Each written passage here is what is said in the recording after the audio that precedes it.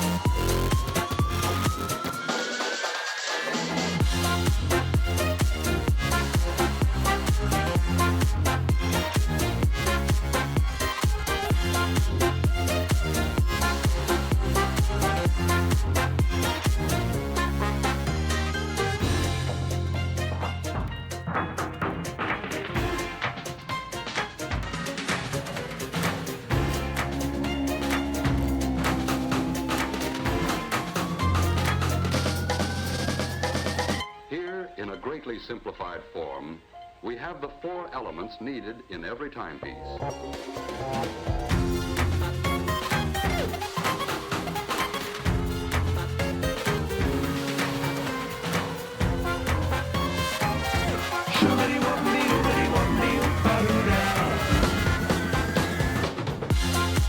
Wheel of morality, turn, turn, turn.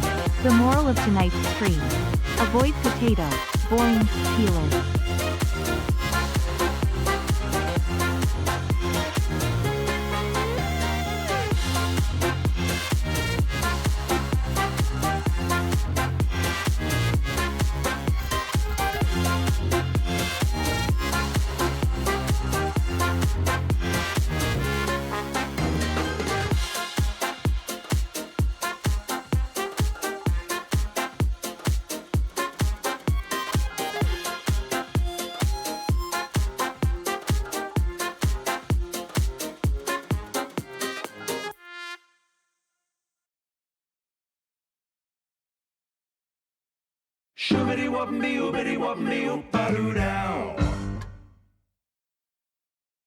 Insert funny comment here.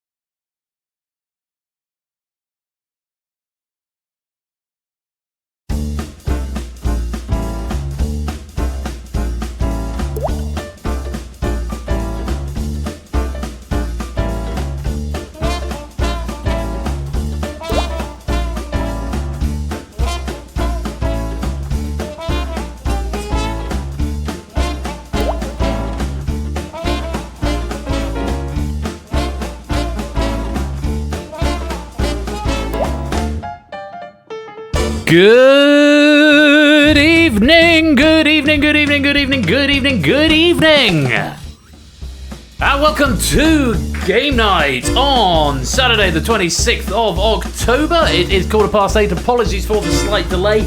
Get down, you needy animal. Oh my god, it's like he knows I'm about to do the good evening thing, and he gets all up in my face, and there's a message from our sponsor, Puzzle Dan, not now, Dex. 42 months, Mr. Aladdin, sir. What will your pleasure be? Praise be to the data leak team. Praise be indeed to the data leak team. Dexter, not now, please go away. You know what, get out. You're not coming in tonight. Oh my god in heaven. Right. So, how's your evening going?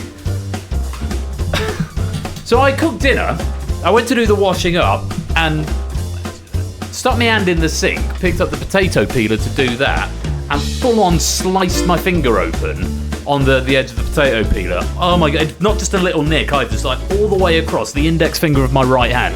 It's still bleeding, and I don't have any plasters. Trying to type the announcement message, avoiding that finger, and then click buttons is proving to be slightly difficult. The dog is then getting all up in my space under the desk, and my vape pen is charging off my headphone charger, which means it's being knocked over.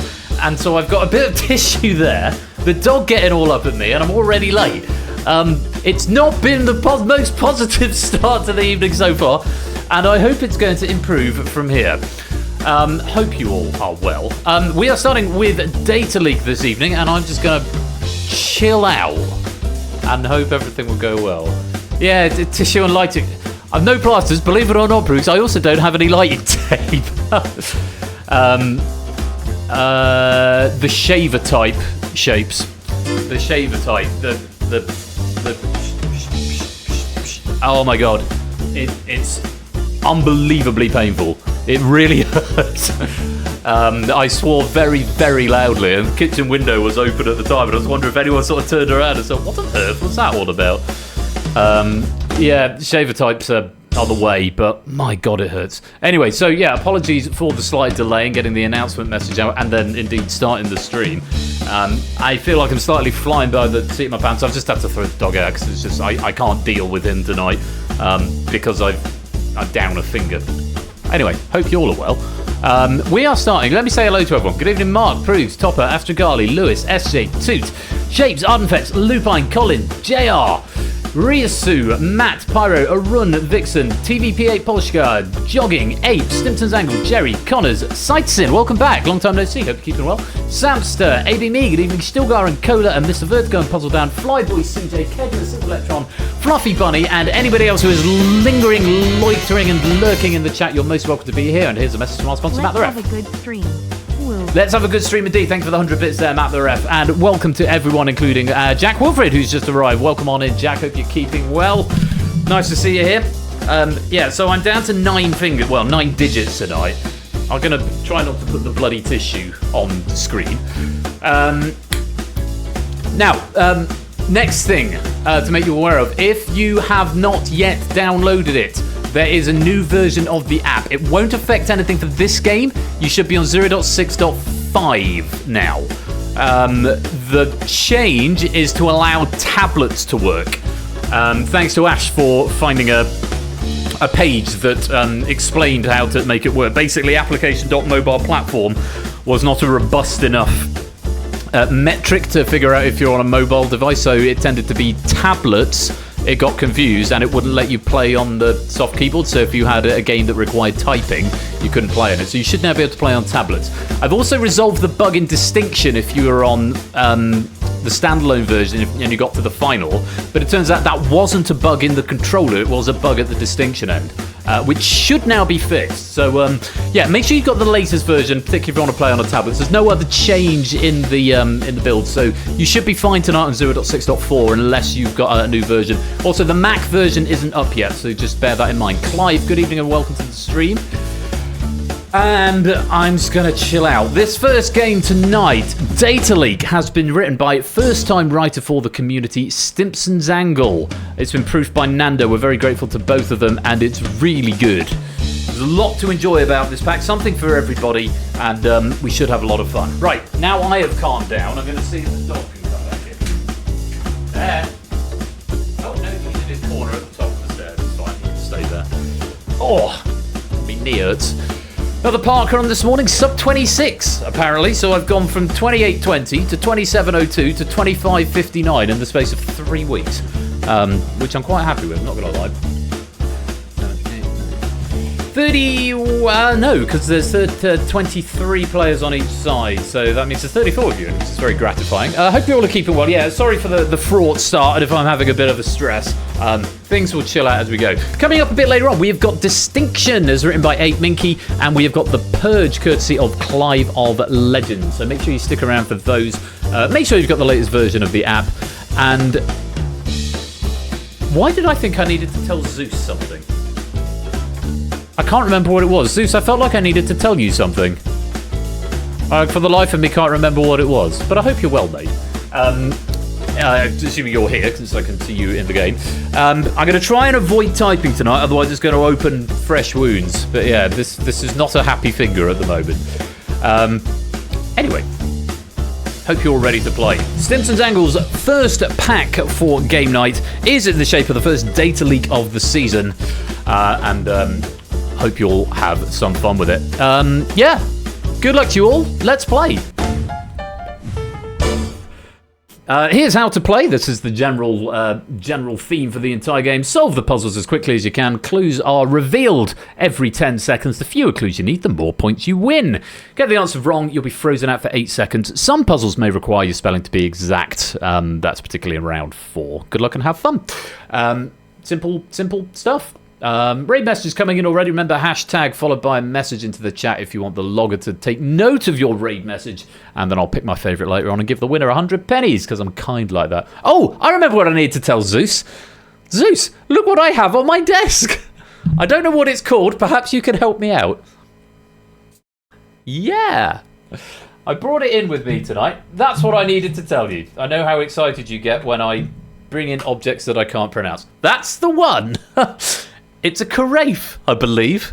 Well, that's what I'm going to call it anyway. It's not quite a decanter. It's not big enough to be a decanter. I used to have a decanter, but I think I lost it in a house move at one point. Carafe. Is it? There's an E on the end, though. Covfefe. There's no V, Matt. Incorrectly spelled. Covfefe. C-O-V-E... I can't remember. There's a V in it somewhere. Right, round 1. Here we go. And a message from our sponsor, Jack Wilfred. The Big Mac bacon has got everyone talking hamburger bacon. Is it still a Big Mac if it's got bacon in it? I don't want anyone messing with my Big Mac, but I went down to at McDonald's UK to see how people really feel. Why? Jack's doing a very good impression of an influencer here. Thank you for the 100 bits there, Jack. I have it on good authority. I think, did Brig say the other day that the McRib isn't as good as he remembered on some social media platform somewhere? Yeah. That's a thing. I've never had a McRib, can honestly say. Round 1 is 5 degrees. You're going to get 5 clues, and the faster you can tell me what these clues are referring to, the more points you get. And here's a message from our sponsor, JR. TTS thinks it's carafe. Carafe. Okay, it is carafe. Thank you, TTS, for putting the issue to bed. I will try and remember that and then presumably forget the next time I go and pour something from it. Good luck to you all at 8:25 this evening. We're going in for our first clue. This thanks again to Stimson's Angle for writing and Fernando for proofing. It's 5 degrees. Puzzle number 1, and we are looking for a country. This country's flag originates from 1219 when it reportedly fell from the sky in modern-day Estonia. For 4 points, this country is home to the world's oldest amusement park.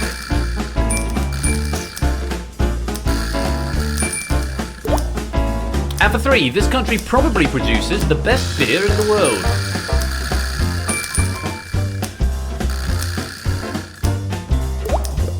And for 2, Stephen Fry's GI replacement was born in this country.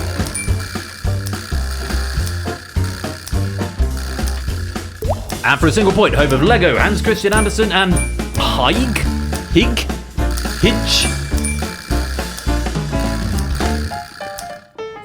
I don't if you got that. Denmark to start us off. And Vixen, thank you very much for the 4-month subscription there. Most grateful to you.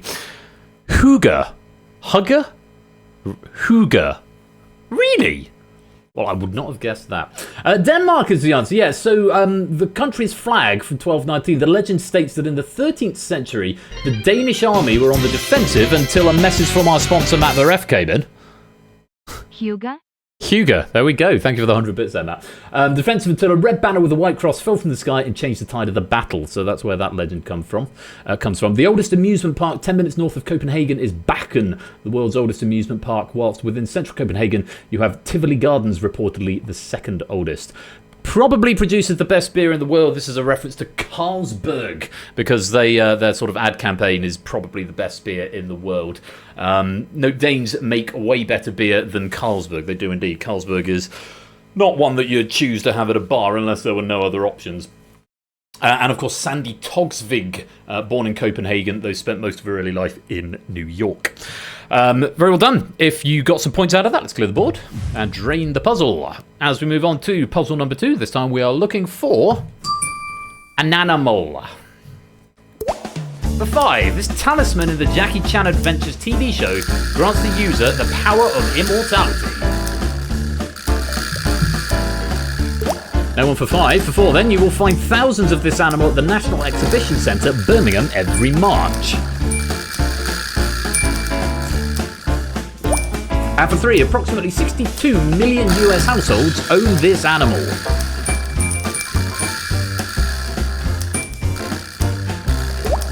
For 2 points, famous examples of this animal include Beethoven, Hooch, and Laker.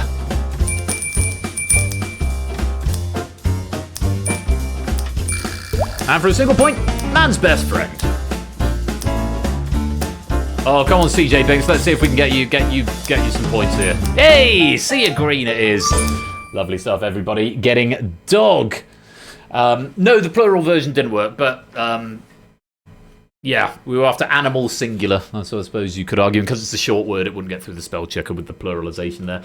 Yeah, talisman in the Jackie Chan Adventures. That clue seeming to beat everyone there. The horse talisman provides healing to the user, whilst the dog preserves you in your current state, i.e. immortality. Colin, for what it's worth, you didn't type it with the plural. You typed D-O-G-H. You typed DO, which is possibly why it didn't come through. And then you went single on them. So it was. Oh, did you type both? Okay. Well, first time I saw dog, which is possibly why that one didn't get through. Crufts, of course, is the event at the NEC every March. 44.6% of US households own dogs, compared to 26% for cats. This is according to the American Veterinary Medical Association. Beethoven, of course, the St. Bernard from the eponymous movie. Hooch, partner of Turner in the 1989 film Turner and Hooch. And Laker, the first animal to make an orbital space flight. And, of course, man's best friend. Who doesn't like to see a dog on stream? Well, tonight, me, because he's being a nuisance. Silent Marie, welcome to the stream. Vincent Van Dog. Very good, JR. Very good. Like it. Right, very well done. If you got some points out of that, which is everybody, let's drain the puzzle and move on to puzzle number 3. And this time we are looking for a person, both names required. Born in 1858.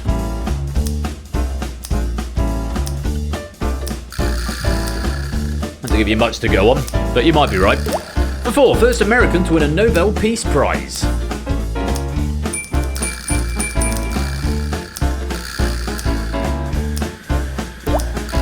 And for 3, his face is depicted on Mount Rushmore.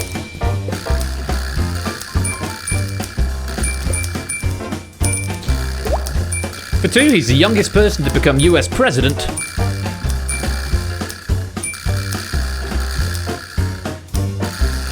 And for a single point, he was portrayed by Robin Williams in the Night at the Museum series of movies.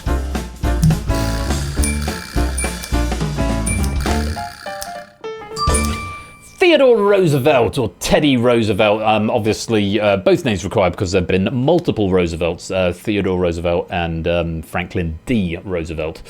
Born in 1858, specifically October 27th, 1858. So tomorrow would have been his birthday, were he not dead. Born in Manhattan. First American to win the Nobel Peace Prize for his efforts in negotiating peace in the Russo-Japanese War of 1904-1905. Roosevelt was the first American to receive any Nobel Prize, not just the Peace Prize. Face depicted on Mount Rushmore as the 26th US president, and the youngest person to become president. He was aged just 42 when he assumed office after the assassination of President William McKinley. Well done if you managed to get some points out of that for Teddy Roosevelt, or Theodore Roosevelt. Let's drain the puzzle and reorder the board. Toot with the lead at the moment, 13, 12, 11, 10. Top 4 scores in a 3-way tie. Cola, Mark and Ralph all on 10. Let's take a look at puzzle number 4. We're looking for a river for 5 points. Named after a British explorer who sailed it in 1609.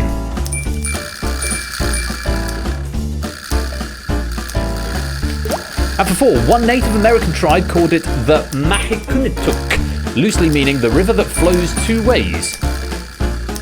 Mahikanituk. For 3 points, this river has the same name as Katy Perry's original surname.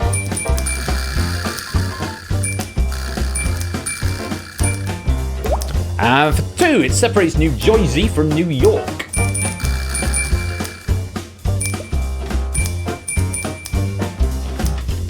And for a single point, 2009, a miracle occurred here as US Airways Flight 1549 landed safely on this river. It is, of course, the Hudson River. The Hudson, yes. Named after Henry Hudson, who at the time was working as captain for the East India Company. And I've got a pronunciation here that I didn't look at before and probably should have done. Muhakenutuk. Muhakenetuk? Muhikenituk. Possibly, is how you pronounce that. Katy Perry's original name, Catherine Elizabeth Hudson. And of course, Tom Hanks portrayed the captain of said Flight 1549 in the film. What was it? It was quite recent, actually. It wasn't called Crash. Moscow on the Hudson. It wasn't called Moscow on the Hudson. It was called something on the Hudson, possibly. Someone tell me. Sully, that was it. Sully, yes, Captain Sully. That was the name of the film. I should know that. Well done if you got some points out of that. Let's drain the puzzle and go on to the final puzzle of the round. Fingers on keyboards. 5 points if you can get it on the first clue. We are looking for an instrument. For 5, invented by accident in 1919.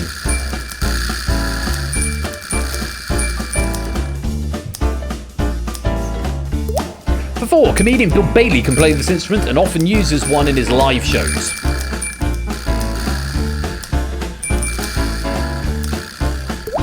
For 3, its eerie sound is the perfect intro for numerous TV shows including Loki and Midsummer Murders. For 2, it uses antenna to sense the position of the performer.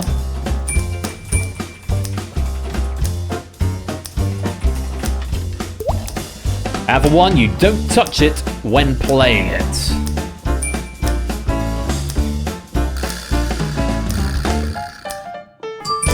That's a theremin. Leon Theremin was working on radio surveillance equipment when he accidentally created the first theremin sound by passing his hand between 2 high-frequency oscillators.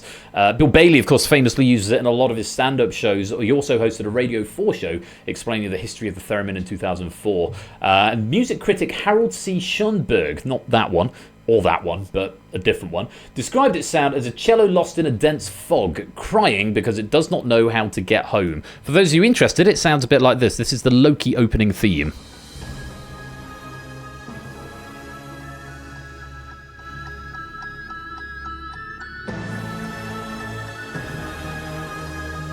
In before the stream gets muted. Oh! Apparently the control center has died. So that's what a theremin sounds like, to give you a bit of an idea. Let me bring my control center back. I feel control center, control room is the one I want. Yeah, it just suddenly died on me. Let's bring that back to life. Wake me up inside. There we go. I'm back in the room. So yes, theremin was the answer to that one. Let's drain that puzzle, and that is the end of round number 1. And Purce, your comment data leak just noticed a fairly relevant inconsistency. The clues are revealed from top to bottom on the app, but laid out on bottom to top on the stream. Yes, I'm aware it's because on the broadcast it's got the impression of dripping water coming down, but on the app it's a single text mesh that just gets updated. It would be possible to do it the other way around, but it would be probably not worthwhile doing. It's because you're reading it on the app, you're going to read it from top to bottom.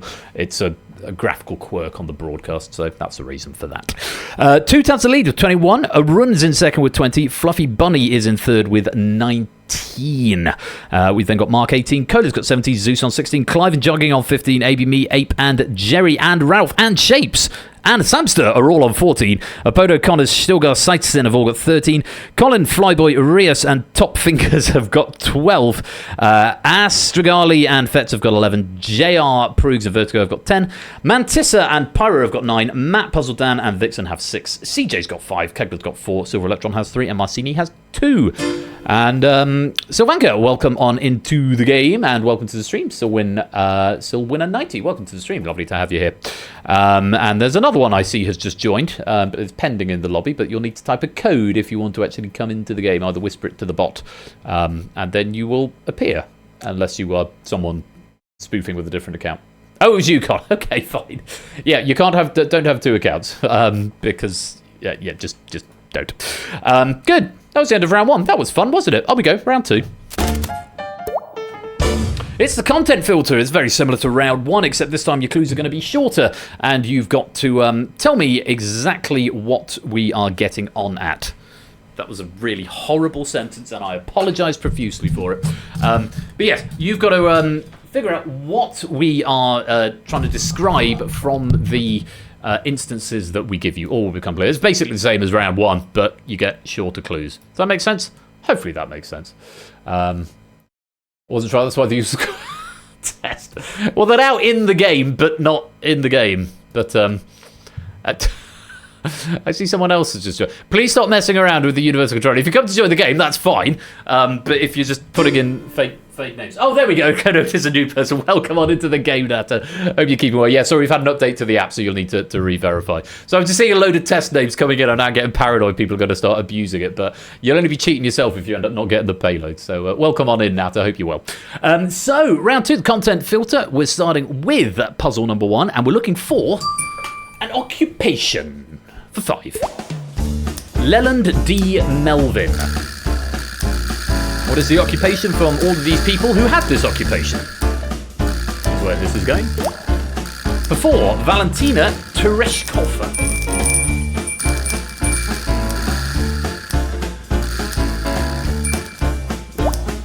For 3, Helen Sharman.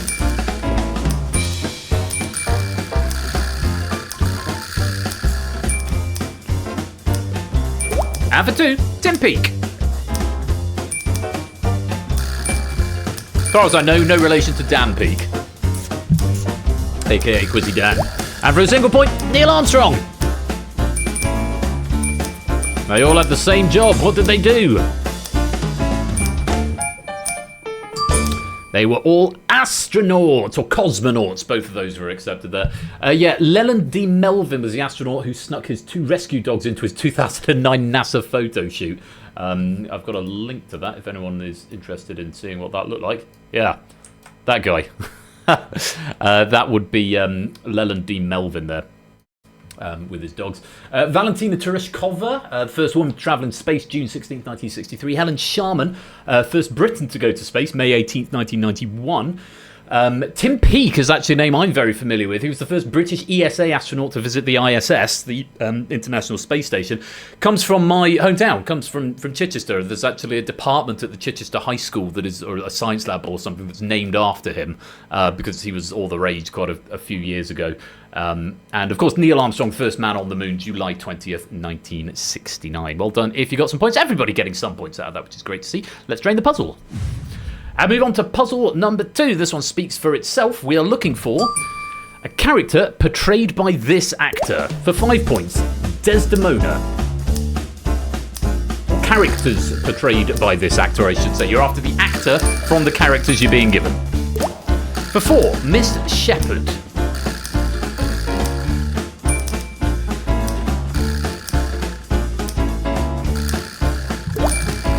3, Mother Superior.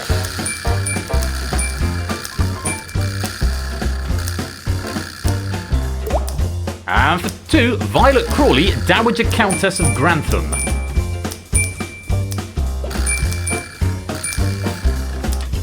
And for a single point, Professor McGonagall.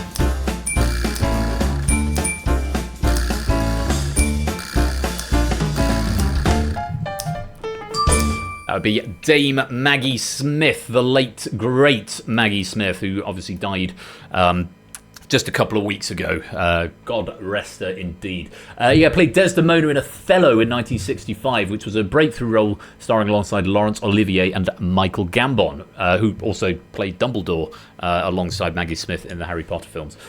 Also, rest in peace. Miss Shepherd was in The Lady in the Van in 2015. Smith portrays Miss Shepherd, real name Margaret Fairchild, an elderly and eccentric British homeless person living out of her van. Mother Superior, of course, in Sister Act 1 and 2, 92 and 93. Smith starred as the Mother Superior alongside Whoopi Goldberg's sister Mary Clarence. Violet Crawley, Dowager Countess of Grantham, was, of course, in Downton Abbey, the TV and the film series 2010 to 2022. And, of course, Professor Minerva McGonagall in the Harry Potter film series 2001 to 2011. Very well done. If you got some points out of that, let's drain the puzzle. And I like this one a lot. Let's go on to puzzle number 3. We are looking for stage shows starring. For 5 points, Infamous.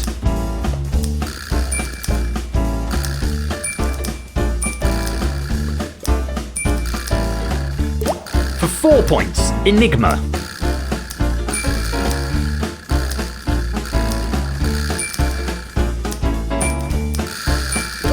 And for 3, Showman.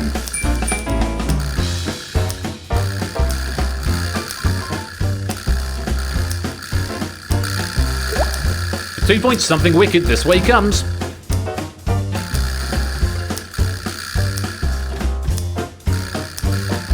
And for a single point, Mind Reader and Evening of Wonders. And a lot of you are not on the right track at all here. Now we're getting somewhere. Yeah, Fuji going very wrong on there. We were after Derren Brown. We were after the stage shows that he has starred in. I've seen all 5 of them on the TV show. I saw Showman live last year, and I think that's the only one I saw live. I also saw Miracle.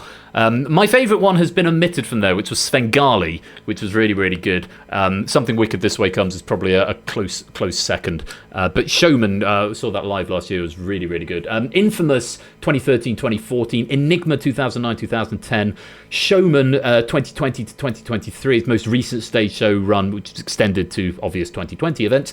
Something Wicked This Way Comes 2005 to 2006. Darren's second stage show for me was the one that really put him on the map. I mean, he'd done TV stuff by then, but I think it was his first televised stage show.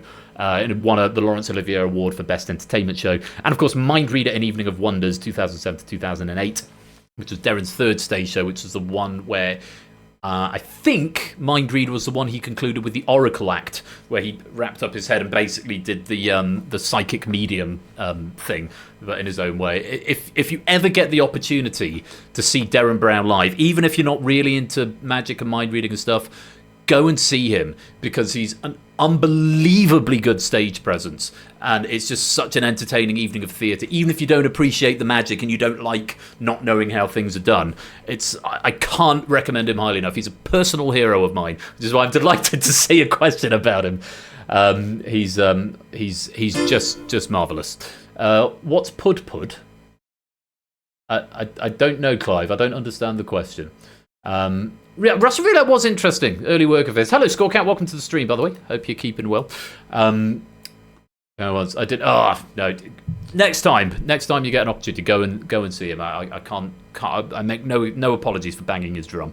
Let's drain that puzzle, and let's go on to puzzle number 4. We are okay. So we're after. Well, you'll see. You're going to get a list of these, and we need the thing that connects them all. And we're looking for, in this case, puzzle number 4. These are all playable characters in what? For 5 points, Shayla.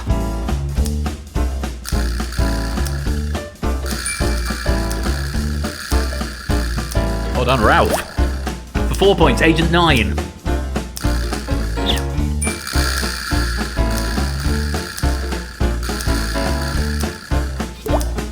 3, Sergeant Bird. Connors with the 4 points. Very impressive. Ralph getting the 5, of course.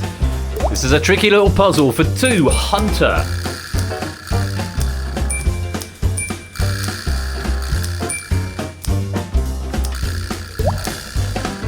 And for a single point, Sparks the Dragonfly. I thought this is where they'd all come in. Yeah, tricky one there. Spyro, they're all characters from Spyro the Dragon. Sheila's a rare mountain kangaroo. Agent 9 is a space monkey with a blaster. Sergeant Bird is a military penguin taught to fly by hummingbirds and an obvious spoof of James Bond. Hunter's a cheetah who often teaches, aids and competes against Spyro on his quests. And Sparks the Dragonfly is Spyro's closest friend and health meter. All are playable characters. For the first time in Spyro 3 Year of the Dragon, some characters make a return in later installments of the franchise. And I've got down here, the answer is intended to be generic, but also allows for specific responses. And we did get a few in there, but a lot of people getting it on the 1 pointer there. Very well played. I like video game questions. Please more. I guarantee nothing, but a lovely question there on Spyro the Dragon. Well done if you got it. Let's drain the puzzle. Oh, and this is right in my wheelhouse here. I enjoy this question very much. Final puzzle of the round. We are looking for Secretary of State for what department? Starting for 5 points, Nadeem Zahawi.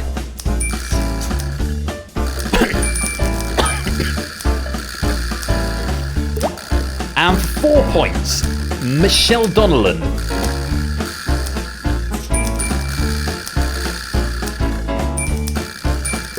For 3, James Cleverly, who is not.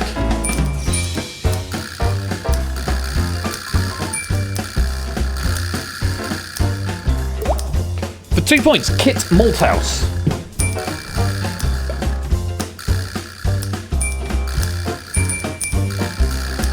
Wrong window coder. And for 1 point, Gillian Keegan, my former local MP. It's an extra clue for you there if you pay attention to my ramblings in politics. They were all Secretary of State for Education. Nadeem Zahawi. All 5 individuals held the position of Secretary of State for Education during the politically interesting year of 2022. Nadeem Zahawi, I think, was one of the earlier ones. Then Michelle Donnellan, after Zahawi resigned, this is under Boris Johnson's administration, or during Boris Johnson's administration, I should say, Donnellan replaced him for less than or fewer than 36 hours before resigning herself, making her the shortest serving cabinet member in history. There was a very funny tweet that came out at the time where somebody said, "My cat has been on the bed for the entire duration of Michelle Donnellan's tenure as Secretary of State for Education." James Cleverly, who I haven't got a note for, but I think it's very funny because you can say James Cleverly went to Iraq. But if you put a comma in, it changes the meaning. James Cleverly went to Iraq. Hours of fun with that name. Kit Malthouse was Liz Truss's Education Secretary, and of course Gillian Keegan was Education Secretary under Rishi Sunak's premiership, and she was the one at the centre of the RAC scandal, you may recall, and she was my local MP until she lost to the Lib Dems, Jess Brown-Fuller, who I've met and is lovely, and what a shame, really. What a shame. Nah, not really. Well done if you got some points out of that. Let's drain that puzzle. That is the end of round 2. Let's check out the scores. Well, you got 5 points. Glad to hear it, Jack. My. There is a little bit of a gap opening up, but not an enormous one between the top 2. Toots on 38, Arun is in second on 37, and then the smallest of gaps from second to third, Zeus currently in third on 34. Ralph has 31, Fluffy, Bunny and Shapes both on 30. Jogging, Mark and Samster have all got 26. ABB and Clive have got 25. Oh, that rhymes. ABB and Clive, both on 25. 8 Minky's got 24. Connors and Fett and Cola and Proves are all on 23. Rias and Vertigo have got 22. Collins on 21. JR's got 20. Top Fingers and Cytosin are on 18. Astragali, Jerry, Stilgar and Vixen have all got 17. Flyboys on 16. Apodo on 15. Matt and Pyro on 13. Mantisma and Puzzle Dan have got 11. CJ and Silver Electron on 10. Elder Cunningham and Kekler have got 6. Sylvanka's got 5. Marceli's got 4. And Silent Marine has got 3. Oh, it's all heating up in the old data leak arena. But we've got more puzzles to get through, so let's play on round 3. Round 3 is Any Other Name, and it is the only round in which you will not get a category. That was a fun with James Cleverly. I like that. I like that a lot, Jerry. Yeah, the only round where you're not going to get a category, because in this round you're going to get 5 different descriptions of the same word or phrase. Okay, so there'll be no category at the head of it, but you've got to, because they, of course, they could encompass a number of different things, but they'll all be descriptions of the same word or phrase. And I can tell you that all of the answers in this round are indeed single words.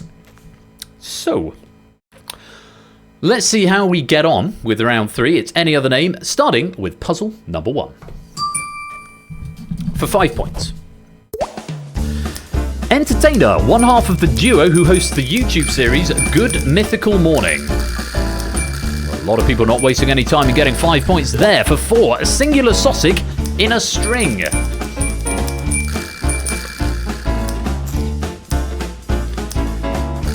You getting that one there. For 3, the Hylian hero from a video game franchise launched in 1986. For 2 points, a ring or loop in a chain. Never been more proud to get a 5 in my life. Oh, you earned it, Dan. Well played. And for a single point, colloquial term for blue clickable text on the internet.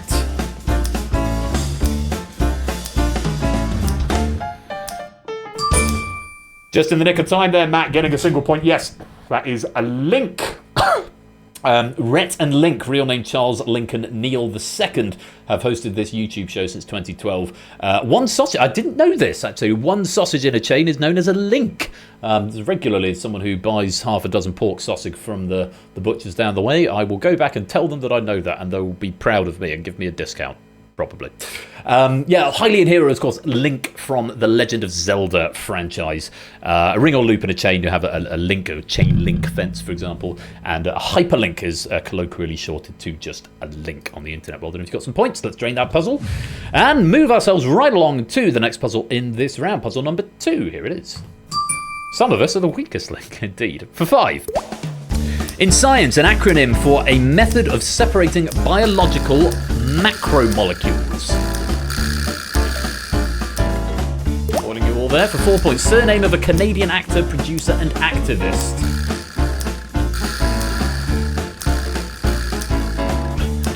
Still no one there. For 3, a method of electronic communication. Some good answers coming in, none of them are right yet. Blimey, for 2, a young male servant or wedding attendant. There we go, there's our first souls for 2 here. And for a single point, one side of paper in a book.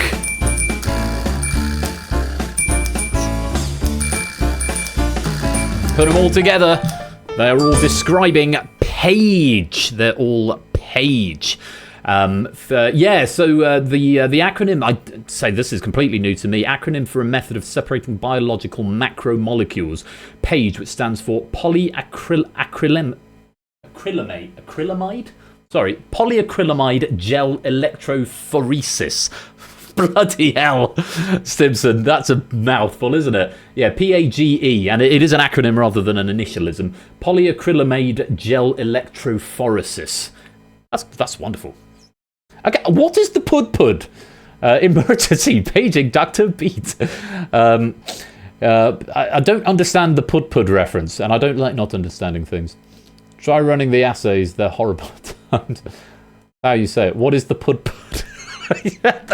Good rain message, I like that, JR. The actor, of course, the Canadian actor is Elliot Page, a Canadian actor, producer, and activist. Method of electronic communication, like a pager. You can page somebody. They used to do before mobile phones were everywhere. They used to page people. I don't know if they still use them in hospitals, but they used to get paged all the time. A young male servant or wedding attendant would be a page boy, aka a page. And one side of a paper in a book is indeed a page. Well done if you've got some points. Tricky one there. Let's drain the puzzle. And go on to puzzle number 3. For 5 points. Fictional informant of FBI agents Mulder and Scully.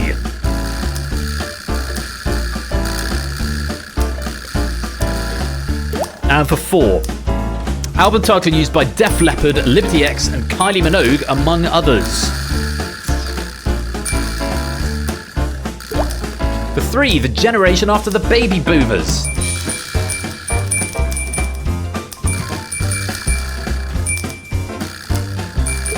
For 2, social media platform that underwent a rebrand in 2023.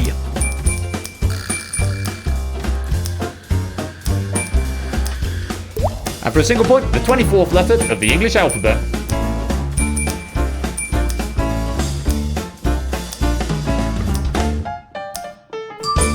That would be X. For all the people, there's a few Gen X's coming in there. There was a Mr. X earlier on. Unfortunately, the answer has to fit all the criteria, and of course, Gen X wouldn't qualify for any of the other criteria, just one individually, whereas X would cover all of them. So that's if you had an answer disallowed, unfortunate for you there, but that is the rationale. X, it does say also known as Mr. X, but obviously Mr. X didn't fit with all the other criteria that we had up there.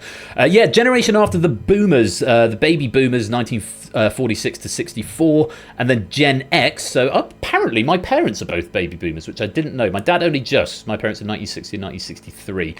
You've then got Gen X, 1965 to 79. My best mate just missed out on that because he was 1980. Millennials, 1980 to 1994, which encompasses my generation. I was 1988. Gen Z, or Gen Z, if you prefer, 1995 to 2012. Which is possibly quite a few of you in here this evening, falling into that category. Probably quite a few millennials and possibly some Gen Xers among us as well. Now you can make your parents' day by saying, "Okay, boomer." Very much could do that. That would be very funny. I don't know if my mum's here tonight. Let's err on the side of caution and assume she is. And the most recent one, Generation Alpha, 2013 to 2025, approximately. Ones I affectionately refer to as the TikTok generation, although that might be Gen Z. I was at a New Year's Eve party a couple of years back, and there was a 18-year-old, quite aggressive 18-year-old, quite belligerent. And we were having a conversation or a disagreement about something. And I think I said something to the effect of, well, that's what you get with the TikTok generation, or something equally disparaging. They threatened to take me outside and fight me. I'm like, dude, go on. I'm like 30. I don't do in my 30s. You don't do stuff like that. Yeah, it was very, very, very, very funny. Social media platform, of course, that underwent a rebrand in 2023. That was Twitter, which is now allegedly known as X, although of course everyone still calls it Twitter, and hopefully most of us have actually now stopped using it, myself included, and feeling much healthier and more rounded human beings as a result. So so if you haven't yet dropped it, I encourage you strongly to do so. X, all the media still refer to it as X, formerly known as Twitter. It's like the artist formerly known as Prince. Rest in peace. Let's drain that puzzle and go on to puzzle number 4. No, I'm not on Blue Sky Lupine. Well, I think I've got an account, but I don't use it. For 5 points, process performed by software immediately after a device is powered on. Cytosine gets it, the only one to do so. For 4 points, vertical support.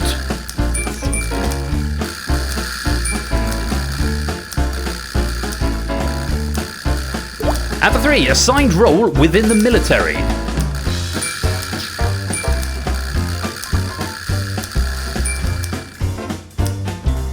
For 2, the period after something.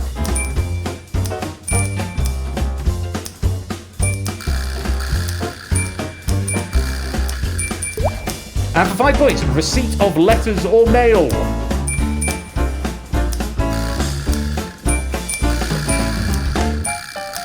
They would all be post.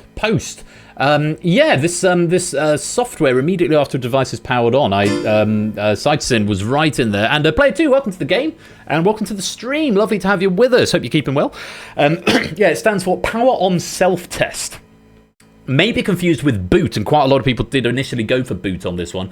Post processes set the initial state of the device and detect non-functional hardware, at least according to Wiki. I'm sure you/chat are more knowledgeable here. I am certainly not more knowledgeable. I'm very much not a hardware bod. Barely passable software bod. Talk to me about hardware. I can't even spell IP.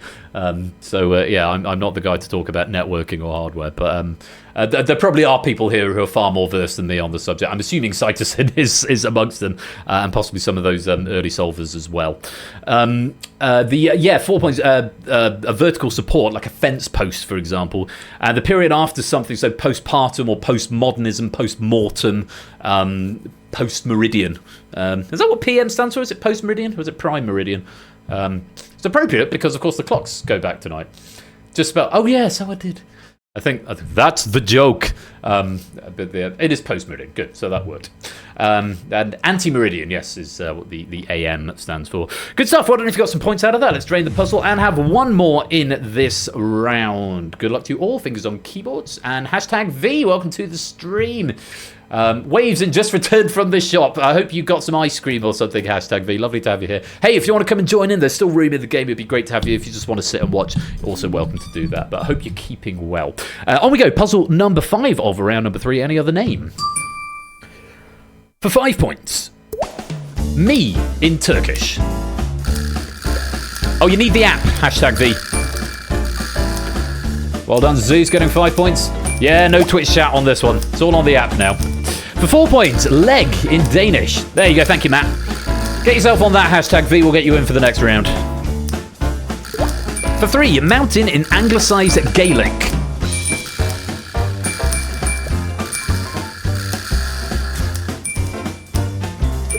For 2 points, sun in Hebrew.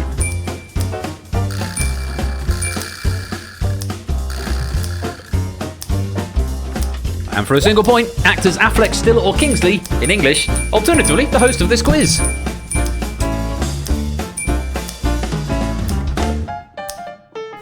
It me! Ben. I always thought Ben was son of my right hand, but now I'm wondering that I may have been misinformed from my youth. But yeah, me in Turkish, it's a personal pronoun. It can also be used as I. Leg in Danish, it can also mean bone, and is the same is true in Swedish as well. The mountain in Anglicised Gaelic, for example, Ben Nevis, a good example of that, is in the highest mountain in the UK. Oh, Ben is the son part. Oh, maybe Benjamin is possibly son of the right hand. Sounds like a euphemism, quite possibly. 10th, Venus has joined the lobby. If you type the code that you're given into the chat, it will connect up your Twitch account through the magic of TwitchLib stuff. There you go. Welcome on in, 10th Venus, #V. Welcome to the game. We'll get you in just for the start of round number 4, which will be coming up very shortly. And then, Ben Affleck, Ben Stiller, Sir Ben Kingsley, and me, Royal Flush. This is, of course, not a Ben. But well done if you got some points in that round. Scores on the doors at the end of round 3. Toot still got the lead with 53. Zeus in second with 49. And a run now in third with 48. We've got Ralph on 44. Shapes has 42. AB, me, Clive and Mark all have 40. Samson's got 39. Fluffy Bunny's got 37. Proogs is on 36. Ape is now on 35. Astrogali, Jogging, Cola have all got 34. Colin, Connors and Cytosin all on 33 there. Vets and Vertigo have got 31. JR and Rios have got 30. Apodo and Stilgar have got 28. Jerry and Topper are on 27. Mantis has got 25. Flyboy and Vixen both on 23. Pyro's got 22. Matt and Puzzle Dan have got 21. Silver Electron has 20. Kegler's got 17. CJ's on 14. Sylvanka's on 12. Marcini on 11. Elder Cunningham is on 9. Sonamarine's on 3. Player 2's got 1. And 10th Venus has just joined the game, so has yet to score. But we've still got 2 more rounds to get through. So still opportunity for points to come your way. Still 50 points up for grabs in the final 2 rounds. And Lingomaniac, welcome to the stream, my dude. Hope you're keeping well. Lingomaniac 88 of Benjamin. Lovely to have you with us, Lingo. Hope you're well, mate. Let's play on. Round 4. End of any other name. Oh, yeah, I need to clear the puzzle first, don't I? My bad. Round 4. It's the clue chain, aka the Wheel of Fortune sort of round.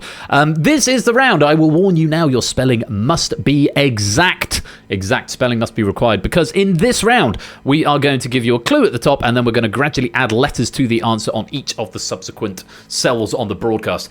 I believe on your devices, you now only get the most recent clue, rather than having to pass through 5 different ones, because obviously there's no benefit to seeing 5 different ones on your devices. But here, you will only see the most recent... on your devices, you'll see the most recent, but on the broadcast, you'll see all 5. Again, the sooner you solve it, the more points you get. And another reminder, your spelling must be exact on this round, so do check carefully. Hashtag mailing spatters, indeed it does. Let's start with this one for 5 points. We are looking for Brothers for 5 points.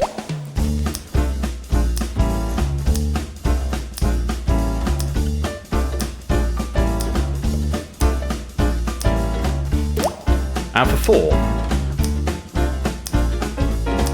No one yet. Oh, and I'm wrong. There's our first few coming in. For 3. It's petting Mallows. Indeed it does. And for 2. That one might be a bit helpful. There was a few players coming very close on the last pass. That H may be very, very helpful indeed. And for a single point.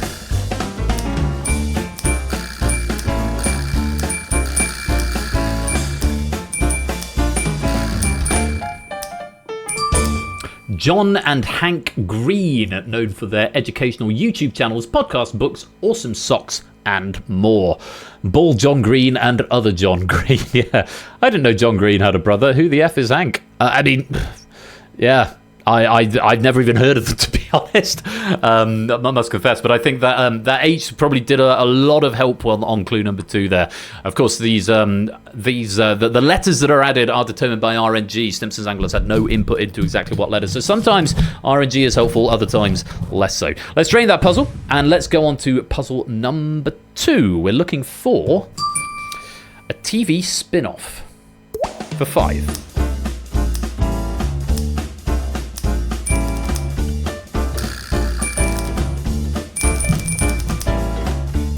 For 4. See what I was saying about RNG? We had a very, very helpful clue 5. For 3.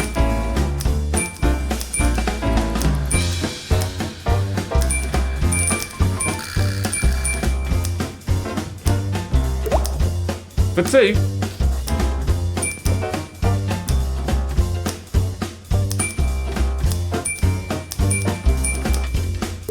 And for a single point.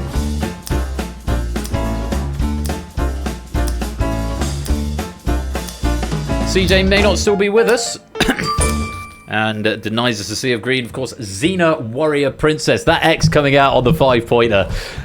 No, I didn't know it was a spin-off either. I have to say, after her introduction in Hercules, The Legendary Adventures, which starred that guy who was in Andromeda. I want to say it's Kevin something.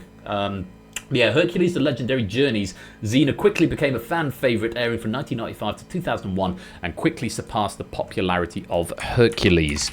I'm going to have to look him up. The Legendary Journeys. Yeah, that guy. Kevin Sorbo. That was his name. I know he went on to star in Andromeda, which was the show that went into the slot that Star Trek Voyager occupied on Sky 1 at 8 o'clock on a Monday night. In like 2001, Star Trek Voyager came off the air, and the following year, I think Andromeda went into that slot. I remember my dad and I gave it about 3 episodes before deciding. Well, certainly I decided it wasn't for me. Yeah, Lucy. I want to say Lucy Lawless sounds about right. Yeah, that feels about right. Well done. If you got some points out of that, let's drain the puzzle and move on to puzzle number 3. We are looking for a number 1 single for 5.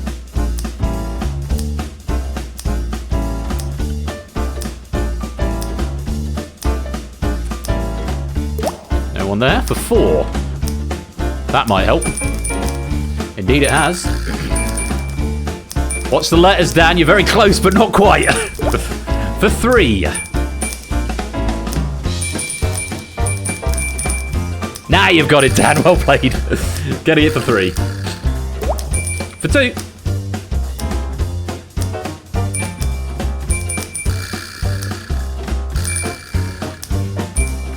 And for a single point.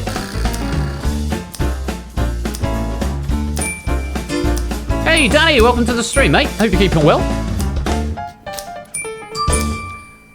Blimey, did it really give you fuxed? No, that doesn't count for tonight. Fuxed is your validation code. I really should probably mix vowels from the potential validation codes on the Universal Controller, because that could have been very dangerous.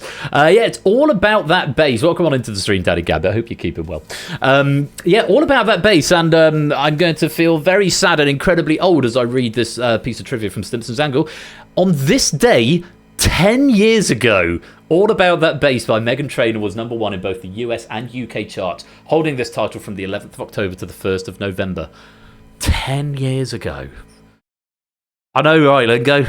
I just need to take a moment to let that sink in. I thought that's a couple of years old, most. And then I remember... actually, yeah, 10 years ago, because Meghan Trainor was sort of shot to fame with that song. Probably the point at which I gave up on the music industry. Thing is, there was a really good cover of it. Tadaru, welcome to the stream.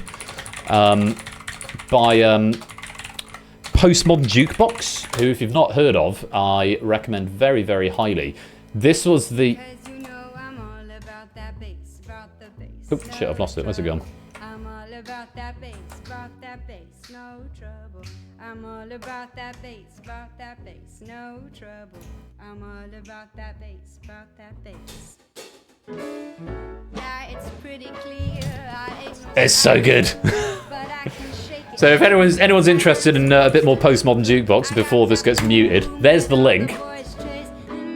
So Postmodern Jukebox are they're a swing cover band, so they take modern pop songs and theme tunes and they do like swing covers. They were Scott Bradley, who's the guy at the piano. He sort of started it, and they went absolutely enormous for a bit. So big that I went to see them live, and I don't really do live music. I perform live music, but I don't generally go to many concerts. And I went to see them live in Brighton.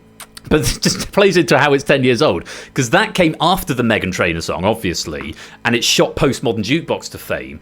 And then I went to see Postmodern Jukebox in Brighton, Valentine's Day 2015, with the girlfriend I was with before I met Meghan, who I was with for 9 years. So I suppose 10 years sort of makes a certain amount of sense, but it just doesn't feel like it, because that feels like a very modern song.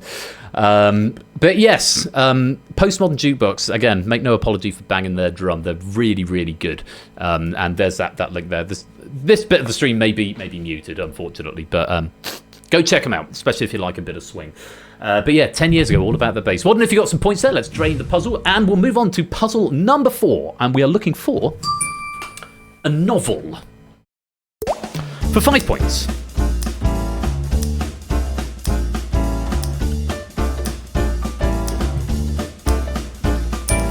Well done, Samster. I thought there might be one or two who get that from the letters you got there. 4 points now.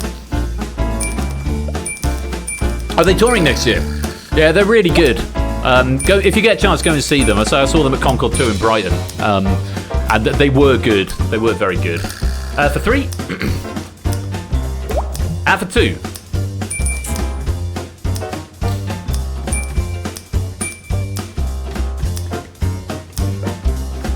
And for a single point. I think most of us should probably get it from that. But your spelling's got to be exact. Oh, we got the murder at the Vicarage, and we've got the murder at the Vicarago.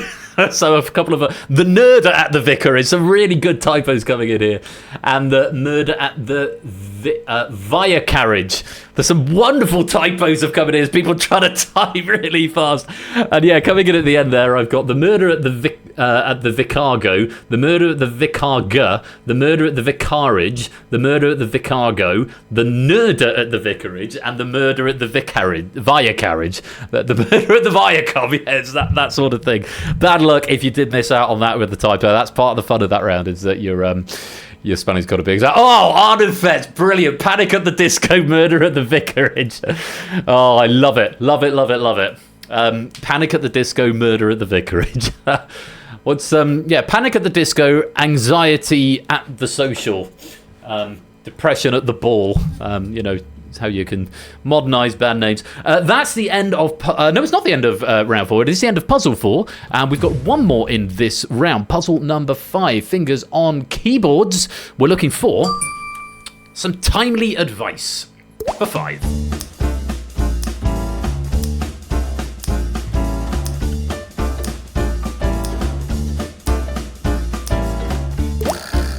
For 4.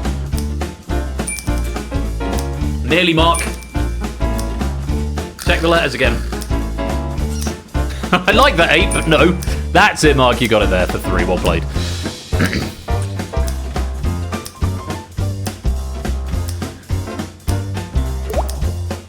And for 2.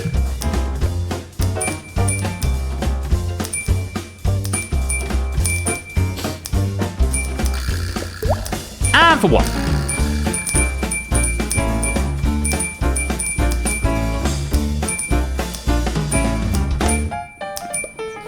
Some timely advice indeed that the clocks go back an hour tonight. Sorry to those in the US or other places where this isn't true, Stimpson's Angle said, but I did say it at the head of the stream and in the Discord announcement that in the UK, of course, the clocks go back an hour tonight. Very clever puzzle that can only be used on this day.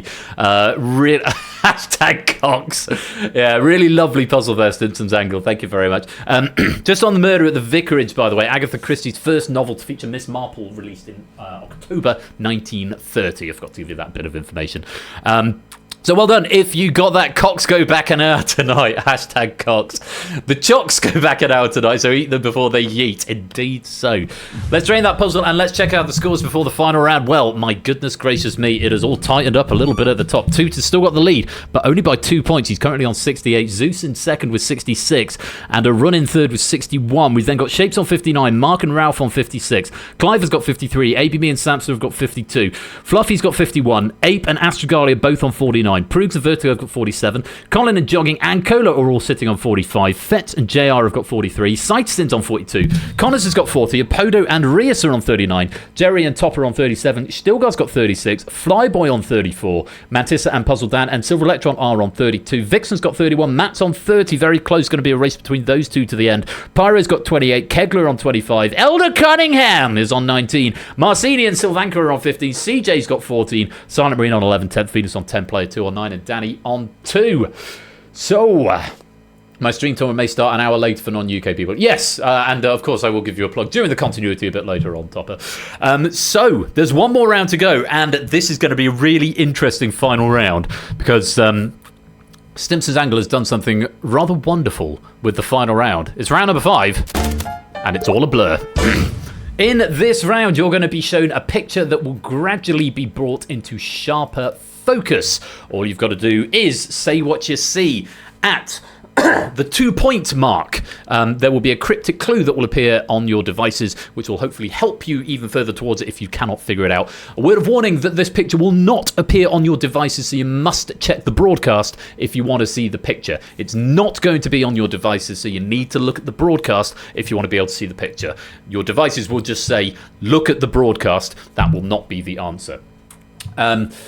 And now, Stimpson, you put a note in the top of the your data sheet of your question pack. Should I let people know in advance, or should I leave it as a surprise? My feeling is I should probably give people a heads up, but I will defer to you on this one. What do you think?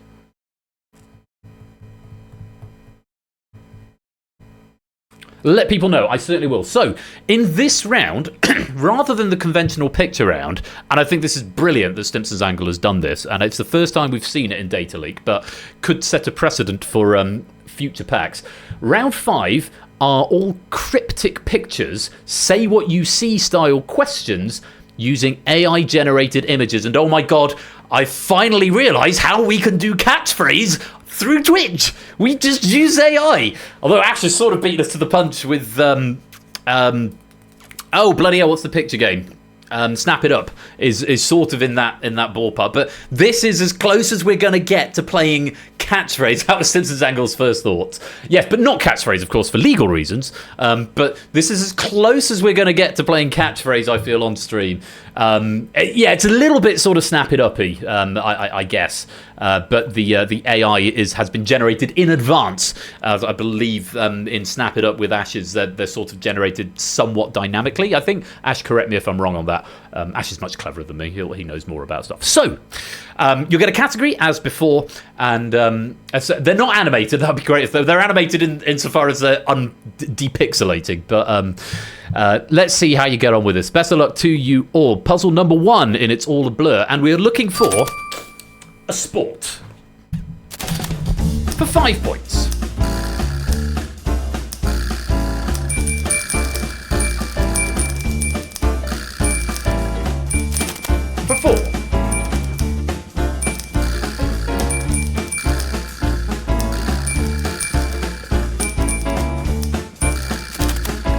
3.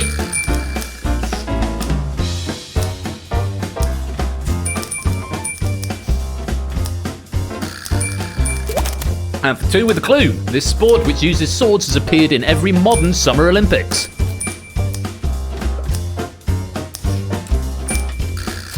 And for 1.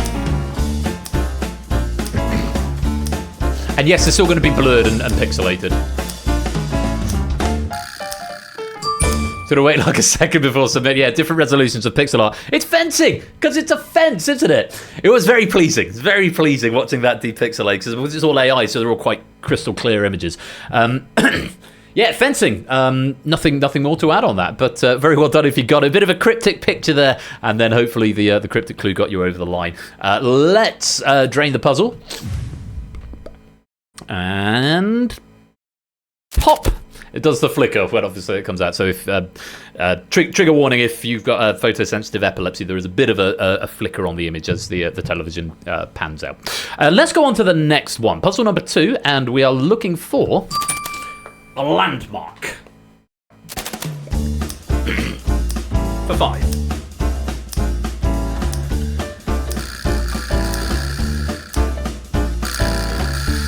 For 4. Clive's the first in. Followed by Silver Electron, Jerry and AB Me. For 3 now.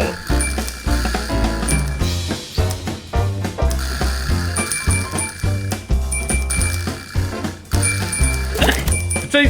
Reportedly the world's tallest uninterrupted waterfall. Just say what you see now. Say what you see. For 1.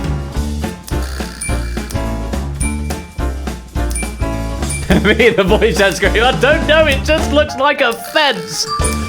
That is Angel Falls. Angel Falls. Simpson saying, in researching this question, it turns out there's some dispute on how you measure a waterfall, but Angel Falls is still widely considered the tallest. Trying to think of another sport for a moment. What colour are those red fire trucks? It's one of those where it's just say what you see. And in this case, we're seeing an Angel Falls. Very well played if you got that. Let's drain the puzzle. 2 still with the lead. 3 points clear of Zeus. Still only 1 puzzle in it as we move on to puzzle number 3. We're looking for a 70s pop song. For 5. There's Mr. Chips. What's he up to? Good old Roy Walker. Danny's the first in, followed by Mark for 4 now. Some good guesses coming in the right sort of ballpark. Not quite there yet. For 3.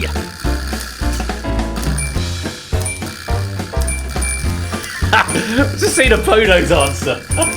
Yeah, I'm very well aware of that, but hey, it allows us to make entertaining quiz content. For 2, you can dance, you can jive, having the time of your life. And for 1.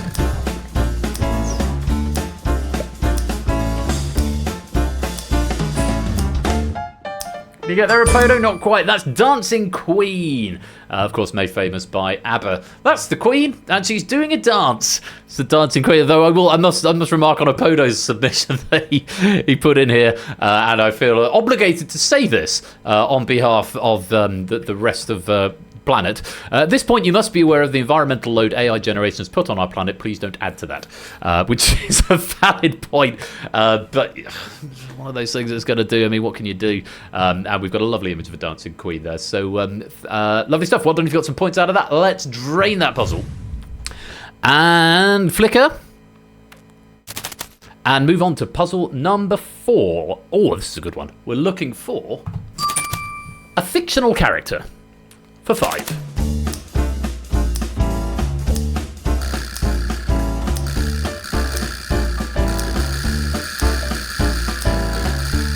For 4.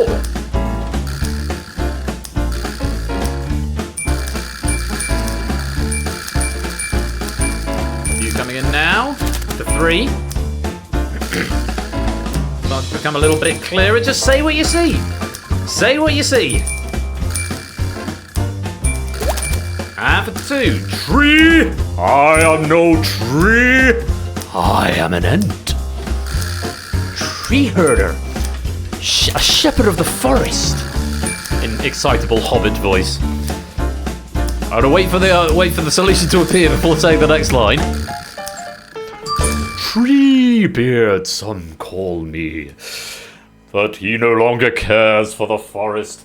They come with fire, they come with axes, gnawing, biting, burning, curse them. It's Treebeard. We did also accept Fangorn there as in Treebeard, as voiced by John Rhys Davies in the Lord of the Rings films, that of course features in the book as well. Said by Gandalf to be the oldest living thing in Middle-earth that still walks under this sun. Yes, Treebeard is an Ent. I am the relevant trumpeter disguise. As you can see, it's not just a lot of green beards coming in there, which is very much to say what you see, but you missed the trunks at the bottom. That is Treebeard. Well done if you got points out of that. Let's drain the puzzle. There's still just 3 points between Toot and Zeus, so pressure is on Toot. It's his game to lose. Royal Flush sounds like Brian Blessed. That is no longer Royal Flush. It's not a great Brian Blessed impression. I could sort of do John Rhys Davies a little bit, sounding like Brian Blessed, possibly. Back to Boris Johnson. Let's get on with the quiz. Puzzle number 5. And we're looking for a game series for 5.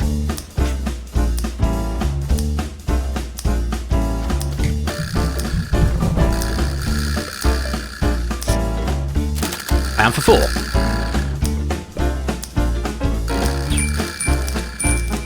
The players getting there. Zeus has got 4. He has got the lead ahead of Toot. Toot has now taken the lead back and won the game. For 3.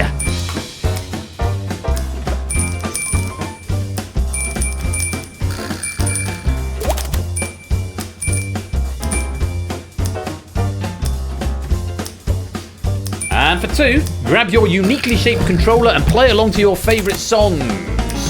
And for 1...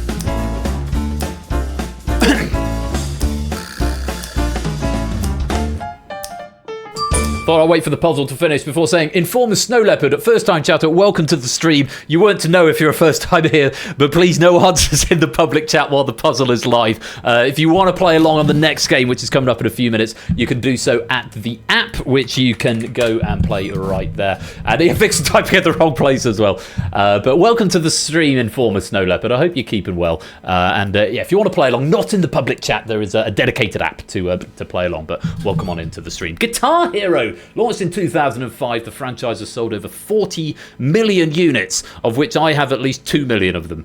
No, that's not quite true. But I was very good at Guitar Hero, and I keep meaning to buy a plastic axe off Amazon again at some point to relive my glory days playing Guitar Hero 3. Oh, those were the days.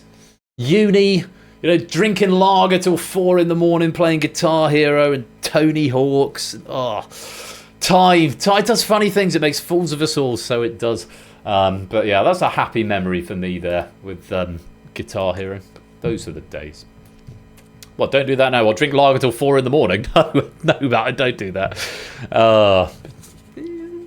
I was really good at Guitar Hero. Not as good as David Strathdee. If anyone, when David was over last time we saw his 100, did he get 100% on Through the Fire and the Flames, or at least he completed it on expert mode? And it's just like, dude, that's an enviable skill in my not so humble opinion.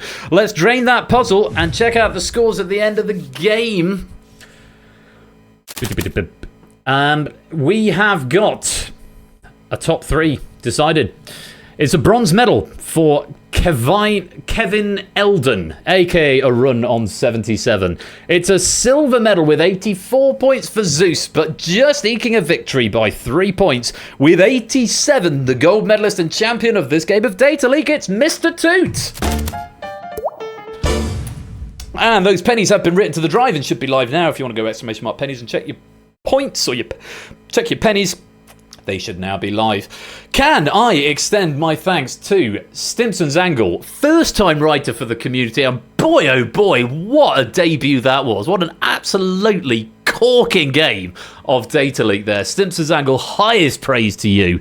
Really, really good pack. Something for everybody, and you can tell by the spread of the scores, it's all very, very close. There's no enormous jumps between positions, which is generally, to my mind, or to David J. Bodicum's mind, he pointed this out to me, and I've sort of latched onto it and never forgotten it, is the sign of a very well-written pack, particularly of this game where the scoring structure is such as it is. So, great pack, Stimpson's Angle. Thank you so much for that, and what a marvellous debut to the channel there. Really appreciate it, and we look forward to seeing more from you a bit later in the season. You've got a couple of warm-up games that we've got coming up. We've got Battlefront to look forward to from you, and Crossfire as well later in the season. But an absolutely stonking first contribution, and we look forward to seeing more from you in the future. Oh, a pleasure, Stimpson's Angle. Keep writing like that, you can come back again. We like that very, very much indeed. I certainly did. I won't speak on behalf of everyone, but really good stuff. Nando, my bro, how you doing? Thank you as well, Nando, for the proofing job on that. Really, really great stuff. So thank you very much to both of you. All right, Matt, no problem. Have a good rest of your evening, and we'll catch up with you again real soon. Yeah, the form. I like the AI generated stuff. It's quite fun. There's a lot of points going out there, which is always good to see. Look, gang, I've got to go and put some cream or something on my fingers. Anyone want to see it close up? Probably not. I'll spare you that. But when we return after the break, we're going to be playing Distinction by 8 Minky. And this one's been proofed by Lewis, who said it's an absolutely fantastic pack. I had a brief look at it during the export process, and it is really good. So make sure you do stick around. You will need to give your apps a little refresh. Remember, on 0.6.5 now. So make sure you've got the latest. It shouldn't make a difference unless you're playing on tablet. Otherwise, it should be broadly the same as 0.6.4. And this, I have fixed the bug. So if you're playing standalone and you get to the final, you should be able to get a payload now, as before I know you couldn't.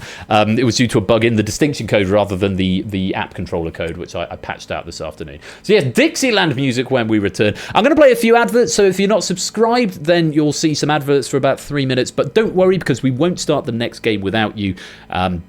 And if you are subscribed, then you'll just get some cool electro swing, which will be fun as well. So, Distinction by 8 Minky coming up after the break. Thank you again to Stimpson's Angle for a wicked cool pack of Data Leak. I can't believe I just said wicked cool with a straight face, but there we go. Here we are.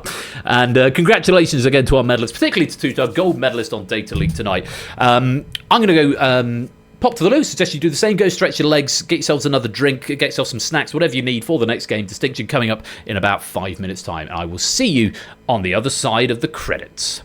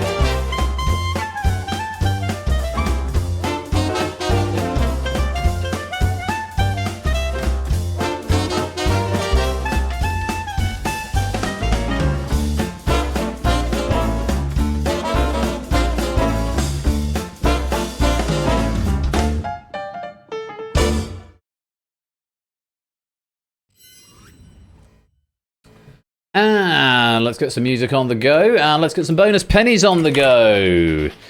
Leaky. Ready to type Leaky for 245 pennies. Type it in if you would like to claim those bonus pennies. Simpsons Angle, thank you again for that pack. Really good stuff. Like I said, we're going to take a quick break, so go stretch your legs, grab yourselves another drink, get some more snacks if you need. Adverts coming up if you're not subscribed, but we won't start the next game without you. When we return, we are going to be playing Distinction by 8 Minky. Coming up a bit later on, probably in about 45 minutes, an hour's time, we're going to have The Purge as written by Clive. So it's looking to be quite a late stream tonight, but hey, clocks go back in the UK, so if you're going to have a late stream, best to do it on the night where we get an extra hour overnight, am I right? Anyway, go do some self-care, and we'll be back in about 5 minutes. Don't touch that dial. We'll be right back.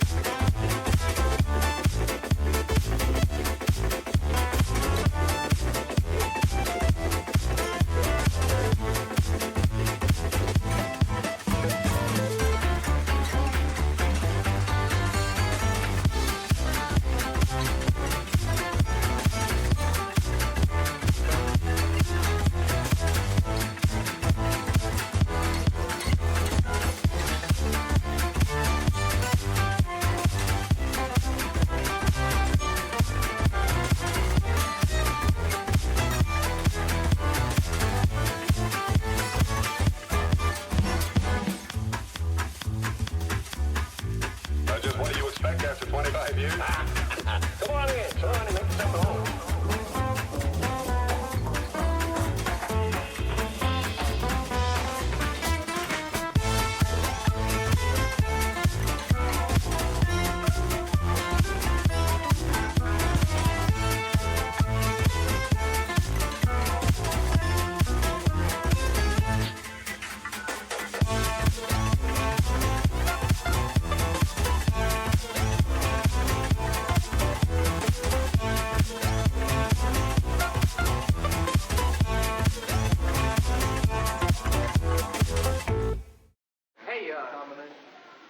You guys want to hear something? That depends on what it is. Well, this is too good to keep.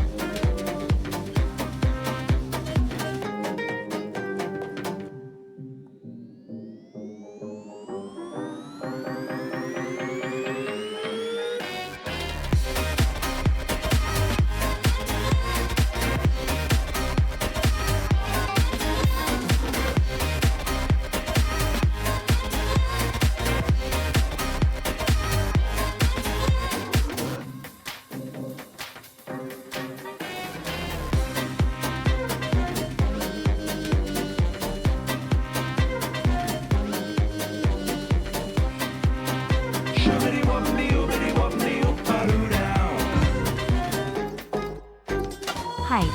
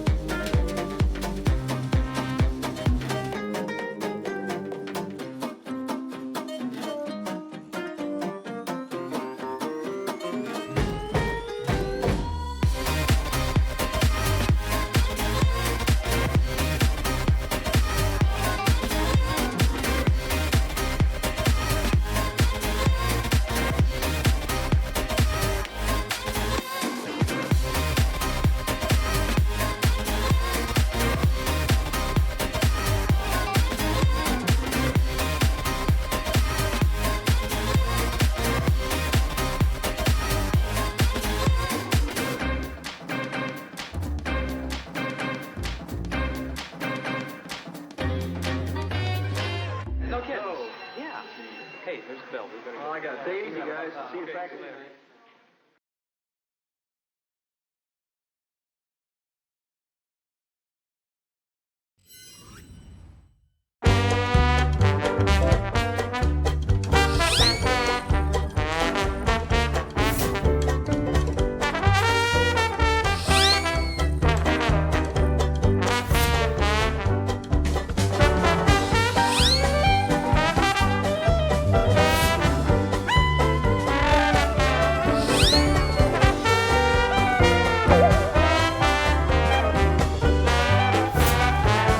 It's Distinction!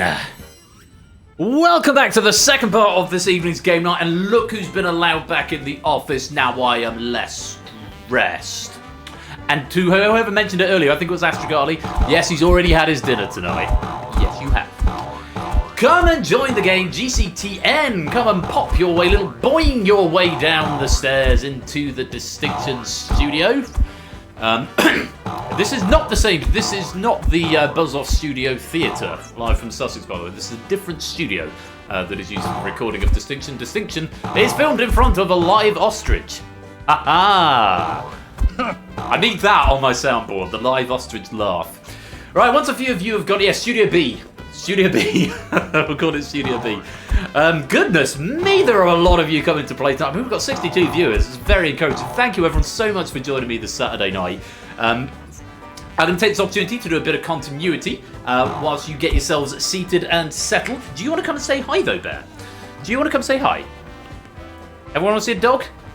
Here's Jack. Let's get Jack in first. Oh, here he is.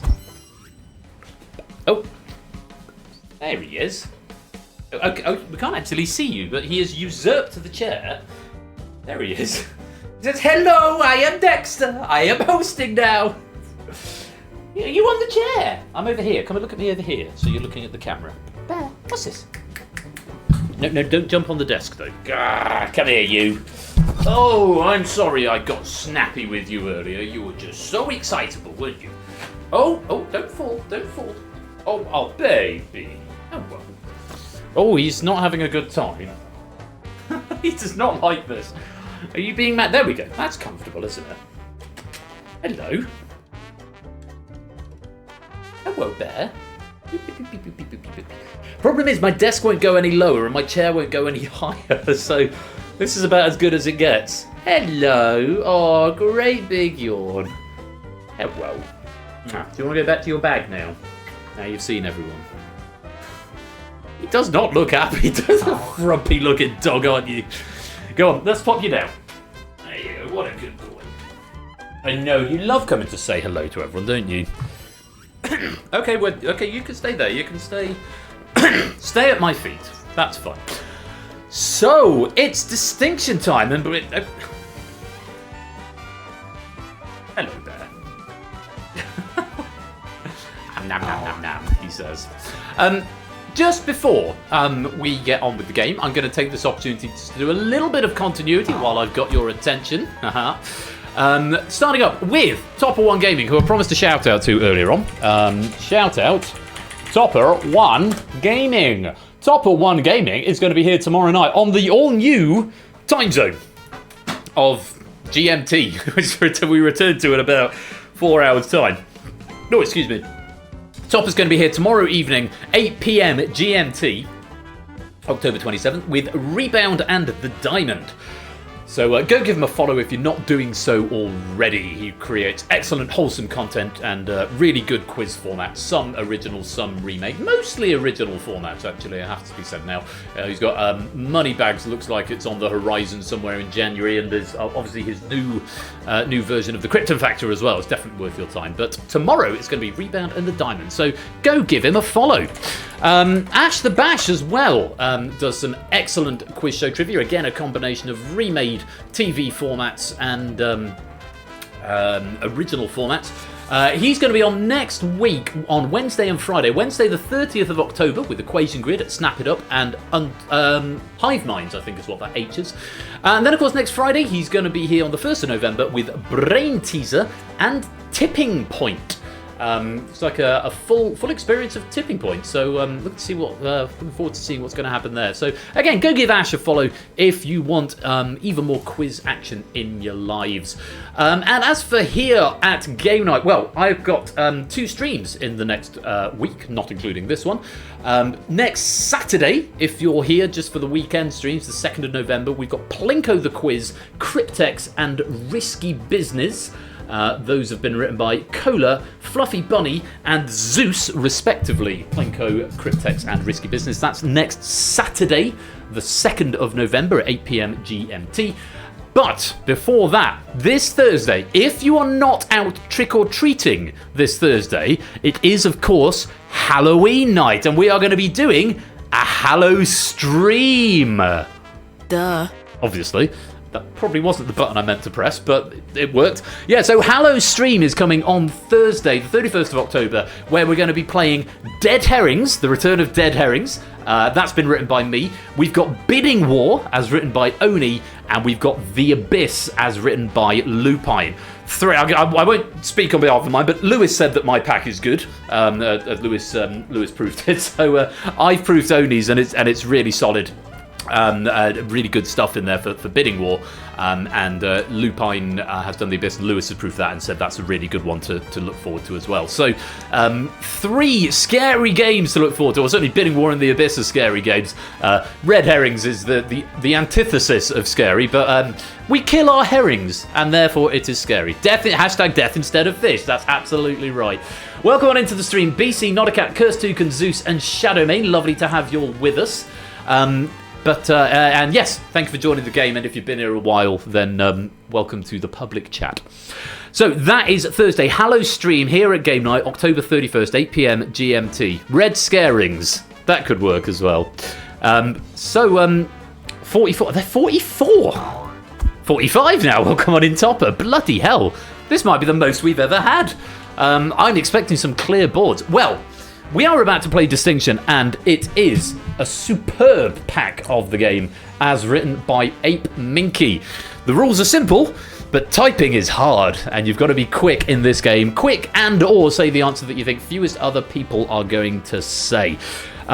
Lots to enjoy about this pack. If you all are ready, 45, there's only room for 57 in this lobby, so it might actually be easy to count the empty seats. 1, 2, 3, 4, 5, 6, 7, 8, 9, 10, 11, 12. So that makes it, 45 out of 57. Bloody hell. Thank you all again for coming to join me this Saturday evening. I hope you're having a good time, and I hope you're about to enjoy some Distinction knowledge as written by 8 Minky. There's a lot to like about this pack. Let's get into it as we go to round number 1. And here we have our first trio of boards, 3 boards in this round. For each board, there are a certain number of answers, 9, 8, and 10 in this case, respectively, going from left to right. The first player to find any of the uncovered answers on these boards will score 20 points for finding their answer. You get some pity points if you get the answer within 5 seconds of the first person, but that's all you get, I'm afraid, 5 pity points. And after the 5-second grace time has expired, any answers that are revealed on the broadcast will not be worth any points because they can only be claimed once. There's one bonus on each board, which is worth a flat rate of 30 points instead of 20 points, and you can give me up to 3 answers in total, and you've got 60 seconds in which to do it. Once you've given me 3 answers, you won't be able to give me any more. So it's only very occasionally do we see people managing to find all 3, so it's a lot of furious typing inside 60 seconds. As ever, your answers can come from anywhere. They can take 3 from one board, 2 from one and 1 from another, or 1 from each, whatever you find most comfortable, or whatever happens to be available to you at the time. And on these 3 boards in this first round, the boards are exhaustive, so there will be a category that is given at the top of each board. Furious typing, Taro, bloody livid. Absolutely. The boards will be exhaustive, so any answers that you type that aren't given to you, it means they do not fulfill the criteria. That's slightly different in round 3 we'll get to, but these are exhaustive boards, so there are only the number of answers that are displayed on the boards that fulfill the category or the criteria that you'll be given. Hopefully that all makes sense. 60 seconds then, gang. Fingers on your devices, on your keyboards. And I would like to know, across these 3 boards, in the next 60 seconds, the following. The 9 initial words of film titles in the Planet of the Ape franchise, the 8 native nations of European or American mink, and the 10 named infractions in ice hockey.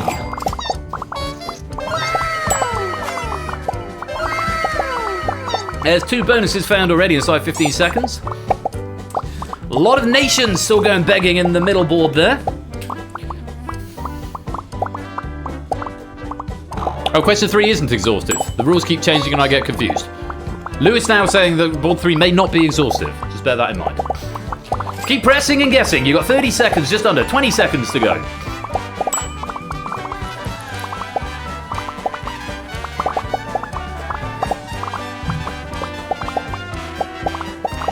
Any more for any more? There's still a bonus on that middle board if you can find it. And that is time. There is one answer coming in the grace time. Two answers coming in the grace time. One of them is a bonus going to Shadowmane. And spearing is on the right. My goodness gracious me. Very well done, everybody. You found all but one of the answers across those three boards. There were a lot of answers came in, a lot of avatars flying across the screen. So very, very well done. Let's go through the ones that we have found. So the 9 initial words, and you will see that the words in the category do spell out 8 Minky, our author for this pack. 9 initial words of film titles in the Planet of the Apes franchise. Battle, which was the bonus answer there. 1973, the 5th in the original series, Battle of the Planet of the Apes, I believe. Then Beneath, 1970, second film in the original series, Beneath the Planet of the Apes. Conquest of the Planet of the Apes, 1972, the 4th film. Dawn of the Planet of the Apes, second in the reboot series from 2014. Escape from the Planet of the Apes was the 3rd in the original from 1971. Kingdom of the Planet of the Apes, 2024 film, 4th in the reboot series. Planet, obviously. Well done if Stab's to getting that one. And actually in the notes here it says... Duh. 1968 original and 2001 remake. No film begins with the word the, as it happens. They're all adjectival words at the beginning. Rise of the Planet of the Apes is the 1st in the reboot series from 2011, and War of the Planet of the Apes from 2017 is the 3rd in the reboot series. Riff, welcome to the stream! Our Raccoony friend, welcome on in. Lovely to have you here. You did manage to clear the 8 native nations of European or American mink. So you've got Canada, from where we get American mink. Estonia, while extinct in numerous European countries, the critically endangered European mink has been reintroduced to Estonia. France, where we get European mink. Romania, European mink. Russia, European mink. Spain, European mink. Ukraine, very well done. Shadowmane getting the bonus point there. Again, European mink. And finally, of course, the United States, where again... American mink. And over on the 10 named infractions in ice hockey, getting all but one. Boarding, charging, checking, high sticking, holding, hooking. Bonus points there for jogging, well played. Roughing, slashing, and spearing. Elbowing and fighting coming in as suggestions. You have got it there. Ryasu. Elbowing. Obviously the alphabetizing maybe giving a bit of a hit there. You go to your bag now, Bear. You go to your bag. You'd be a good little bear. Good dog. Elbowing was the one answer that we didn't get from those boards, but you've done jolly well there, finding 26 of the 27 answers up there, so that's pretty good going. Just elbowing, eluding you there. Now, let's see who managed to convert those answers into points as we go to the VR headset TV to check out the scores at the end of round 1. Quite a few players yet to score in joint 36th place. Still no points on the board. And we're getting in some points. Here's the first set of pity points. 5 points coming in for Dan, Pyro, Shape, Silent Marine, and Vixen. Marcini, Cola, JR, Galactic, Venus, Astrogali, and AB Me also getting 5 pity points. And 2 sets of pity points for Rias on 10. And then a number of players just getting 1 answer. Ralph, Prugs, Mantissa, Luke, Jack, and Jerry all getting 20. Flyboy, Fett, Danny Gambit also getting 20. Vertigo getting 1 set of pity points and 1 answer, as did Cytosin and Silver Electron, all on 25. Riff and Nando, Glenmore, Distinction, all getting 1 correct answer and 1 pity answer. Kegler and Curse 2 can getting 1 correct and 1 pity, or possibly that's a bonus answer, actually. That would make more sense, Kegler and Curse. I'm imagining we're going to get Shadowmane. No, Shadowmane getting more than 1 answer, because Shadowmane is riding high at the top. We've got Clive and BC both on 30. PL Pudding on 35.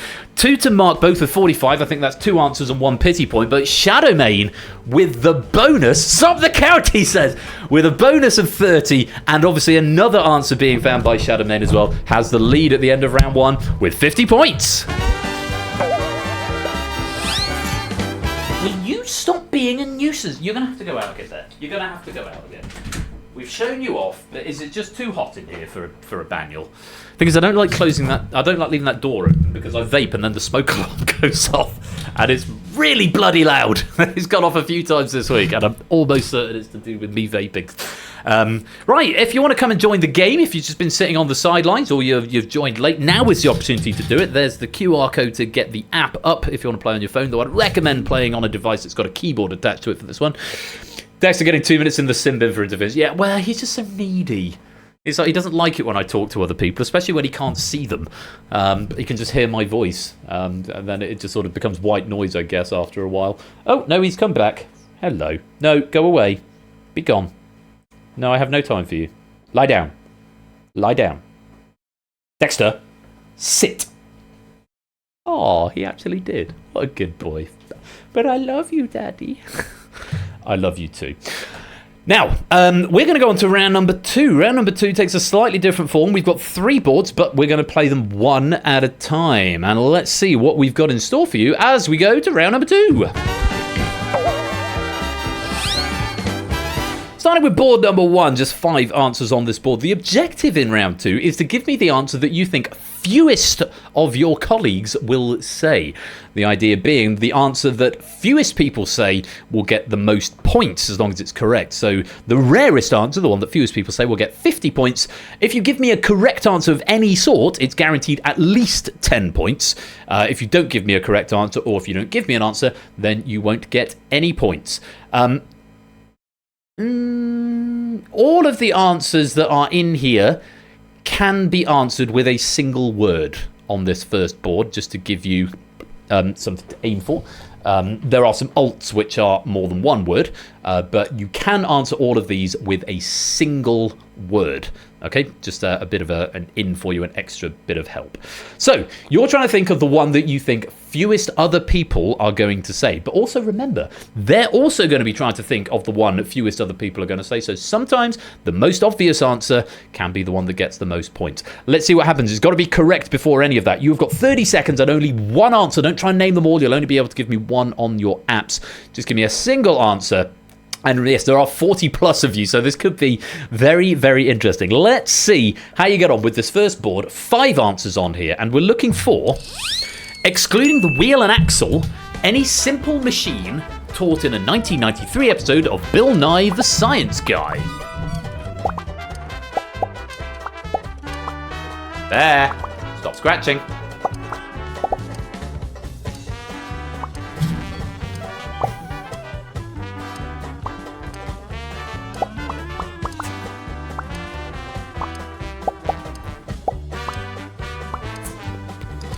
Quick, get an answer in, say something, it might be right. And that is time. 3 of you not managing to get an answer in. A lot of green coming in there on my console. A few red answers that I'm going to have to go through. First of all, let's take a look at the wrong answers according to the computer. And I don't think, sadly, there are any I can condone here. I'm just going to double check with the console. No.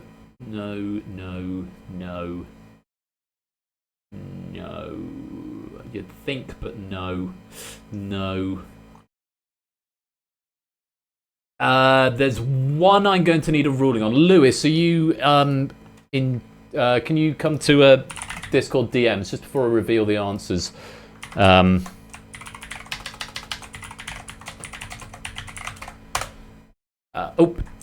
I spelled that wrong, mate. Ape is out and has deferred, fine. Just for everyone who's wondering, very often if I need a ruling and I can see it in advance, I'll go to either the writer or the proofer rather than leaving it as open hunting season, because then everyone chips in and it gets vague and confusing. So I'll have a point of reference, either the writer or the proofer. Ape has deferred to Lewis on this, as Ape is the writer, but he's not here, but Lewis is. Okay, duly noted. Thank you, Lewis. So all of the answers that have come in as incorrect, I will not be able to override. But let's take a look at them all the same. Slope, the very top one, that was the one I wasn't sure I might be able to condone, but Lewis has overridden me on that one. So I didn't know because I'm not very familiar with them. But Lewis has said no. Oh, room code for rejoin. Yes, it is GCTN. GCTN is the room code if you need to rejoin. You should get the payload at the start of the next puzzle coda. Cog, no, we can't allow cog. Level, clock, phone, rack and pinion, pivots, ladder, no answer, clock, press, cart, no answer, Van de Graaff generator, and hinge. Hinge is one I thought might have come up, but unfortunately all of those are incorrect answers and I cannot allow them. Bad luck, but good attempt. Everyone else, if you've gone orange, very well done, you found a right answer. Let's now calculate if you covered them all. Oh, my goodness gracious me. You have covered all 5 answers. Very well done. Let's go through them, but we've got a tie. We've got a tie at the top, and it's a 3-way tie, so there's going to be a lot of players getting 50 points out of this. Let's go through them, though. The most popular answer, 13 players, each getting 10 points for Lever, JR, Astrogali, Rios, Prugs, Elder Cunningham, Zeus, Silent Marine, Player 2, Shapes, Flyboy, Silver Electron, Pyro, and Shadowmane, all saying Lever and getting 10 points. So it's a lever. It's an example of me pulling a lever. Well done if you got that. 6 players getting 20 points for Screw, AB Me, Ralph, Mantissa, Mark, Jerry, and Toot. All saying Screw. No from AP. This one is tricksy, as some consider a screw to be an extension of another answer, which we'll get to in a minute. However, many traditional schools of thought consider the 5 answers here, plus the wheel and axle, which we disallowed as part of the question, as the 6 and only 6 simple machines. So we've got lever, we've got screw, and the rest of the answers were given by 3 players each, so everyone else is going to be getting 50 points. Very well done to the 3 players who said wedge. Clive, Distinction, and Nando all saying wedge for 50 points. Ramp or inclined plane. Fetz, Stilgar, and Riff going for ramp or inclined plane for 50 points. And oh my god, how have I still not fixed that overflowing text mesh? For goodness sake, Ben, be better at programming and fix the things you say you're going to fix.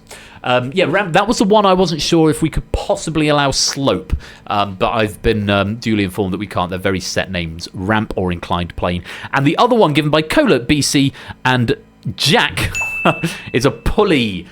For 50 points. The pulley is a gear or cogwheel is not a simple machine, but rather a mechanism. So anyone who said gear or cogwheel, that's not a machine, but a mechanism. So very bad luck if you said one of those. But well done if you got some points. And I really need to fix that overflowing text mesh. And more raid messages coming. 50 ways to love your lever. Love it. So very well played.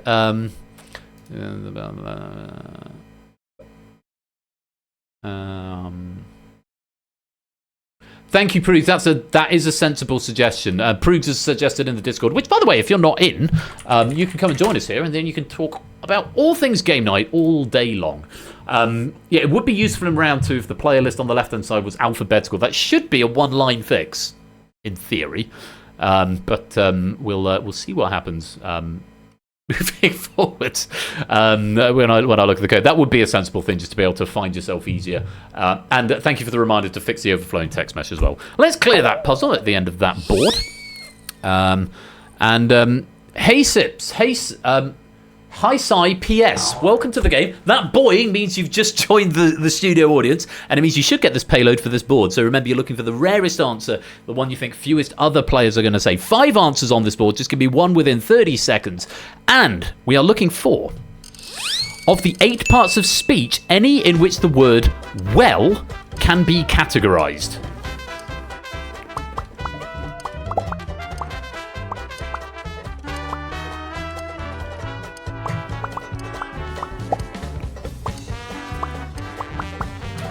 Nearly out of wine. That's not good. It's going to be port. Moving on to the port for the purge, I think. Port for the purge. Hashtag port for the purge. Oh, flyby answer coming in just in the nick of time there. Now, hashtag port for the purge. Of the 8 parts of speech, any in which the word well can be categorized. Well. I don't know if Mickey put this because he knows I start every answer reveal with the word well. We've got a few wrong answers coming in here. Hi Sipes as well. Welcome to the stream. First time chatter. Lovely to have you here. Hope you're keeping well and welcome to the game. Did you get an answer in there? What did your name come in as? Neff. Did you get an answer? You didn't get an answer in there. I don't know if you got the payload, but you didn't. Okay, fine. We'll try again on the next question. Let's take a look at the wrong answers first of all. I'm just going to very quickly scan through just to see if there's any I will need to condone. No.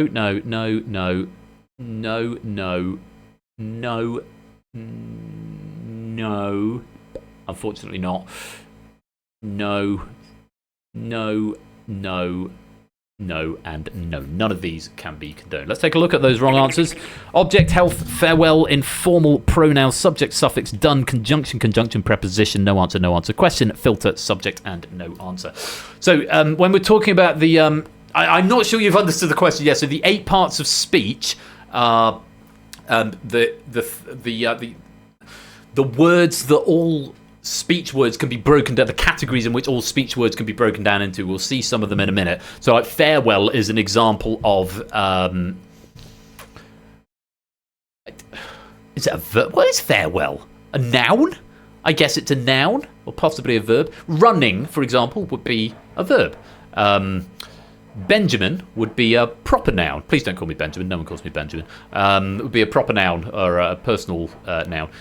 He, she, they would be pronouns, and so on and so forth.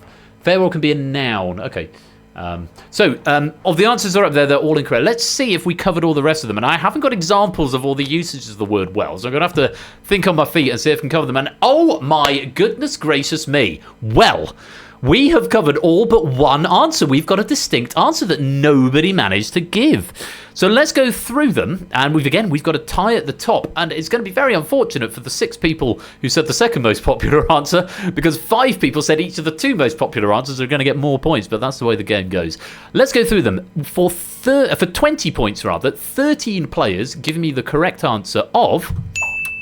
adverb, AB me, Clive, Fett, Prugs, Mantissa, Zeus, Player 2, Colin, Cytosin, BC2, Nando, and Sylvanka. An adverb is a word that describes a verb. He was running well. Okay, so a verb is an action word or a doing word, and then an adverb is a word that describes the action. So he was running well, because we're using the word well here. He was hosting well. I'm not going to say anything else in case I jinx anything. So that's an example of well as an adverb. Next one, 6 players each going for this for 30 points. A verb, Glenmore, Vertigo, Mark, Riff, Galactic Venus, and Vixen, all giving me the answer verb. That is an action word, a doing word. Well as an action. Someone give me an example because I can't think of one. He was working well or well up. Ah, yes, he welled up. The love of the audience, the love of chat was so good that he welled up. Or I don't feel well. That's a good example. I feel well. I'm very well, thank you. I don't feel well. That's an example of well as a verb. This is a great... I like this sort of side game that we're playing alongside. So thank you very much, 8 Mickey, for these. And then we've got 2 tied answers for the least popular. 10 players in total, split as a 5 and a 5, each getting 50 points for...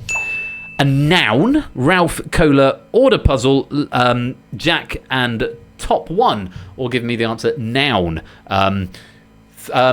Throw transport down the well so my country can be free. To channel Borat for a minute. Yes, the well. Ding dong bell, pussies in the well. So the well, a noun, a name of an object is noun. 5 players getting 50 points for that, and 5 players getting 50 points for... adjective, distinction, Stilgar, Connors, Jerry, and Kirstuken. Adjective. An adjective is a word that describes a noun. So he was well tanned, I guess. No, because is tanned a verb? Tanned is a... No, tanned is a... that is well good. Okay, yeah, that works too. You're looking well. No, I thought that was... Oh, no, welled up was the verb, wasn't it? You're looking well. That's an adjective describing how you look. He is well. Okay. This is brilliant. I love this. The chat's on my side here. Cheers. Welcome to the stream. Now, well, this is really interesting that no one's given me this answer, and I've just used it in the way that it is meant here. If I start a sentence and I go, well, you've got it. Interjection. Nobody giving me interjection. That is when you start a sentence and it's sort of got an exclamation mark. Or if you're in the middle of the sentence and they go, well. Teachers use it all the time. Well, what have we here? For what it's worth, the other parts of speech in addition to adjective, adverb, interjection, noun, and verb are conjunction, preposition, and pronoun. So conjunction would be and, but, or. You can't use well in that context. Preposition, over, in, beside, and so on. You can't use well in that context. And, of course, pronoun, him, she, they, it, and so on. Again, you can't use well in that context, but all the others you can. Very well done if you manage to get some points out of that. Conjunction, junction, what's your function? Well, I love how the interjection that I actually said at the start of the answer reveal, nobody got. That's the way it goes. Let's clear that board. And we'll go on to the final puzzle of the round. Hashtag I screwed up that one as well. It's probably not going to be the raid message I'm going to go for, Flyboy, but thank you for the suggestion. One more. Going on to, we're away from English language and into the realms of history a little bit here. Remember, give me one answer, the rarest answer of any of the 5 that are available. And we are looking for, in the next 30 seconds, any first name used for multiple rulers of Russia's House of Romanov from 1613 to 1917. We're looking for the rarest answer.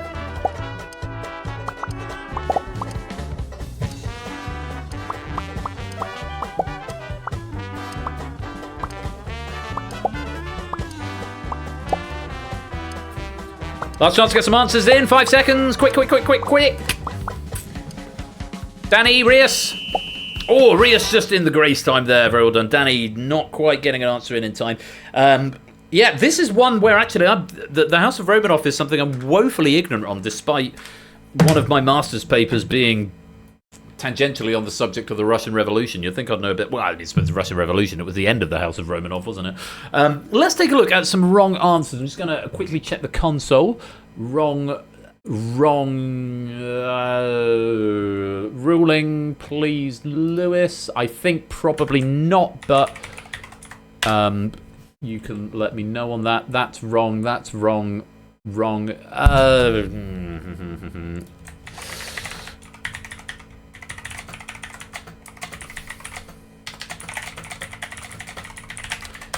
Two that I need checking, please. That's wrong. That's wrong. That's the title that we're after. And those are both wrong. Just 2. Okay, 1 to condone, and I think probably 1 to leave. I don't think it's quite close enough. Yes, I thought so. Thank you for confirming that, Lewis. Great. Okay, so there's one answer I need to condone here. Let's take a look at the wrong answers. Sergei, Holstein, Michael, Alexis. That was the one that I was umming and ahhing about, but unfortunately we can't allow it. It's not quite close enough. Vladimir Lenin, Tsar. That was the title, the honorific that was given to the leader of the House of Romanov, but not one of the names, the first names of the rulers.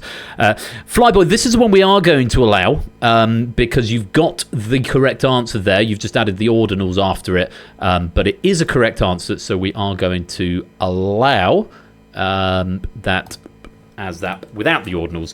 Joseph, Markov, and Vasily, all incorrect, unfortunately. Everyone else who is still orange, you have got some points. Let's find out if you covered all 5 answers. Oh, this is what it's all about. Okay, you have covered all 5 answers. One of the answers was given by only 1 player, and they're going to be the only player to get 50 points. We've got 10 players are going to get 40 points because we've got 2 tied in second with 5 each, and 24 players are going to get 20 points because we've got 2 tied in third with 12 each, and that's how the countback works in this game. So, going through them in order of popularity as they've come through, 12 players, each getting 20 points for Nicholas, Glenmore, Vertigo, Distinction, Stilgar, Prugs, Mark, Riff, PL Pudding, BC, Pyro, Vixen, and Topper. That's probably the one I would have gone for, to be honest. There were 3 Emperors Alexander, the first, the second, and indeed the third, which is the one that Flyboy went for. And Flyboy getting that means that has bumped up into getting 20 points, when otherwise everyone else would have got 30 points if we'd disallowed it, but that's the name of the game. Also, 20 points going out for the 12 players who said Alexandra, which is this was the Alexis that we couldn't quite allow from Zeus. Ralph, Fetz, Connors, Jerry, Silent Marine, Fluffy Bunny, and the green light's gone off, so I've got to go through them slowly. Flyboy, Toot, Marcini, Sylvanka, Jack, and Neff all going for Alexander here. There were I beg your pardon, sorry, there were 3. Did I give the wrong answer? There were 3 Emperors Alexander, 1, 2, and 3, and Nicholas.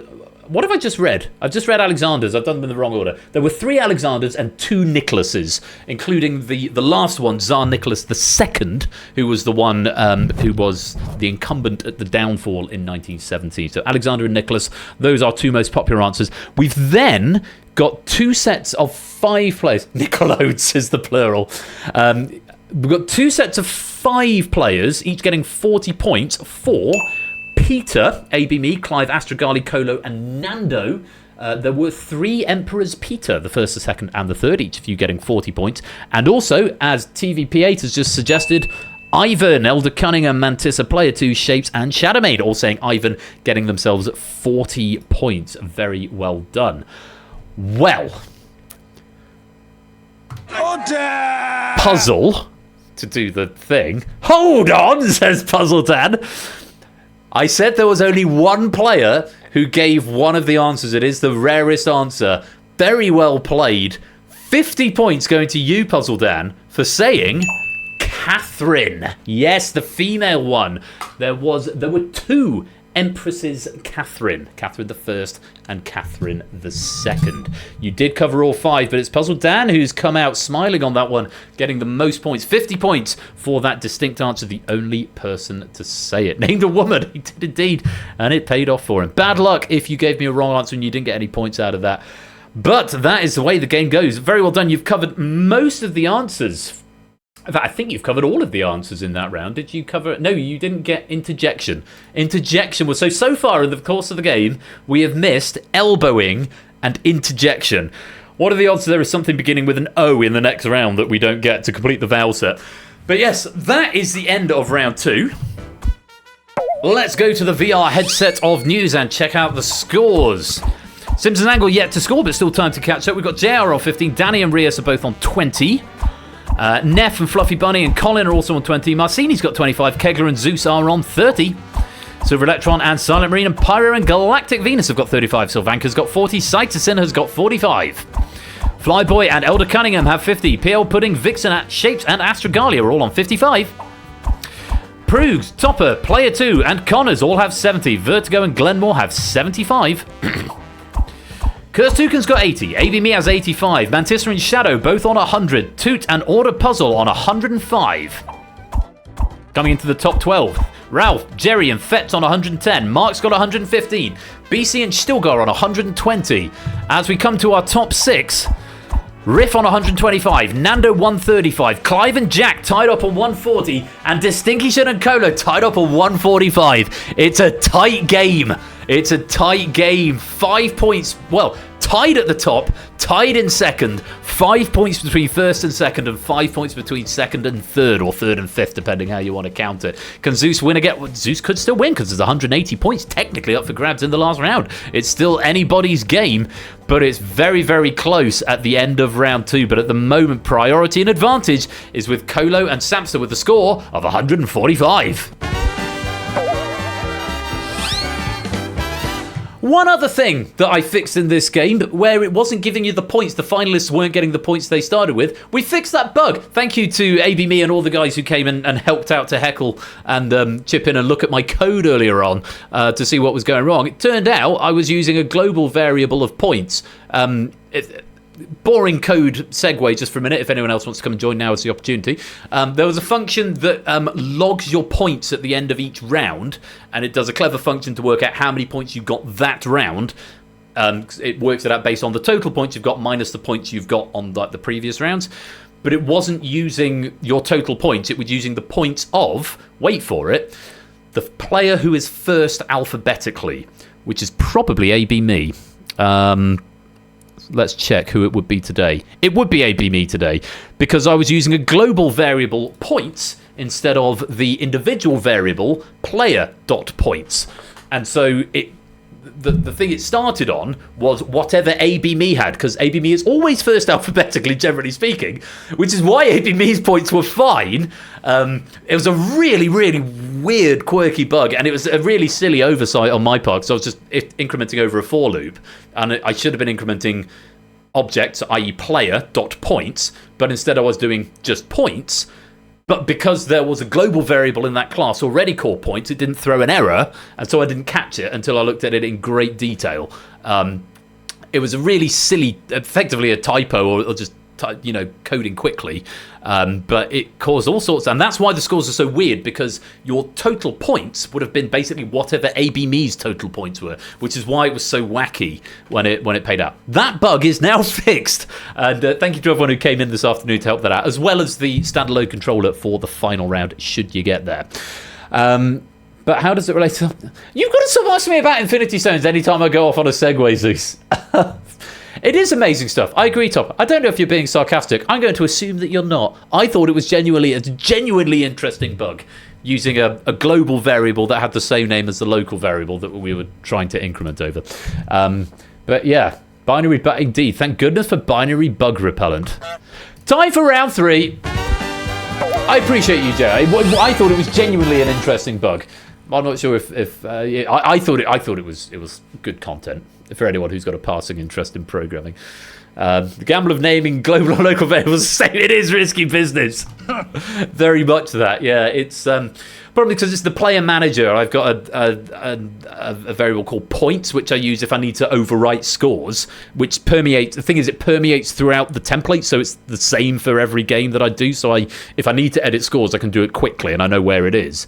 But then, of course, each player object, because you're all stored inside an object called a player, or it's actually called player object, has got a points thing inside it. And sometimes it's called score, but in this time it was called points. And it just so happened there was another one in there. So, yeah, one of those things. Anyway, I'm rabbiting on. Let's get back to the name of the game, and it's round number 3. And in this round, we've got 3 boards, each with 10 answers on them. We're doubling the points from round 1, so each correct answer you find is now worth 40 points if you're the first one to find it. The pity points are the same. You're only going to get 5 points if you get the answer within 5 seconds of the first player to find it, and no points if you find the answer after it's already been revealed. There's 1 bonus per board once again. This time the bonus is worth 60 points. So theoretically, you can get 180 points out of this round, which means anybody could still get to the final. Literally anybody, because the high score is only 145 at the moment. So if you find all 3 bonuses, you could be booking yourself a place in the final. As ever, you can only give me a maximum of 3 answers, and you've got 60 seconds to do it. The one difference with this board, or these boards rather, is that these boards are not exhaustive. So you might get something like, for example, things on my desk, of which, of course, there are more than 10. So you've slightly got to get into 8 Minky's head a little bit and think, what is he going for? So far, between you, you have only missed 2 answers this entire game. Objection. Objectification. Hashtag stop treating us as objects. I mean, it's object-oriented programming. I am limited on my options in that regard. In OOP, you are all just objects to me. But your object contains all of your pertinent information, which is very exciting. So, typing fast and furious, you have got 60 seconds to give me up to 3. Tell that to the judge. Good luck to you all, and 3 boards in round 3. 60 seconds on the clock. And I would like to know from you, please. Flowers in Minecraft, Miley Cyrus hits, and Canadian provinces or US states in Mountain Time Zone, partially or fully. There may be more than 10 answers on each board, but there are only 10 answers on each board. There may be more than 10 correct answers, but I can only give you the answers that are down on the card. So, keep those answers coming in. Jerry has just claimed New Mexico. Kegler getting some bonus points there. 30 seconds to go, and we've got 9 answers to find.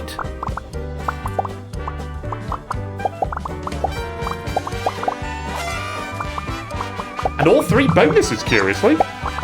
No bonuses found yet. Can we get one now?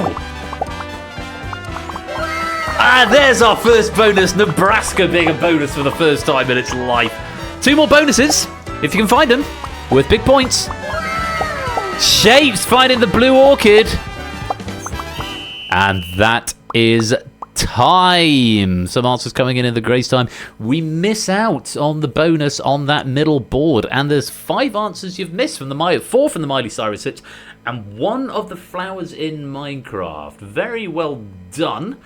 If you did indeed find those two bonuses, Nebraska going to a run and Blue Orchid going to shapes. I don't know what this is going to do to the scores. But you've done jolly well there. So just missing out 5. So 25 out of 30 is pretty good. My dumbass put oxtail instead of oxeye. What's that? Oxeye? Oxtail? Oxeye? About to kick myself over the Miley Cyrus. Well, let's take a look at the missing answers. I've not much information here, but I've got Blue Orchids, Cornflower, Lilac, Oxeye Daisy. Oh, you went Oxtail Daisy, I see. Peony, Poppy, Rosebush, Sunflower, and Tulip. The other flowers not used in this list, but included on the Minecraft flowers are Allium, Azure, Bluet, Lily of the Valley, plot point in Breaking Bad, hashtag spoilers, Pitcher Plant, Torchflower, and Wither Rose. And the missing answer, Ryasu is there. It's Dandelion is the missing answer, which I will reveal once I've gone through the Miley Cyrus hits. Miley Cyrus hits that you did get: The Climb, Midnight Sky, Party in the USA, Prisoner, We Can't Stop, and Wrecking Ball.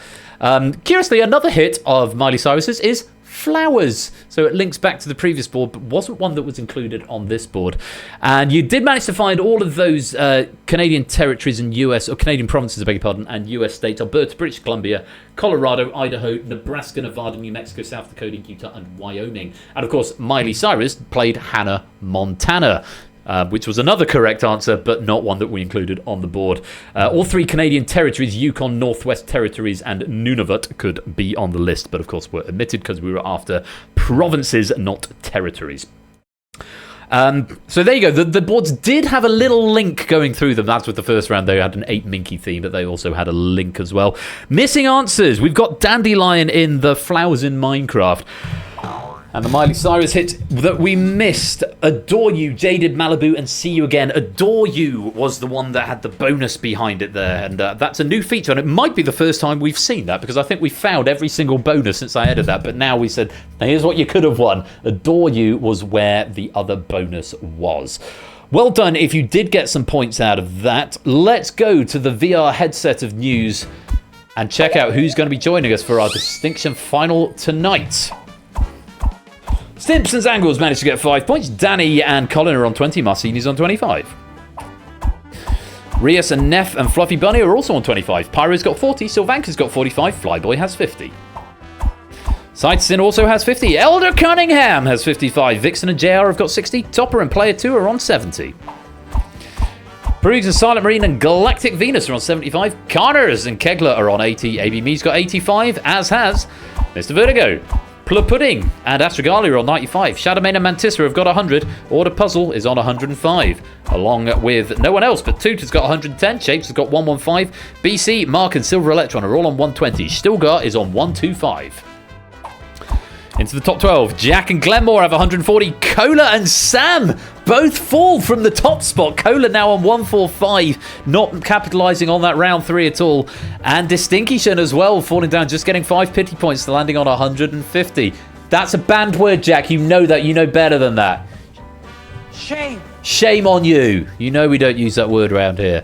Zeus has 155. We're not going to get Zeus in the final tonight. Our undisputed champion. I know he didn't play the last game, but he's not going to be in this final. And our top 2 at the end of the last round, Samster and Cola, have fallen to this position. Curse Toucan's got 160. Observers were not let into round 3 room. Vote observers. What? Vote observers were not... Oh, you're doing hashtag politics. I see. Curse Toucan has 160. Let's take a look at our top 6 and the 3 people who are going to be in the distinction final tonight. It's Riff and Ralph tied up in 5th with 165. Nando just misses out with 180.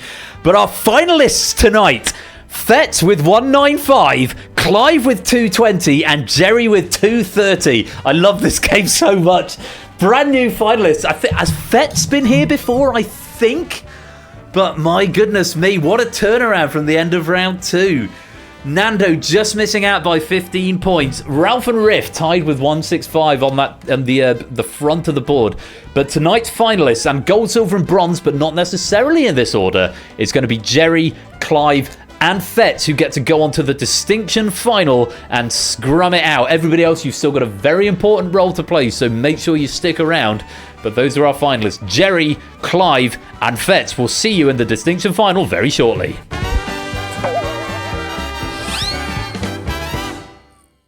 My. What an exciting game of distinction it's been. Big changes in the leaderboard, which you love to see. You love to see the swings, and it's great to see some new players coming into the final as well. Well, we've got one more round, and then we've got the Purge to do. It is going to be a late stream tonight. I do hope you can stick around for it. I need to go and open a bottle of port, possibly another bottle of wine, before we move on to the port. I'll go see what the bar yields up. There are just a smattering of chairs left, so if you have been observing in the wings, there are a few seats available if you'd like to come and play. Now is the opportunity to do that if you want to pad out our finalists or our final lobby game, because this is as close as game night comes to doing pointless. It's not pointless for legally distinct reasons. Distinct reasons. See what I did there? That was an accident. Duh. Obviously. But yeah, hashtag Purge for the Port, or Port for the Purge. Now's the opportunity to come and join. Once I have gone to the final, you won't be able to come and join. And we've got a real thinker of a final question. It's not particularly difficult, but you will need to take a few seconds just to unpick what is being asked here and then land on the answers that we're looking for. This could be really, really interesting. If you are ready, it's time for the distinction final. Jerry, Clive, Fetz, welcome to the coveted podiums. No, Siri, I'm not talking to you. Welcome to the coveted podiums of the distinction final. Where not Tech Freak Gaming, welcome to the stream. Noise. There he is. Tech Freak Gaming has just joined the lobby. Just in the nick of time. You will be able to come and play in the final and be able to give us as many answers as you can. Another unfortunate join code. That is very unfortunate. Oh, God. There's twice it's been fuxed and cunt. That's very sketchy. Tech Free Gaming, thank you. Welcome to the stream. Thank you for powering through that very risky message. And I really must update that. So anticipate a new build for the software coming soon, where I'll strip out all the vowels from the potential code. Now, here's how the final works. I'm going to give all of our non-finalists, that's everyone except Jerry, Clive, and Fetz, 60 seconds to answer the question that is going to be presented to them. I will tell you there are 22 answers in this final. As ever, audience players, your objective is to find the rarest answer. That is the answer you think fewest other people are going to say. You can give me up to 5 answers within 60 seconds, after which you'll be locked out. My advice, as ever, is start with the ones that you think are rarest correct answers. You can give me wrong answers. There's no penalty for wrong answers. But start with the ones that you think are rarest and then move to the more obvious ones in the last 30 seconds, because it's better to have obvious answers because you still get points even if they're obvious. You get points for them being correct, but obviously you get more points the rarer they are. 60 seconds to name the 22 answers that we have in this category. Once you've done that, our 3 finalists, Jerry, Clive, and Fetz, will each have 2 attempts going left to right, then right to left. So Jerry, Clive, Fetz, Fetz, Clive, Jerry. 2 attempts each to name an answer that you in the audience did not think of. Now, for every player in the audience who did say an answer that they give, they will lose 5 points from their total. If they give a wrong answer, they lose 100 points. If more than 20 people said an answer, which I don't think has ever happened before, but if it's going to happen, tonight feels like the night it might, with over 40 of you in the audience game. If more than 20 say, it caps them out and they lose the maximum of 100 points. If they give an answer that nobody says, they retain their score, and after 2 passes, the player who has got the highest score will be our gold medalist, then silver, then bronze. In the event of a tie, it will be given to the person who came in the highest position. So Jerry, you have advantage. Basically, it's count back rules. So Jerry, you've got priority for gold in the event that you tie with the other players. I wish you all the best of luck. Jerry, Clive, Fetz, do be thinking about some answers. You won't be able to answer any of these questions, but do be thinking about some of the answers you might want to give. And audience players, you've got 60 seconds to give me up to 5 of the following 22 potential answers. Here's what we're after. Marks or makes with 7 or more of the world's 500 best-selling models of automobile in 2023. We are after car manufacturers. Car manufacturers who have 7 or more of the world's 500 best-selling models of automobile in 2023. Player 2 is not wasting any time in finding all 5 answers, and there are so many of you in, the circles are starting to look warped the other way. When there's not many, they look warped that way. When there's so many of you, they look warped that way. Not models, makes. We are after the manufacturers of these car vehicles, just to be absolutely clear on this. Lots of people finding 5. Still got Cola, Connors, Mark, Player 2, Sightsin, and Order Puzzle have all found 5. Ralph, Colin, Vertigo also finding 5. 10 seconds to go. Sylvanka, Silver Electron, Nando, PL Pudding, Riff, Vixen, Shadowmane, Flyboy, Glenmore, Marcini have all found 5. Give me anything. Last 5 seconds. Silent Marine, Fluffy Bunny, Astrogali, JR, Kegler, Mantissa have all found 5, and that is time up. And give me some data console. And, oh my goodness gracious me, what a perfectly pitched pack. The players in the audience game, finalists, I'm talking to you now. The players in the audience have given me a total of 185 answers. 185 answers. That is a lot of answers that have come in. I can tell you, I've got a power user alert. That's very exciting. Not models, makes. Did I say models? I meant makes. 7 or more of the world's 500 best-selling models of automobile were after the make of those ones. So just to unpick this question, for the sake of our finalists, we are after the manufacturers of cars who have produced 7 or more of the world's 500 best-selling models of automobile in 2023. So it's a sort of question within a question, but we are after car manufacturers. Okay, so for example, my car, I have a ZS. That would be a wrong answer because that is a model of car. Okay? Without casting aspersions on anything else. I'm deliberately not giving you any models, any manufacturers of cars because I don't want to influence you one way or another. I can tell you, out of those 185 answers that have been played, there is one answer that only one person said. There are 3 distinct answers. So Reliant, not Robin, for example. Exactly that, Astrogali. There are 3 distinct answers. Between the 185 answers that came in, there were 3 answers that nobody gave me. And for the first time, one answer will give you the maximum drain of 100 because you cap out, if 20 or more people say it, you cap out at 100. And there is one answer that more than 20 people said. It's the first time it's ever happened. I wish you all the very best of luck.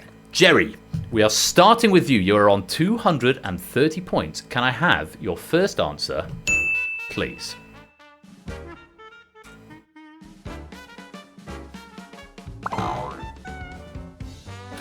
Hyundai, which I am reliably assured is pronounced Hyundai and not Hyundai, because the advert did a campaign to get the pronunciation right. Hyundai. Correct? Yes, indeed. They have 20 models in the top 500 selling cars, with 4 of the top 50. The bestseller is the Tucson EWB at 15th overall and top South Korean model. Hyundai is a correct answer. How many people said Hyundai?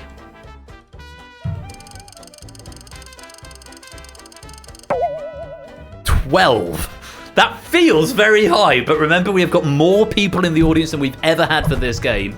Jerry, you have lost 60 points for Hyundai because 12 people said it. I'm not going to say where that sits in the ranking of things. I'm just going to let it sit there. Tucson? No, it's Tucson. That's what the advert says. The advert says it's Tucson. I will die on this hill. Right, Jerry, you're down to 170. You're in 3rd place, but you've only got one more answer to give. Clive, can I have your first answer, please? Mitsubishi. Is that a correct answer? I'm afraid not. Mitsubishi do not have 7 cars in the top 500 cars of all time. I wish it was so. I wish I could say it otherwise, but regrettably, they do not. You lose 100 points and you're into 3rd place, Clive, but only one more answer to give. All of that could still change. There's a lot riding on this. Fets. Currently on 195. First answer, please. Nissan. Nissan. Is that correct? It is indeed 14 models in the top 500. With 2 of the top 15, the bestseller is the Sentra or the Sylphy at 9th overall, which surprises me because I've never heard of that. My first car, fun fact, my first car was a Nissan. It was a Nissan. Anyone want to tell me in the chat what they reckon it was? My first car. This is 15 years ago, probably. I had a Nissan. What was the model? Of course it was a bloody Micra. Yeah, no, Nissan Qashqai. You must be joking, Shapes. My first car was a Nissan Micra. I had it for a month, and then I traded it in for something else, which I'm not going to say. In case it happens to be one of the answers, it might or might not, and I'll tell you more about it later on. But yeah, I had a Nissan. It is a correct answer. How many people said Nissan? To stick your hand out of the window to win it. No, I didn't, but I had to use a little windy thing to get the window down.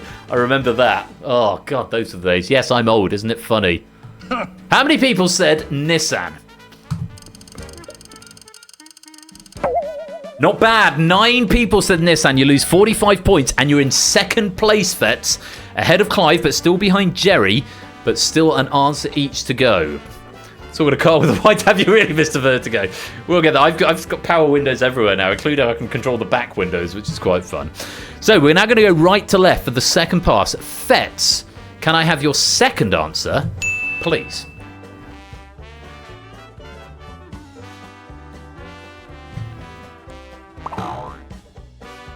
Kia. Kia. Is that a correct answer? It's a squash, isn't it? Yeah, bang on. Very well played. Yes, Kia, 20 models in the top 500. The bestseller is the Seltos at 28th overall. Good. Are we thinking good answers, says Sidesin? Well, let's find out. How many people said Kia?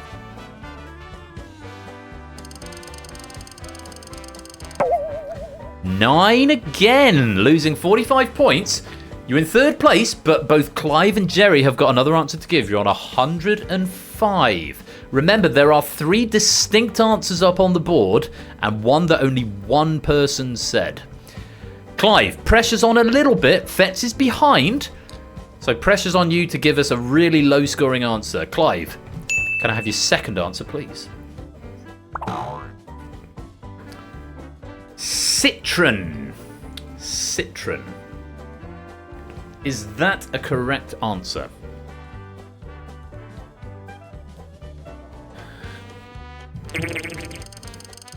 I'm afraid it's 2 for 2, Clive. Yeah. No Citroens up there. You lose 200 points. Remember the 200 club? There aren't many of those, to be fair. The minus 200 club, as we should say. But welcome on in. You're down to 20 points. It's going to be a bronze medal for you either way, Clive. But thank you for playing. Really rotten lot there. Mitsubishi and Citroen, they're really good answers. You'd think they'd be there, but alas, not to be. But a bronze medal will be coming your way. The question is whether Jerry can hang on to his gold position, or is he going to drop below Fetz? This has been such an interesting round. Jerry, can I have... Yes, I think is in order. Can I have your second answer, please, Jerry?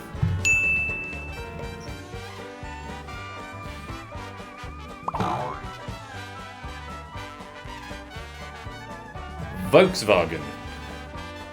Or Volkswagen, if you prefer. Volkswagen. Is it correct? That's a good start. You're on 170. You're 65 points ahead of Jerry. So if 13 or fewer people said this, then you're going to win the game, Jerry. If more than 13 people said Volkswagen, you're going to drop into silver and Fetz is going to win. Current cars of Volkswagen. Very nice. Mine, now the answers are all gone, is an MG ZS, which wasn't one of the answers, as it happens. But my second car was. I'll get to that in a minute. How many people said Volkswagen? It wasn't distinct. We're counting down. We've stopped. 120. 10 people said it. You lose 50 points. Not the best answer we've had in the final, but it's enough to get you ahead of Fetz, and at the end of 2 passes each, Clive finishes on 20 on the bronze medal. Fetz gets the silver with 105, but our gold medalist, it was the one who came in with the highest score, but my goodness me, he had to work for it. 120 points in the final. Your gold medalist in distinction tonight is Jerry Harris. Wonder if that's the lowest scoring bronze. We've not got down to 0 before, but I think that might be the lowest scoring final, but that is just symptomatic of this game when you've got more people in the lobby and you've got a very, very good question like that from Ape, then you're going to get low scores in the final, and I love to see it. Love to see it. No distinct answers being found. We will reveal what they are, but Jerry, huge congratulations. Can you go negative if you go into... I don't know, Colin. I genuinely don't. I would have to go and look at the code. I don't know if it caps you at 0. I honestly can't remember if it would just... Because, of course, you get whatever you get in the final plus what you had coming into the final. That now works, by the way. Ape, absolutely marvellous pack. I'll do more praise and adoration of you later on. You, in the audience, all want to know the rest of the answers. Hashtag DevStream, not tonight. I've done enough dev work today. Let's go take a look at the answers that you said and what the correct answers were. We're going to start with the answer that would have lost them 100 points even though it was correct. Anyone want to have a guess what it might be? Because it's going to be the first answer to reveal. In the chat, say it all as one. Okay, not everyone's saying the same thing. No, a couple of you have got... Yeah, 4 of you have got it. Ford. 28 of you going for Ford. That would have cost our players 100 points, but it got you 8 points. Like I said, the obvious answers still get you points, but if you said Ford, 28 points to you. Ford have got 24 models with 4 of the top 50. The best seller is the F-150 truck. Apparently, I would have thought the Escort, but I guess America do trucks, don't they? That's 7th overall. Well done if you said Ford. Audi was next. 16 players going for Audi for 10 points. 15 models. The best seller is the Q5 at 47th overall. BMW was next. 15 going for that for 16 points. Again, 15 models. The best seller is the X3 at 44th overall. Honda was up there. 15 again going for Honda for 16 points each. 17 models with 4 of the top 25. The best seller is the Honda CR-V, which I considered buying at one point, or the Honda Breeze. That's 3rd overall. Very popular car. Toyota was then in at 15 players, getting 16 points for Toyota. 42 models with 5 of the top 10, would you believe? Bestseller is the RAV4, or the Wildlander, which is 2nd overall, to a car which is not on the list, actually. And I will tell you now, because 2nd overall is the Toyota RAV4. Not on the list, but the best overall. Anyone want to have a guess what the best-selling model overall? The manufacturer is not in the list. Anyone want to have a guess at this point in the chat before I go on? Yeah, AB me's all over it. Yeah, well done. It's the Tesla Model Y. Tesla has only 2 autos on the list, but the Tesla Model Y is indeed number 1. Purge is coming up later, Topper, once we finish Distinction. So sit tight, that will be coming up shortly. Moving on. 12 players going for Hyundai, which we had earlier on. Very well done, getting 18 points there. 11 going for Fiat for 20 points. 11 models, 2 more if counting the Fiat Abarth. Abarth. A-B-A-R-T-H. Fiat Abarth. 11 models in the top 500 for Fiat. 20 points there. 10 go for Volkswagen, which we had earlier on for 22 points apiece. Very well done. 9 go for Kia, which again we had earlier on. So good answer there from Fetz. 28 points for Kia. 9 go for Nissan, which again we had earlier on for 28 points again. Both coming from Fetz, 2 9-point answers there. 9 go for Renault. We didn't have Citroën, but we did have Renault. 28 points for Renault. 9 models, 3 more if counting the Dacia Renault. But Dacia on its own or paired with Renault only accounts for 5, which is why Dacia is not accepted. But 28 points for the 9 players who said Renault. 6 go for Chevrolet. Well done there for 32 points. Yeah, the Chevrolet's got 21 models. The bestseller being the Silverado, which is Silverado 1500, which is 16th overall. 6 going for Peugeot for 32 points. More French cars. 7 models in the top 500. The bestseller is the Peugeot 208 at 38th overall. That was a good car. I remember the Peugeot 208. Mazda. 5 going for Mazda for 40 points. 7 models. The bestseller is the CX-5 at 22nd overall. My second car was a Mazda MX-5. Technically, it was a Unos Roadster. It was a Japanese import, but it was basically a a Mazda MX-5 with a different badge. Loved that car. It was a Mark 1 with the pop-up headlights from 1990, borderline classic car, which I got in 2011 or something, 2011, 2012, a month after I dropped my Nissan Micra. So my car history is Nissan Micra, Mazda MX-5, then Vauxhall Vectra temporarily when the Mazda died. Then I had a BMW Z3. What did I have after the Z3? I had an X-Type Jag after that. Then I had my facelift Vauxhall Viva, which is the only car to this day that I've had from new. A little 1 litre thing, Vauxhall Viva. I then had Porsche Boxster as a second car. And another Z3 as a second car, then another Porsche Boxster as a second car, then another Porsche Boxster as a second car. So I've had 3 Boxsters in my time. Then they got sold for various reasons. And then I had my current car, which is an MG ZS. Hashtag UNOS Roadster Club. The Jag! Yes, I had the Jag. And at some point, I will probably buy another Porsche Boxster. But not just yet. It feels a bit too midlife crisis-y, and I'm having enough midlife crisis symptoms at the moment. You know, buying a soft-top convertible is not necessarily the way. But yeah, that's my car history for anyone who's interested. 40 points if you said Mazda. Mercedes! I thought more people would have gone for this, but 40 points for the 5 players who said Mercedes. 18 models. Bestseller is the C-Class sedan at 56th overall. Skoda, which I'm assured is Skoda with an SH at the beginning, because all the adverts have started saying Skoda, which really annoys me. It's sort of like ASMR grating level. But yeah, Skoda. 5 players going for Skoda for 40 points, and now I've said it many times, so you have to suffer just like I do. 8 models. The Chechen automaker, I think, is the most popular there. Yes, Skoda, because it's got an umlaut over one of them. Getting into some of the rarer answers now. Suzuki, another 5 going for Suzuki for 40 points. 21 models. The best seller, unsurprisingly, is the Suzuki Swift at 25th overall. Got to drink that Skoda pop. Oh, is it Hacek? Hacek? Not an umlaut. I know there's a funny. Is it a little V? Is it a little V above the K? I think, or above the S? Hacek. Is it the little V? I know it's a diacritic. That one I know. It contains a diacritic. Oh, fine. Upside down correct. Yeah, funky V. Moving on. Buick, just 3. Ralph, Distinction, and Fluffy Bunny going for Buick for 42 points. Great answers. 7 models. That's an American automaker. I haven't got any of the, unless American automaker is the name of one of the models. Citizen, great answer. The only player to go for Bid or Bird. 44 points for you for that. Yeah, Bid, 10 models with 3 of the top 25, believe it or not. The bestseller is the Chin at 12th overall, and the top Chinese model, because the Chinese manufacturer, which don't come over to Europe and America, but of course China is the epicenter of traffic jams, and they've got more cars than they have humans, and they've got a hell of a lot of humans over there as well.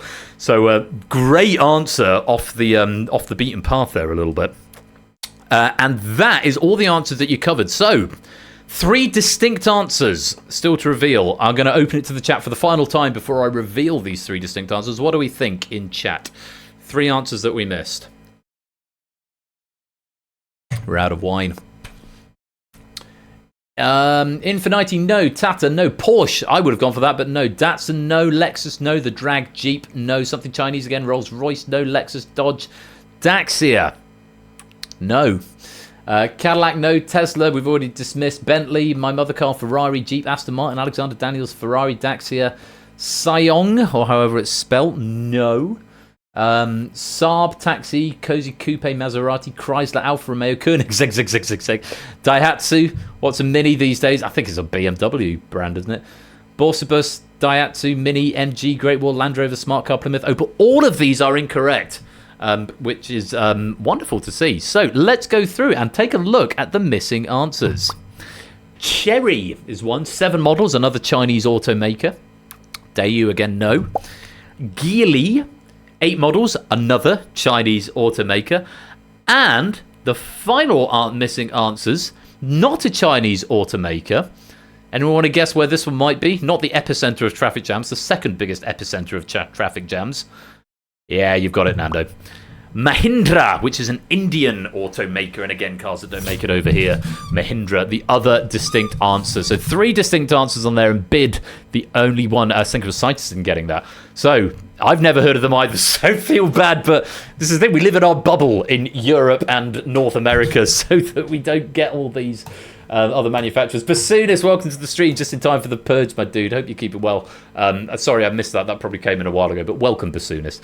That is the end of the final. Those are all the answers. Let's go to the VR headset of news for the final time and check out the final scores of the game. Danny on 20 with 47 players tonight. That is extremely gratifying. Thank you very much, everyone, for coming to join. Danny on 20, Rias on 25, Tech 28, Pyro 78, Stimpson's Angle 79. Neff with 83, Colin 106, Toot 110, Sylvanka 117, Galactic Venus 123, Marcini 133. ABME 139, Flyboy 154, Pruz 155, Player 2 160, JR 164, Vertigo 165. Silent Marine 167, Curse Toucan and Kegler on 170, Fluffy Bunny on 175, Elder Cunningham on 177, Mantissa and Cytosin on 178, Astrogali on 185, Carter is on 188, Topper's got 190, Order Puzzle 195, Shadowmane 196. These scores are now all correct where they wouldn't have been previously. Shapes on 203, Jack and Vixen on 204, Silver Electron 206, BC 210, Mark 224. Into the top 12, Stilgar and PL Pudding on 229. Clive getting the bronze on 240 because he went in with 220, I think, and finished with 20, so he gets 240. It's working. Love it. Zeus with 245. Glenmore with 248. Cola with 267. And into our top 6 and our lobby medalist. Ralph with 281, Riff with 287, Fetz with around 300, Nando with 310, Distinction, the lobby medalist, with 320, and Jerry, our overall winner, with 350, and gold medalist. Just to recap, Jerry gets the gold. Was it Kegler got the silver, and Clive got the bronze, and it's Distinction who gets the lobby medal with 320. Fetz got exactly 300. No, I said around, 2 words, around 300, not around 300. Order! Around with a space. Fetz, what did I say? Kegler, sorry, I beg your pardon. Fetz getting the silver. Sorry, Kegler, to get your hopes up there. It's gone from my screen. It's not in front of me anymore, so apologies. It will be when I press the button again. So congratulations to Clive on the bronze, Fetz on the silver, Samster on the lobby medal, and our gold medalist and high scorer with 350. Your distinction champion tonight, the gold medalist, is Jerry Harris. Sorry, Fetz and Kegler getting you mixed up there. But Fetz taking the silver, Clive with the bronze, Distinction with the lobby, and Jerry getting the gold. My. Ape, what a banging pack that was. Absolutely perfectly pitched last question that led to all sorts of excitement on at the end there, and just all the way through changing the scores. I love to see it. This is why I love Distinction. It's because it's such a wild card game, and you get new finalists, different people in the final, and you get changing positions on the leaderboard, and the final can be such a crapshoot if you get the question right. And it was really, really good. So, Ape, if you're watching this on the VOD, thank you very, very much for your efforts. And Lewis as well, thank you very much for proofing and going through everything, making sure everything was in order. Really, really great stuff. What a great game. I hope you all enjoyed it as well, and congratulations to our winners. But the night doesn't stop there because, of course, internally, it's only just 10 o'clock. It's actually 11 o'clock, but the clocks are going to go back in a few hours' time. So we get an extra hour. What better way to spend that extra hour than playing quiz? And I have to tell you, the game that is coming up after the break is The Purge.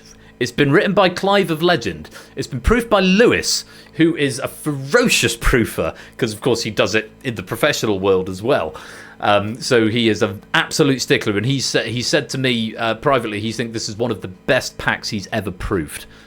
So Clive, if you're listening to this, high praise indeed. He says it's absolutely out of this park. So please do stick around to come and play The Purge as we get ready to put the clocks back at 11 o'clock BST and Bidfair. It's like New Year's Eve, but for people who observe the seasons and like time zones.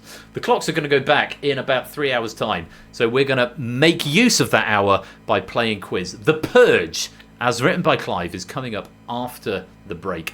Take this opportunity to go and stretch your legs, get yourself another drink, get some more snacks, get some food if you need to. I'm going to go and either open another bottle of wine or possibly a bottle of port. Haven't yet decided. I'll see what appears in the kitchen. As before, I'm going to play some adverts during this break, but we won't start the next game without you. So if you're not subscribed, don't worry. You'll get some adverts. I'm going to put some bonuses up in the chat as well. As a programmer, I dislike time zones. I bet thing is, if you're on multiple time zones, you've got to have meetings with America and Australia and the UK, and they're all operating on slightly different daylight savings. I can imagine it getting very confusing. But yeah. Anyway, The Purge, as written by Clive of Legend, coming up in 5 or 6 minutes' time. Bear, come away before you press a button. Go and stretch your legs. Go get yourself some drinks and some snacks, and go to the loo, whatever you need to do. And we'll be back in about 5 minutes' time. Thank you again to 8 for writing that, to Lewis for proving. Congratulations to our winners. You have been playing Distinction, and I will see you in about 5 minutes' time for The Purge. Yeah, hope you enjoyed that game. I'll see you on the other side of the credits.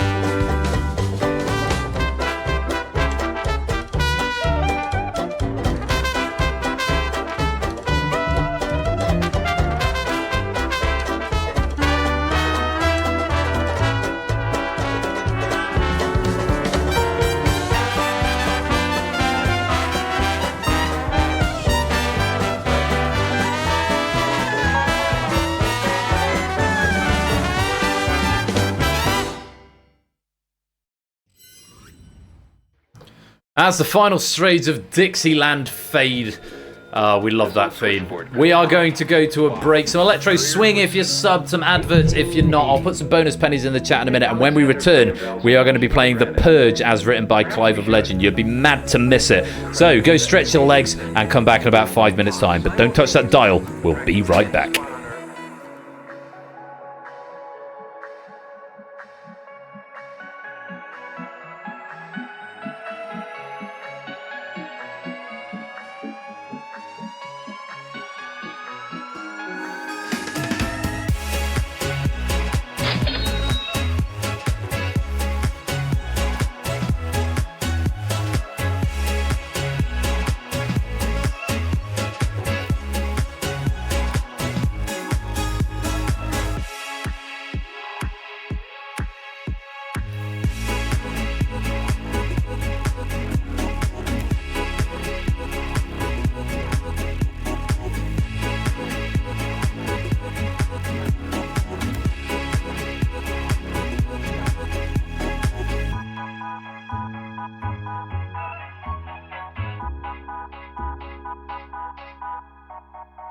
In the beginning, back in the old days, the telephone was something of an oddity, to say the least. You'd pick up this receiver to see that the line was clear. Then you'd hang up and ring with this crank. Pick it up again and tell the operator what number you wanted.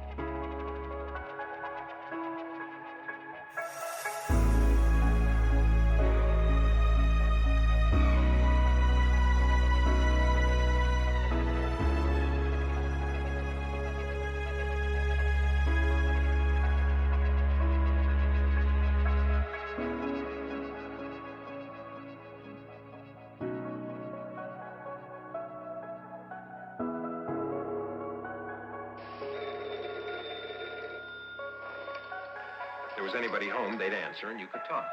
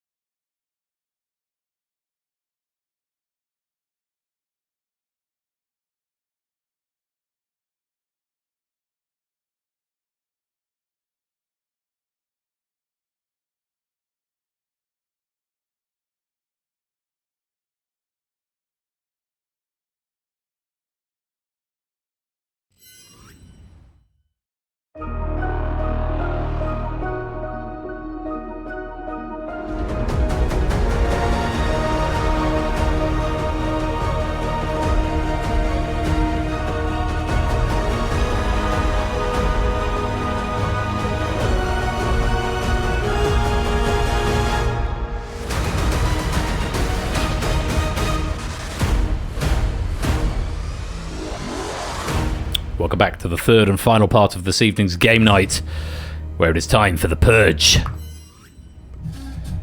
I wasn't sure how the lighting was going to look, and you probably can't tell any difference other than maybe I'm glowing a little brighter than I was, but I have turned out the big lights in the office I'm just illuminated by the ring light, and of course the fact that there's a green screen behind me now means you probably can't tell, other than I actually probably look a bit brighter. But rest assured, I am in the dark for this game. And yeah, an extra aura, which I kind of like. I might make part of the regular stream. I glow. But I have turned out the lights for this game of The Purge as we bid farewell to British summertime and harken the days of the cold, where it's dark at 4:30, and every year it's a surprise. As my Facebook time hop told me earlier on today. Every year I am surprised it gets to 5:15 and it's dark out. But maybe this year will be different, but we will see. Welcome to the game. This pack has been written by Clive and proofed by Lewis. And Lewis assures me it's one of the best packs he has seen, which is no mean feat, because Lewis has seen a lot of packs. That is incredibly high praise. So I don't want to oversell it because I've not hashtag glow in the dark Ben. I don't want to oversell it because I've not actually looked at the questions myself, but I am assured this is one you do not want to miss out on. So I appreciate folks in the UK, it's probably getting a little bit late, but hey, if we're going to get an extra hour back, I can't think of any better way to spend it than playing quiz. I mean, what else are you going to do? Get up an hour earlier than you normally do and pootle about the house? And I don't know, maybe you could go for a slightly earlier dog walk. I will appreciate it, because in my mind it's only 10:10. I've still got to get up for church in the morning and take his nibs out for a walk, who's currently asleep under the piano, bless him. He's come back in, but he looks like he's tired out. So, come in if you would like to come and play this game of The Purge. There is anytime entry, but you don't get a chair if you join late because it is an elimination-based game. So your best bet is to get in this opening session while the lobby is up there and active. Written by Clive, proofed by Lewis, and I'm assured there is some great trivia in here. Do love a game of The Purge. One of my earliest formats, probably my... think about it now. Fourth original format after Danger Zone, Google that, The Escape Artist, and then it was The Purge. So stood the test of time, of course in its second iteration now, new software. It feels like, does it need an update? No, it doesn't need an update. I'm quite happy with how it is now. Could do some more graphic stuff. This is in the Buzz Off Studio Theatre, incidentally. This takes place in the Buzz Off Studio Theatre. I think I remade Buzz Off before I remade The Purge, so that asset, this asset that we're looking at here, is known as the Buzz Off Studio Theatre. We've got all the spotlights glowing up on you. Oh, it does look quite cool, doesn't it? If I say so myself. So I turned the lights out. I've brought the bottle of port in. There it is. That's my port. If I put it in front of the camera, it's pronounced Coburn's, I'm assured. Right, I'll give you another 30 seconds to come and join this game. We've got 41 of you in, which is a good number. Quick recap of the rules. For this game distinction, my bear avatars end up in the front row. Keen. Astragali is keen. Hashtag Astragali is keen. For this game, you need to try and give me the correct answer to a multiple choice question. If you don't give me a correct answer, you have to hope that enough people gave the correct answer such that it avoids the dreaded breakpoint of the purge meter, or the purgeometer, whichever one you prefer. If it does, then we go on with the game. No harm, no foul. If it breaks through that breakpoint, then we go to a purge question, whereby everyone who got the immediately preceding question wrong, a Bendel in the dark. Don't call me Bendel, Natter. That doesn't work for me. Just Ben is fine. Yeah, if we break through that breakpoint, then we will go to a purge. The game will continue until we have had either 20 main game questions, 5 purge questions, or 5 or fewer players remain, whichever of those events happens first. I feel like I should tie up my hair, put a hat on or something. I'm gonna go. I did a park run this morning. I don't know if I told you earlier on. I'm telling you again now. 25:59. I was very happy with that. Right, 10 seconds. 9. I'm glowing like a candle in the dark. Yeah. Don't do it again. I'll stick with Ben. I get where you're coming from now, though, at least. But it just sounds a bit. It doesn't scan. Doesn't scan quite so well. I appreciate that. Purge, which not even Imodium can fix, indeed say. Still 57 of you here, 57, 58, depending which window you're looking at. Thank you again for joining me. Yeah, again, that's not my name. Thank you again for joining me this game night. A quick reminder that we have got Topper tomorrow, twitch.tv/Topper1Gaming. If you want some Rebound and Diamond, I think I said. You've got Ash on Wednesday and Friday, Tipping Point on Friday, and other things on Wednesday that I've now forgotten, but I said earlier on in the continuity, go back and check the VOD. And of course, for me, on Thursday, it's the Hallow stream, Dead Herrings, Bidding War, and The Abyss. And of course, next Saturday, if you're just able to be here at the weekends, next Saturday we have got Plinko, Cryptex, and Risky Business. But that Hallow stream on Thursday, very much looking forward to that. So I do hope you can come and join me for that. That's more than 10 seconds. 42 of you in. Life, the universe, and everything. Let's play. Quick reminder of the rules. Answer the multiple choice questions. If the group fails to stay under the breakpoint, a purge is triggered, in which all incorrect and abstaining players must partake. If a player answers the purge question correctly, they rejoin the game. If not, they will be summarily and permanently eliminated. Play continues until 20 questions have been answered, 5 purges have taken place, or 5 or fewer players remain, whichever occurs first. The surviving players move on to the final purge, which I'll explain in more detail as and when we get there. Good luck to you all. What's happening on Sunday and Wednesday and Friday again? Topper and Ash, Samster. Thank you for coming to my TED Talk. We start with the tiebreaker question. This tiebreaker question will take the form of a number. I know it's weird to start a game with a tiebreaker question, but it just means if we need a tiebreaker, we don't have to have the pressure of it. We set your number at the beginning. However far away from the actual, correct answer you are, will be your tiebreaker score. You want as low a score as possible. If you do not give me a numeric answer, and because this is now on the universal controller, you shouldn't be able to type letters on the app, but if you fail to give me an answer inside 15 seconds, you'll be given int.max value, which is really big and you don't want. So 20 seconds to tell me the answer to this tiebreaker question. Served with a gold and diamond spoon and featuring 14 of the priciest cocos, Serendipity 3's Frozen Huate Chocolate Ice Cream Sundae is the world's most expensive dessert. How much in dollars does it cost? Time. I think there were 3 or 4 players who didn't give me an answer there. Interesting. Very interesting, looking down the console. I'm not going to say anything more, but you know what answer you gave. Do you get to keep the spoon? Well, let's find out, because I've got a lot of extra information here from Clive on this pack. The correct answer, $25,000 US. The edible gold-lined goblet it comes in features an 18-karat gold bracelet with 1 carat of white diamonds as its base.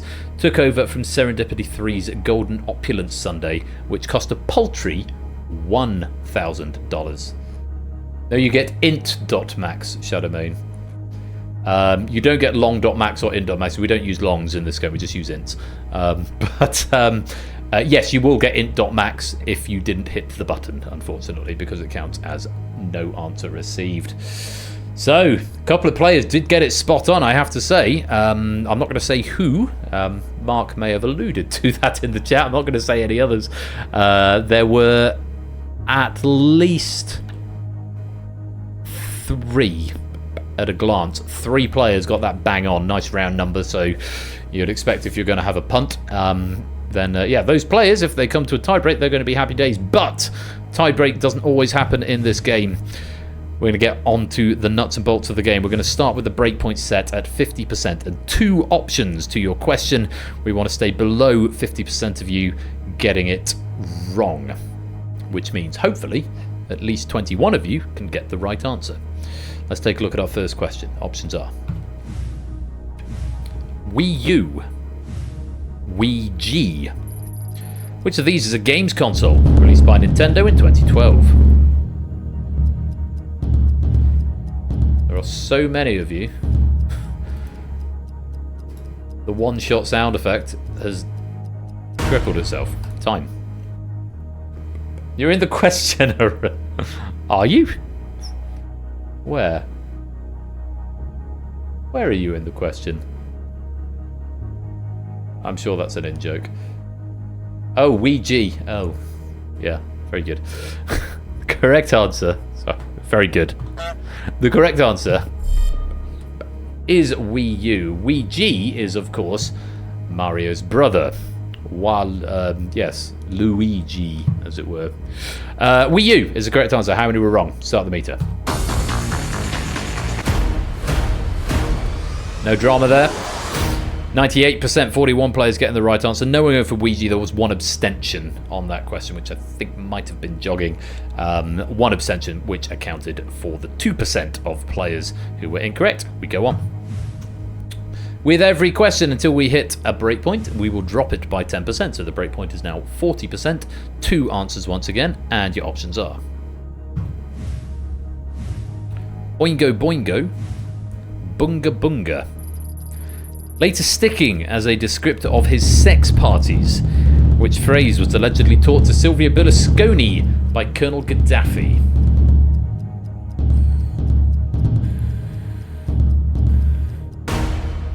Time. Correct answer. Bunga Bunga. I have no notes on that, which is probably a good thing. Bunga Bunga. Oingo Boingo were a band, weren't they? They featured on the soundtrack for Donnie Darko. Or am I making that up? Were Oingo Boingo a band? I feel like Oingo Boingo were a band. Danny Elfman's our band. Thank you very much, Shapes. And everyone else confirming in chat that I am not Mandelaing myself into the next life. Bunga Bunga was the correct answer. How many were wrong? Start the meter.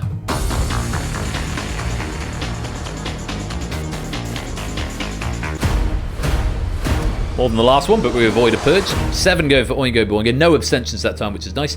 35 getting the correct answer of Bunga Bunga. Well played. Let's go on.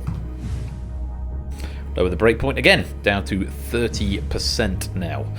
Let's take a look at the next question. 2 options, and they are IKEA, Aldi. 2017, Balenciaga released a S2145 lookalike of which Swedish store's iconic blue bags?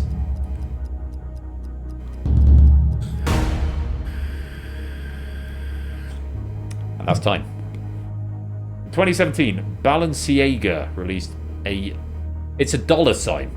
$2,145. Sorry, the dollar didn't look. Balenciaga. Thank you, Mark. Yeah, the dollar sign didn't quite show up. It's not really showing up in the broadcast very well, that dollar diacritic, is it? And I don't debug the question in the console, so I can't read it neat, as it were. But anyway, in 2017, Balenciaga released a $2,145 lookalike of which Swedish store's iconic blue bags? IKEA or Aldi? The correct answer was indeed IKEA. Clive has just said it was leather, I guess. IKEA was the answer. Let's find out how many were wrong. Start the meter. Just 1 player going for Aldi on that question. The rest go for IKEA. 41 players avoiding that purge. Well played. Let's go on. Lowering the breakpoint again down to 20% now. More than 20% are wrong, then we will trigger purge number 1. Let's take a look at the question. 2 options, and they are rabies, Ebola. In 2004, Gianna Gisa underwent the Milwaukee Protocol, becoming the first known human to show symptoms and survive which disease?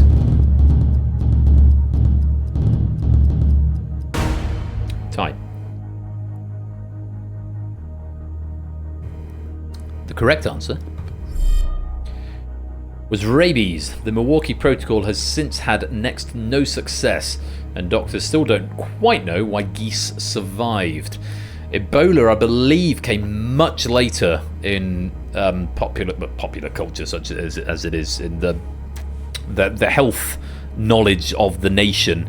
Ebola was when I was at university. I remember coming home and pulling a cracker and at Christmas going over to my parents and saying, Doctor, I feel like a pair of curtains. That's the least of your worries. You have Ebola. I think I was a third year at the time, and that seemed to me to be very funny. So that would have been 2009 when Ebola was a thing. Rabies has been around a lot longer. It's more Grizzly Quizzly than popular culture. Yeah, Grizzly Quizzly. I like that. Correct answer was rabies. The breakpoint is 20%. How many were wrong? Let's find out. Start the meter.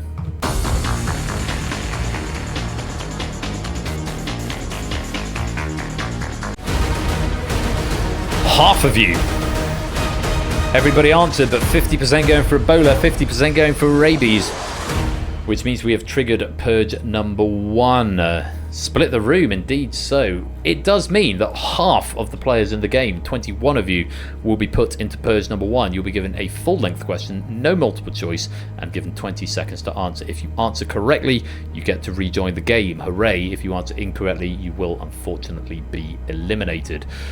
If you're not in this purge, you may still answer because, of course, they're worth pennies, but they have no bearing on your score for the game. So do answer if you want to, if you're not in the purge. But if you are in the purge, definitely answer because abstaining will be treated as wrong. Let's find out who is in purge number 1.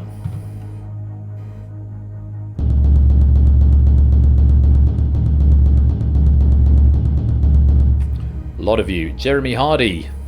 Jeremy Hardy. Who is that? I bet that is that a run? Is it a run? I need to find out. Where are you? Can't see you. We'll go over all the red chairs. I don't know where you are. I can't see you. Oh, there you are. Jeremy Hardy. Yeah, it is the run.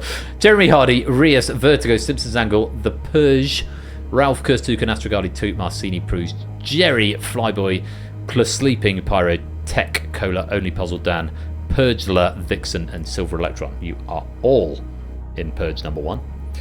Full answer required if you wish to survive, and 20 seconds in which to provide it. Good luck. Here is that question. While the poll to determine the new 7 wonders of the world was underway, residents of which city were bombarded with the message, press 4916 and vote for Christ, it's free?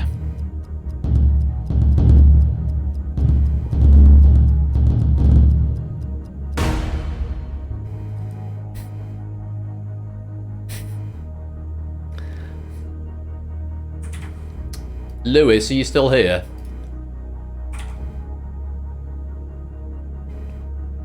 It's purge number 1. Ignore the rich tags. I'm inclined to accept it because it's the first purge, but could you just rule on that one as well? I'm inclined to accept both, but reluctantly accept both. Yeah, I agree. The correct answer: Rio de Janeiro. The whole new 7 Wonders movement was highly controversial, but Rio's tactic worked for them and indeed Christ the Redeemer, which is the statue, the wonder in question, is in the 7 Wonders of the modern world, or 7 new wonders of the world. Rio de Janeiro, Rio, or any such answer. There are a couple I'm going to need to condone. Yeah. Let's find out who was wrong. Jeremy Hardy has said Rio de Janeiro. This is one of the ones that I checked with Lewis, and he has said reluctantly accept, so I will. Athens is wrong, Rias. Stimpson's Angle, that's another one that we just about managed to figure out. It's just about phonetically plausible. So when I find you, Stimpson's Angle, I am going to allow the answer that you said as well. Where have you gone? Where have you gone, Stimpson's Angle? This is great having one-click condoning if I know where you bloody are. There you are, Simpsons Angle. Yeah, we just about managed to get away with that. The Purge going for goodbye. San Francisco, New York, Atlantis. Vixen going for Brazil, which was the country but not the city, unfortunately. Indeed, so yes, city, not country. Puzzle Dan, what did you go for? Were you in that Purge? Only Puzzle Dan. You were, not the answer, unfortunately. Thank you very much for playing, you guys, but it's an early shower, as it were. It is the wrong answer at the wrong time, and you have been purged. 11. 11 going out on the first purge. Christ Redeemer is surprisingly short, I discovered. It's only about 30 metres tall. It's only that it's on a hill that makes it so impressive. I mean, 30 metres is still quite tall. But even so. Bad luck if you were one of the 11 players to face the first purge. That is the way this game goes. We go on. We reset the breakpoint to 50 and we add 10 each time it resets. So the breakpoint is now 60%. As we go on to the next question, 2 options available, and they are the Keystone Cops, the Marx Brothers. Created by Max Sennett, which comic group made their debut in the 1912 silent film Hoffmeyer's Legacy?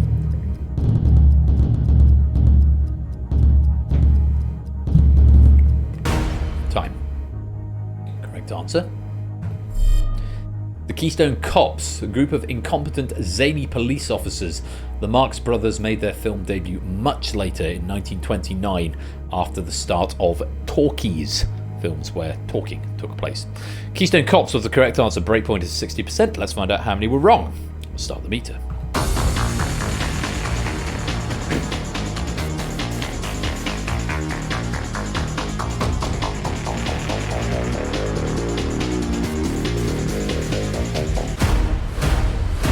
We avoid it.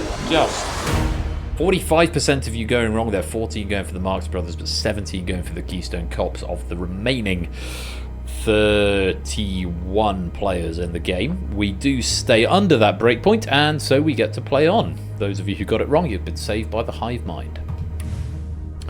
We lower the breakpoint to 50%, and we're going to increase the options. There are now 5 options. There are now 3 options per question. And let's see what you make of them. Next question. Options are ant and grasshopper, frog and scorpion, hare and tortoise. The very first winner of the Spiel des Jahres award was which board game inspired by Aesop's fables?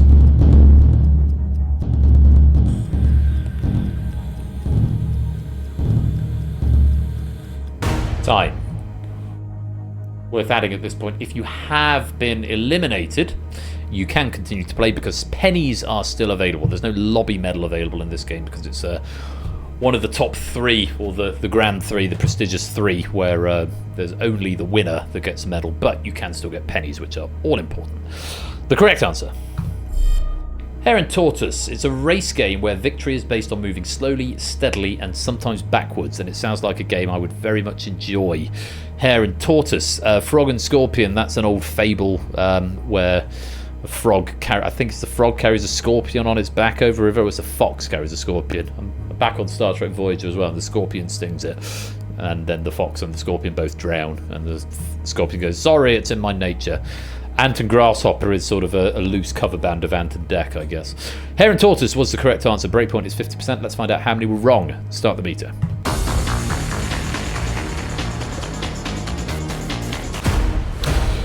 Not many.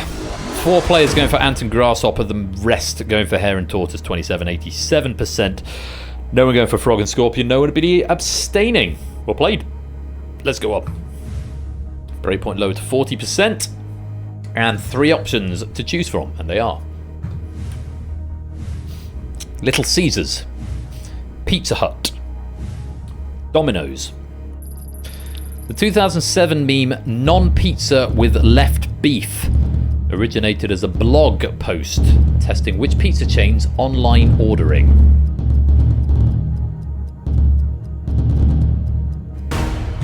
Anyone else remember 2007? I was drunk for most of it. Although 2007 is the year I took over as resident quizmaster of the student union at the university, where I am still the resident quizmaster nearly 20 years later. Wow. I was a student at the time, I will hasten to add. That's how old I am.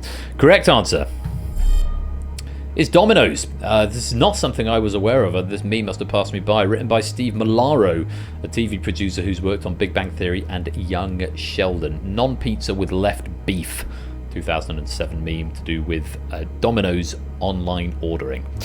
Domino's was the correct answer. Breakpoint is 40%. Let's find out how many of you were wrong. Start the meter.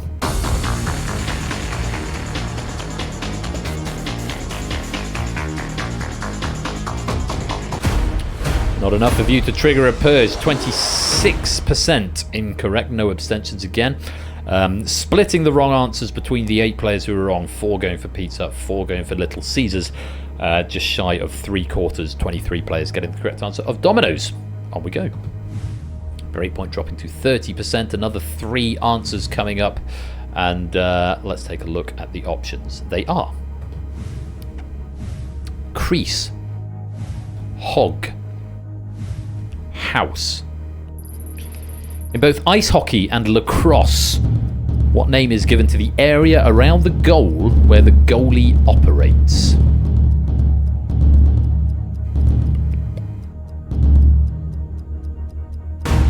Time.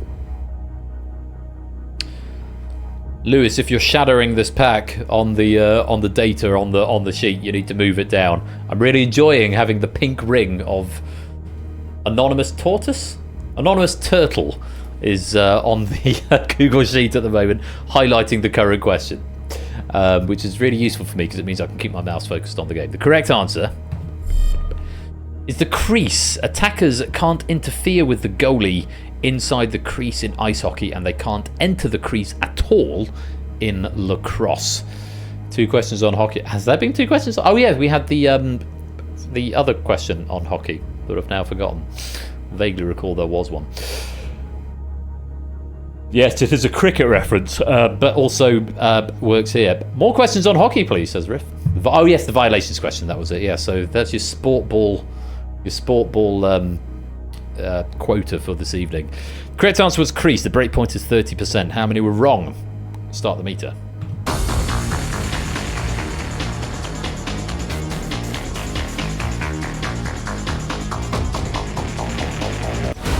More than 30%. A lot more than 30%. 65%. According to my data here, were incorrect. 35% gave the correct answer. 11 players giving me crease. 6 going for hog. 14 going for house. That means there are 20 players who are going to be in purge number 2. 65% is a lot more than the 30% that was required to hit that breakpoint, and we have hit it. So 20 players going into purge number 2. Let's find out who they are. Don't know, Matt. Questions are deliberately anonymised. I mean, I do know because I'm looking at the data sheet. But for deliberate gameplay reasons, because this game can now have any number of questions in any section and any number of answers, the questions are anonymised to make it a little bit muddy as to how far in we are. So it makes it, hopefully, a little bit more fun and a little bit more wild as to what's going on. No, and I was answering that question. Yeah, how many questions have we had? I'm not going to tell you. You can keep track if you like, but the idea is I'm not going to say at any point how far we're in. The only clues you get are for this pack when the number of options increase. So 20 players in this purge. Vertigo, Simpsons Angle, Fluffy Bunny, Fett, Ralph, Kirstuken. I am so tired. Who is that? Is that Topper? No. Who is I am so tired? Is it Proogs? No.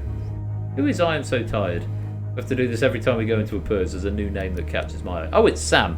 You're on half term. Why are you tired? 2, Top, Proogs, Flyboy, Sleeping, PL Sleeping, Stilgar, Nando, Zeus, Venusaur, Player 2, Shadowmane, Sonomoon, and BC. That's why the studio also has no windows. That's Vegas Casinos. Yeah, the idea is it should be anonymous because when I eventually redo the question template, you'll be able to have any number of questions, any number of final questions, any number of purge questions, and any number of options per question. But that's a big job for a Saturday afternoon that is not today. So 20 players in purge number 2. You must give me a correct answer from no options, so full typing required. If you fail to do so, you will be eliminated. 20 seconds. Good luck. Here is purge question number 2. Arthur Miller's play The Crucible is set in which infamous Massachusetts town? Remember, if you're not in this purge, you can still answer for fun all the same.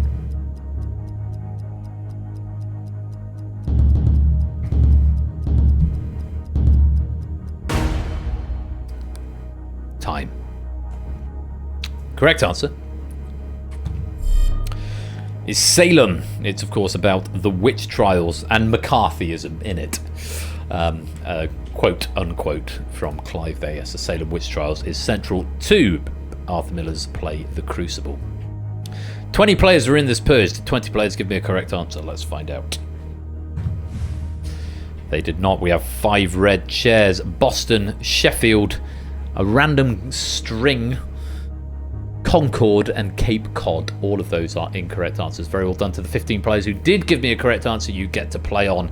Unfortunately, though, for Simpsons Angle, Curse 2 can top a player 2 and BC. And bomb disarmed. Bomb disarmed. For Simpsons Angle, Curse 2 can top a player 2 and BC. It's a wrong answer at the wrong time. Thank you for playing, but you have been purged. 16 players have now been purged. 26 go on to the next phase of the game. The breakpoint resets to 70%. Let's see how we get on as we continue with the game. Next question, and your options are... Still going, David. Welcome to the stream. Cotard syndrome, situs inversus, congenital hypertrichosis languinosa. Which of these is a medical condition where a person's organs are mirrored from a normal person's anatomy? David, welcome on into the stream. How was Anna? Time.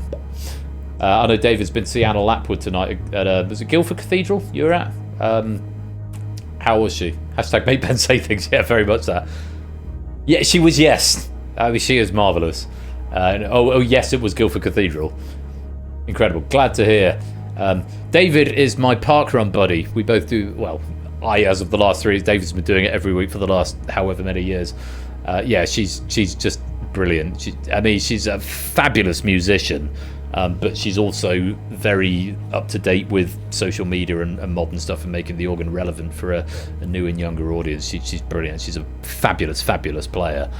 David got to go and see her live. I believe it was a delay from Guildford Cathedral organ got balked, so it got postponed. Yeah, please do. I'd love to see it. Love to see that. Glad you had a good time. Thank you for coming to join us at the end of the night. Hope you're keeping well, mate. Back to the game. Which of these is a medical condition where a person's organs are mirrored from a normal person's anatomy? Cotard syndrome, situs inversus, or congenital hypertrichosis languinosa? The correct answer: situs or possibly situs inversus. Congenital hypertrichosis languinosa is excessive body hair, often called human werewolf syndrome. Cotard syndrome is a mental condition where the patient believes they are dead. Situs inversus, a bit of an inversion clue in the answer there, if you didn't know, was the answer. The breakpoint is 70%, safely high, but did enough of you get it right to come in under it? Let's find out. Start the meter.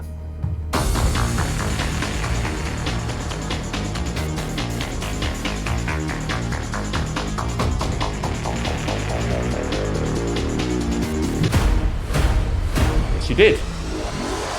Single abstention there. 38% of players were incorrect. 27% going for Cotard syndrome. 8% going for the werewolf disease. But 16 players, 62% getting the correct answer. Situs inversus. Very well played. Let's go on. And we'll drop the breakpoint to 60% with the 26 players still in live play. And let's take a look at our next question. 3 options, and they are: Brazil, the Netherlands, Morocco. The infamous dancer and alleged spy Mata Hari was born in which country?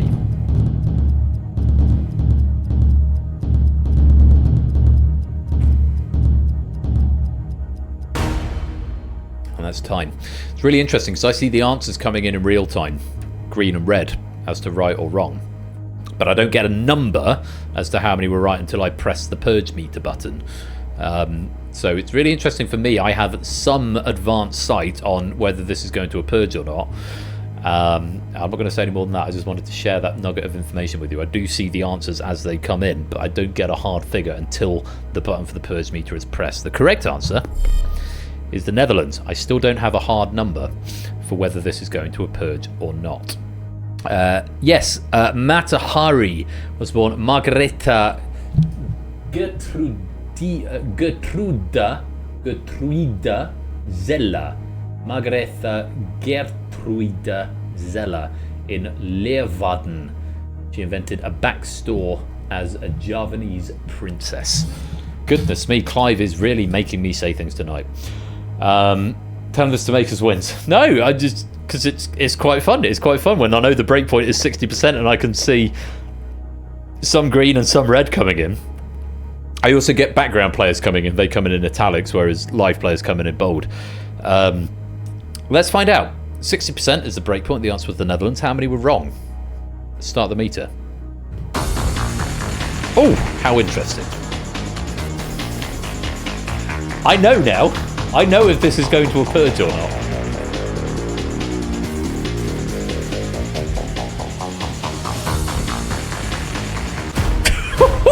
That camera, though. I walk into most rooms in italics. That camera, when it just pulls in that close.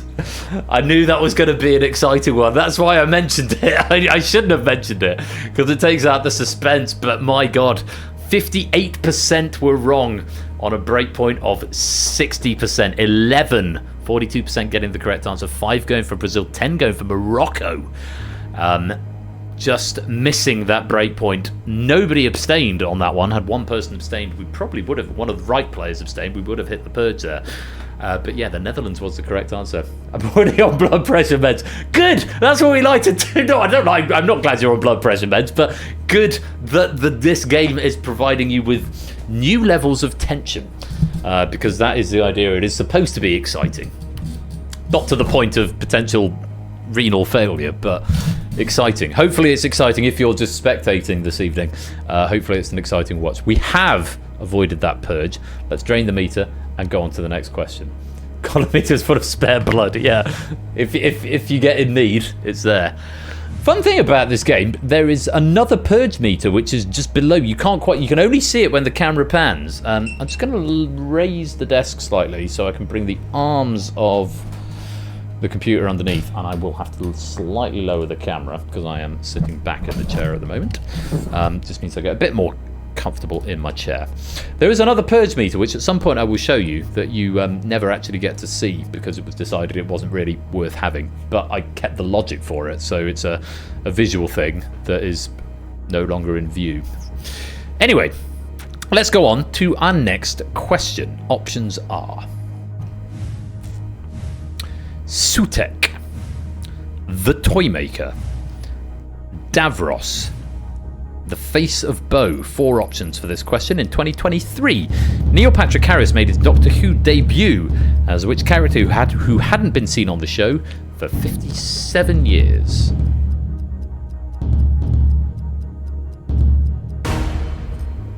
Time.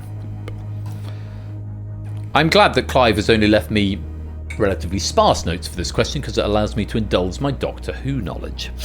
The correct answer, yeah. Well, that's all right then. It is the Toymaker, and that. Well, that's all right then. Is the Toymaker. Oh, well, that's all right then. Thank you, Neil. Yeah, the Toymaker is the correct answer. Originally played by Michael Gough, who you may know better as Alfred from the original 4 Batman films. Batman, Batman Returns, Batman Forever, and Batman and Robin. Michael Gough played Alfred in those films. Sutek appeared in Doctor Who in 1975, with Gabriel Wolfe reprising his role 49 years later in the finale of the latest series with Ncuti Gatwa as the Doctor. Davros reappeared in the rebooted Doctor Who in Series 4 for the first time, played by Julian Bleach, I believe, who then reprised his role in Series 8, I think, Series 8, Peter Capaldi's second series. He was then replaced by somebody who could walk, because apparently that's woke now, having villains be disabled. I kind of understand the logic, but yeah, I'm not going to get into that now. The Face of Bo was... It's contentious as to whether that is Captain Jack Harkness and is actually John Barrowman, but the Face of Bo was a character who first appeared in Series 1 of Doctor Who, but then had a slightly bigger role in Series 3 and had a whole prophecy. Sutek I've already explained. There we go. Hashtag Doctor Who. 1975, 49. I know. Doesn't make sense, does it? Oh, well, that's all right then. There we go. Lots of information there, and it's a Doctor Who question, so thank you, Clive, for that. The toy maker was the correct answer. David, welcome to the game. You will need to type your credentials into the Twitch chat because I've redeployed the Universal Controller. There you go. You've got a chair. You're blue for now. You'll probably stay blue forever because of a bug that I need to fix, but welcome to the game. How many were wrong? The breakpoint is 60%. Start the meter. No, the breakpoint is 50%. I beg your pardon.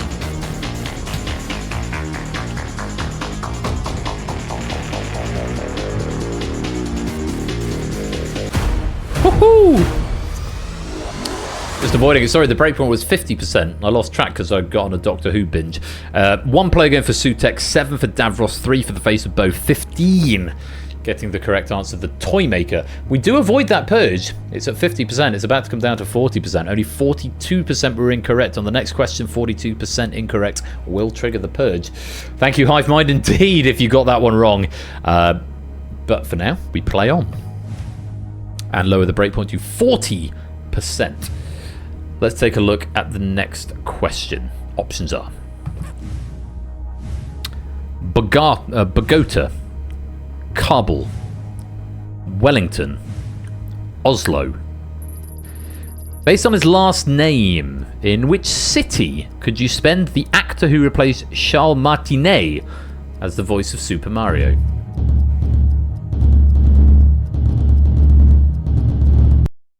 I'm pausing the build because this is a double layer question. Half a second, all of the answers will come in if you did give me an answer. Now, time. That's a real thinker of a question that I felt justified just a little bit of extra time to get there. I wasn't going to tell you that in advance. Based on his last name, in which city could you spend the actor who replaced Charles Martinet as the voice of Super Mario? Or Charles Martinet, if you prefer. Bogota, Kabul, or Kabul, Wellington, or Oslo? The correct answer is Kabul.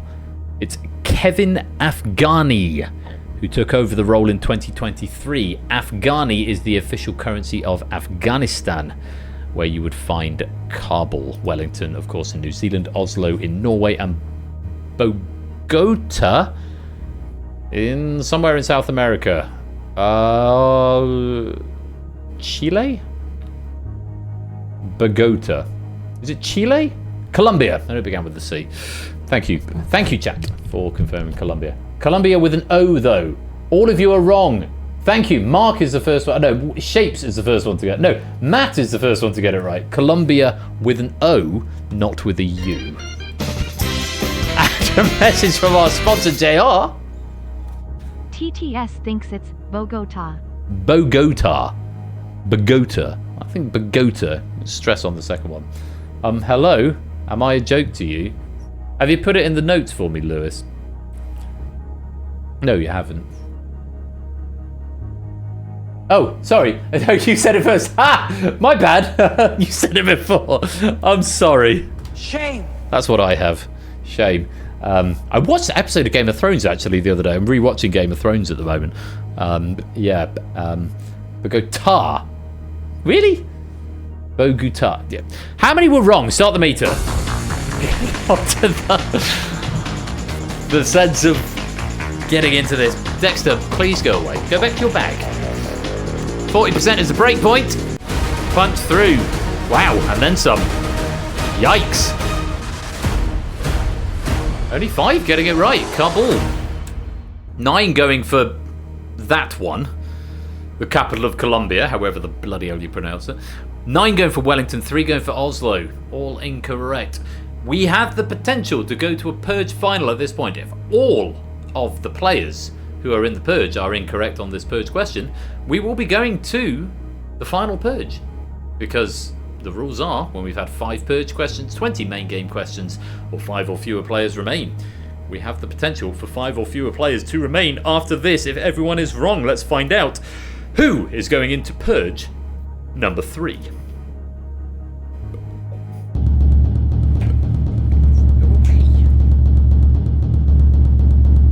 Lots of you. AB Me, Jeremy Hardy, Vertigo, Fluffy Bunny, Fet Shapes, Mark, Toot, Pruce, Flyboy, Plus Sleeping, Stilgar, Colin, Elder Cunningham, Nando, Zeus, Venusaur, Matt, Velvet Thunder, Apodo, and Riff. Who's Venusaur?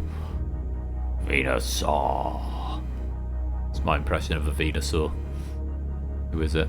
It's this player right here, who I don't recognise the avatar of. So it's #V. Hello, #V. You are in this purge. So, full answer required. And 20 seconds to give it to me. If you give me a right answer, we get to play on with the game. If you give me a wrong answer, you're going to be purged and out the game. Good luck. It was purge question. #Venusaur. Nice. Good luck. Here is purge question number 3. Which US president is the only one to have been sworn into office aboard an airplane?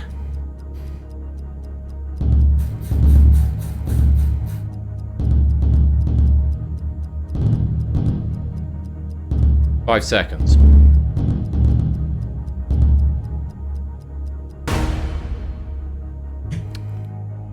Time.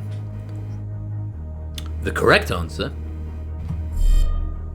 is Lyndon B. Johnson. After the assassination of JFK on November 22nd, 1963, he was sworn in on Air Force One, presumably as a security protocol.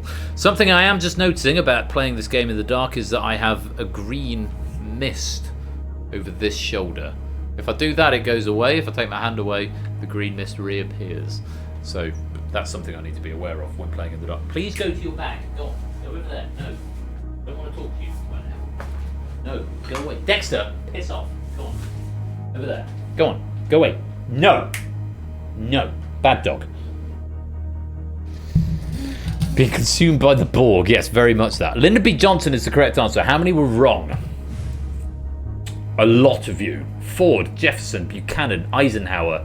Mark going LBJ. That I will allow. Because it's clear what you meant by that.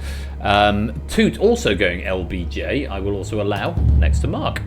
JFK successor, I won't allow. You've got the right context, but I did need the name of the president or an implication that you knew that proved, so I can't allow JFK successor.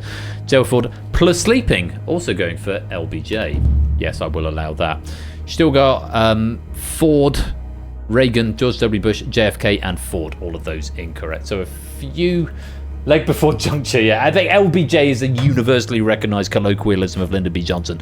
So 3 players putting LBJ, not to be confused with LBC, where you can listen to James O'Brien, 10 a.m. Monday to Friday, who is the voice of reason on so many things. Unfortunately, 4 the players in red: Flyboy, Shapes, Proogs, Colin, Vertigo, Apodo, Venusaur, Fetz, Matt, Stilgar, and AB Me. And David, you get to keep a podium because of a bug in the game, but you joined late, but you're still here. Thank you very much for playing, but it's a wrong answer at the wrong time, and you have been purged. 28 players have now been purged. There are 15 left in live play. We reset the breakpoint to 80%. Should, in theory, give you a lot of buffer room, but the questions do get harder and the options do increase. Let's see how we get on with this next question. Good luck to all the remaining players and everyone playing in the background game for bonus pennies. Here's your next question. Options are Leonidas I, Menelaus, Patroclus, Euripides. To which Spartan king was Helen married before her abduction?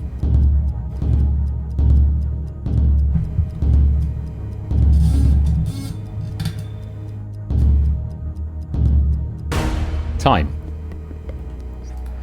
To which Spartan king was Helen married before her abduction? Helen of Troy, I assume, is what we're going for. Did I pronounce that right? Euripides? I'm sure it's Euripides. I think the middle two I got wrong.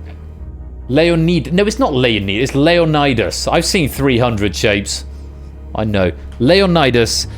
The second one I wasn't sure about. Menelaus. Menelaus?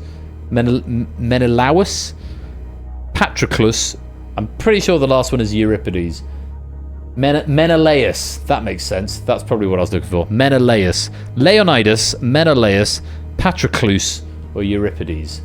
The correct answer was Menelaus, the one I couldn't say. Leonidas, of course, famously played by Gerard Butler in the film 300. Euripides, I've probably heard somewhere before. Patroclus was Achilles' companion and possible lover. Euripides was a playwright, and Leonidas was the king who led Sparta in the Battle of Thermopylae, which is why I've heard of him, because Zack Snyder decided that was a suitable battle to make a film about in 2006. Hashtag the one you couldn't say us. Hey! Very good, AB me. Menelaus, the one I couldn't say, was the correct answer. How many were wrong? Start the meter. Go away! Get out of it! Put the desk back down. 80% breakpoint. I mean, it'd be something to trigger another purge immediately after the last one, wouldn't it? That would really be something.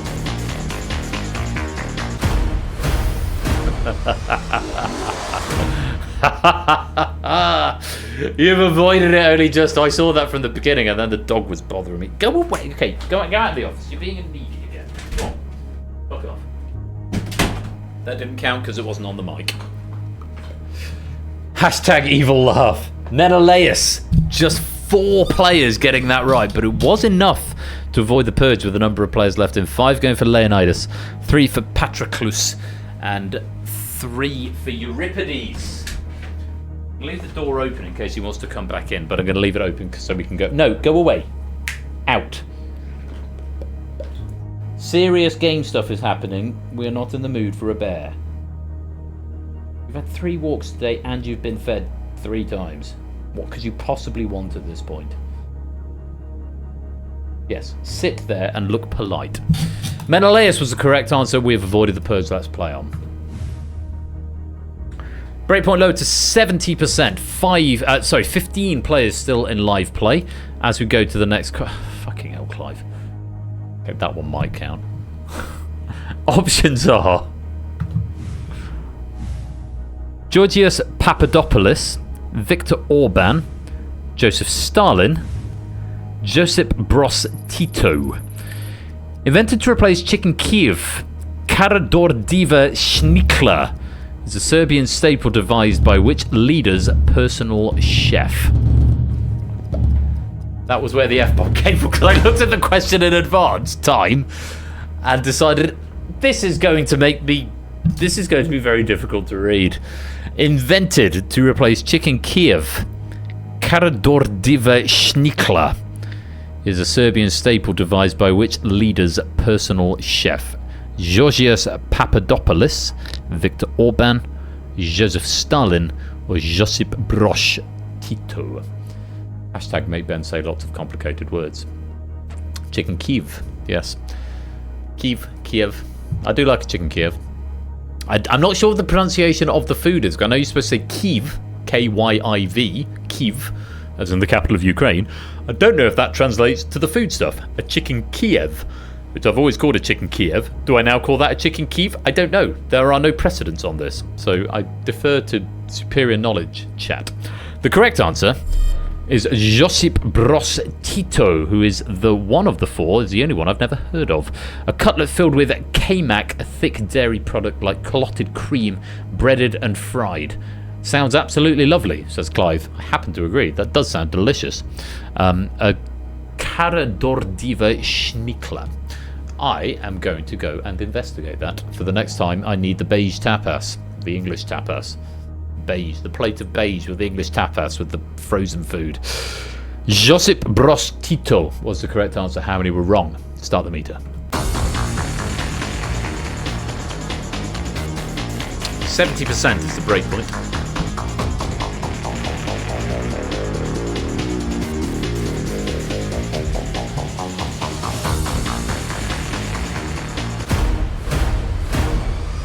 And we've avoided it. Right. The bottle is empty. So that's a bottle of wine, and it wasn't an entire bottle of port, I will add. That was maybe half of it, maybe 2/3 of it left. A bottle of wine and 2/3 of a bottle of port, and that is going to be my limit tonight, unless we do something spontaneous. I'm not planning on doing anything spontaneous tonight. Just so we're all on the same page. Oh, that's my massacred finger that I've just twatted on the mic stand. Oh, shit, that really hurt.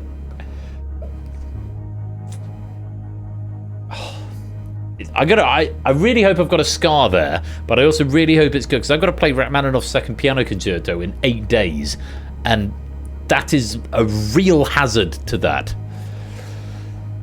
No, I get one F-bomb a stream, #V. It's fine. Those are the rules. Josip Broz Trio was the correct answer. We have avoided that purge. 60% incorrect. 2 going for Stalin, 5 for Orban, 2 for Papadopoulos, 6 getting the correct answer. We play on to the next question. We lower the breakpoint to 60%, and we take a look at the options, which are Westphalia, Hesse, Bavaria, Saxony. At the beginning of Voltaire's Candide, in which region of Germany does the title character reside?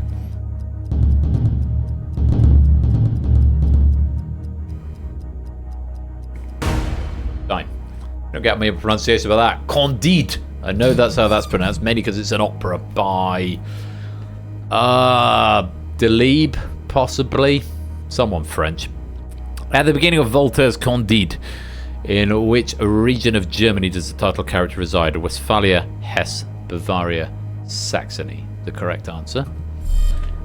Westphalia, in the castle of the Baron Thunder ten Tronk. Clive really put me through my paces with my pronunciation this evening. Something that's a bit niche for this time of night. Nah, it's all good. Another raid message. Make Ben say lots of complicated words. I've got a lot of raid messages to pick from. If Nico's still DJing later on, that's our obvious raid target. In Westphalia, born and raised. Westphalia was the correct answer. How many were wrong? Breakpoint is 60%, I think. Start the meter.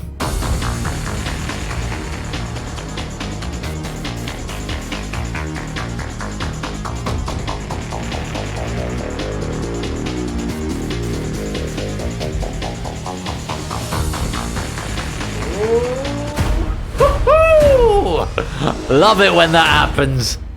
Love it. 40% were right. Sorry if anyone had a momentary scary moment. 6 players got Westphalia correct, which is 40%, which means 60% were incorrect, but according to the rules of the game, it must be more than the breakpoint, which if we've got an even number of players, plays to your advantage, because 60% is not more than 60%. 2 going for Hesse, 2 for Bavaria, 5 for Saxony. But 6 players getting the correct answer and saving everybody and avoiding that purge. Just. Let's drain that podium. No, that's the wrong game. Let's drain the purgeometer and lower the breakpoint to 50% and go to our next question. Options are 5 options here. White, black, red, blue, brown. Which of these colours does not appear on the leather pride flag? Does not appear.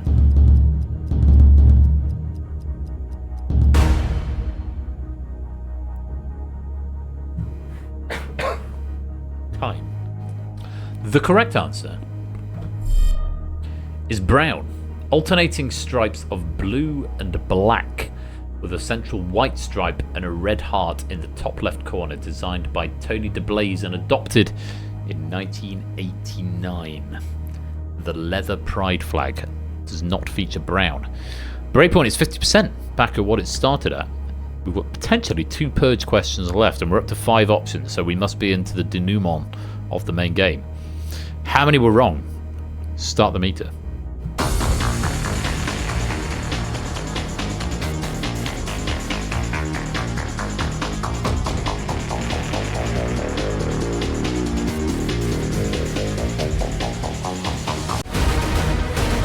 Too many. Only just. Mark, don't put... I'm off script. When I'm on script and I pronounce something wrong, it's fine. When I'm off script and I'm just ad-libbing, don't correct me on my denouement. That's what I said. I said denouement. I said that. Order! You get John Burko at you. When I'm off script, it's fine. When I'm reading from the question, BA fruits. Maybe press it again. My stream deck is going to end up in my monitor at this point. Yeah. In the denouement of the game. Brown was the correct answer. Not enough got it right. You're good, mate. You're good, mate. Just banter. Just banter. 7 players getting the correct answer just under the cusp of where the breakpoint was. 3 going for blue, 2 for red, 1 for black, and 2 for white. Which means we are going for purge number 4, and everyone who got it wrong or abstained, there were no abstentions, so everyone who was wrong is going into this purge. Let's find out who they are.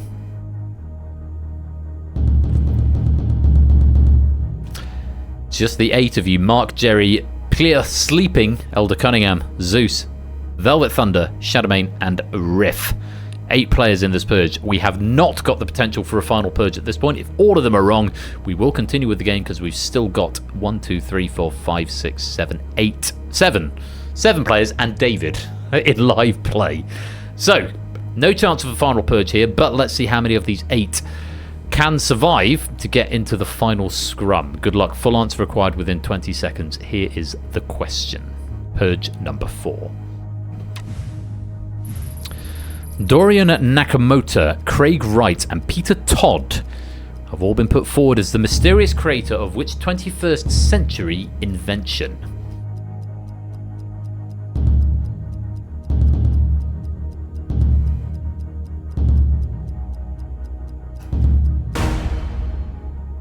Time.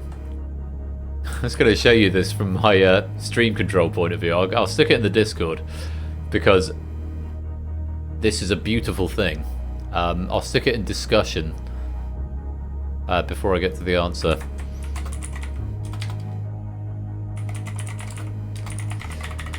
Because I have a square number of raid message suggestions. And it fills my controller perfectly. And there they all are. Yeah, just felt like sharing that with you.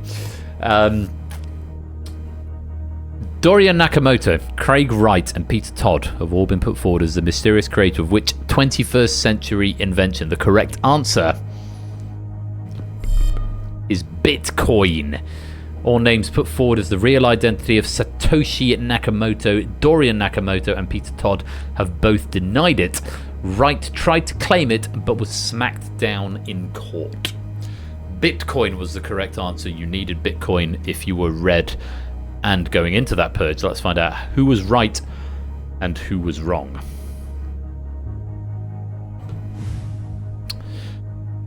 Wrong answers from Plus Sleeping, Elder Cunningham, Shadowmane, and Riff. Minesweeper, Segway, Nope, and Raccoons. Riff gave her Raccoons things.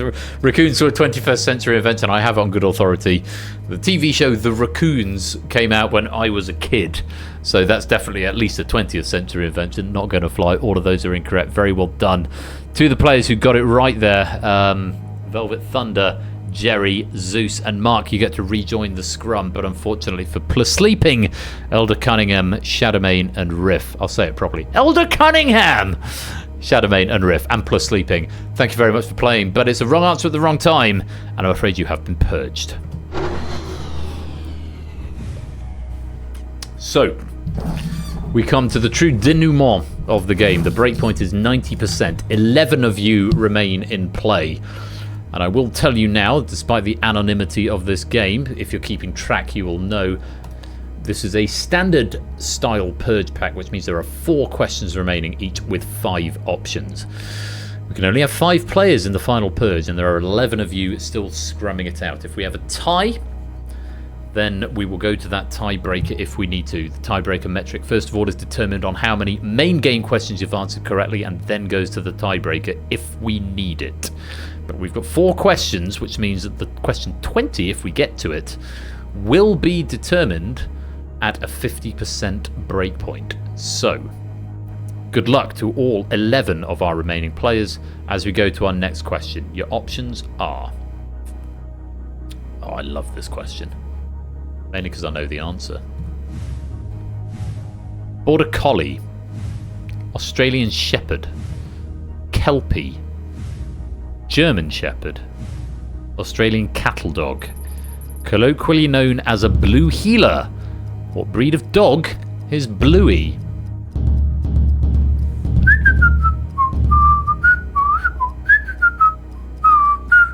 Mom! Time. In case you didn't know how the Bluey soundtrack went. Which is a theme tune that goes harder than it has any right to. Is it in... It's in like... it's in like 15/4 or something. Ash, are you here?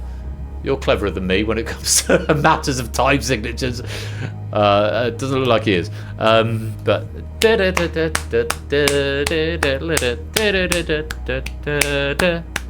Mom! 17/4, I think. So you get 3 bars of 4/4 and then 1 bar of 5/4. So it effectively makes it 17/4. Oh, Bluey is so good. Dexter loves the Bluey theme tune. He'll dance to it when it comes on. The correct answer is Australian Cattle Dog. And I have no notes on this question, surprisingly.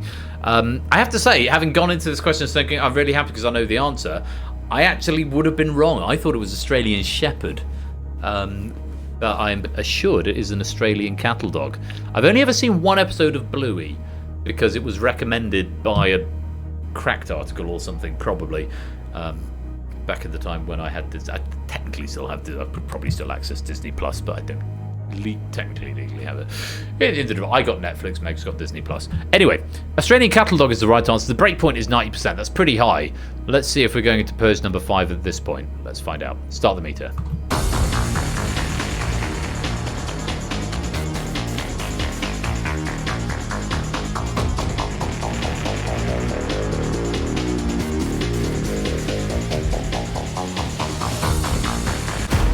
We are not.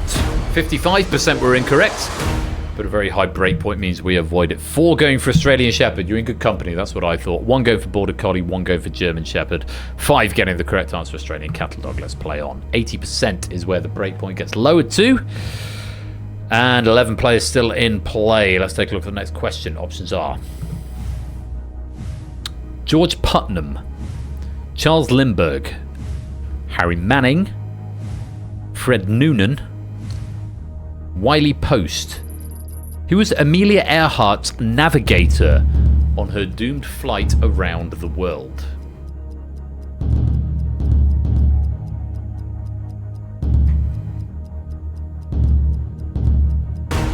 Time. Oh, Calypso's the Aussie Shepherd, and Winton is the British Bulldog.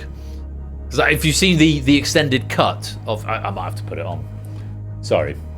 This is important. This is very important. Oh no, that's not what we want. Where is it? There's the full one. There we go. Sorry.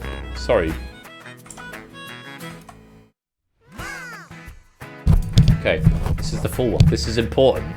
Moment of brief respite. You get the full cast. And then there's everyone else, okay? So you got Snickers, Winton.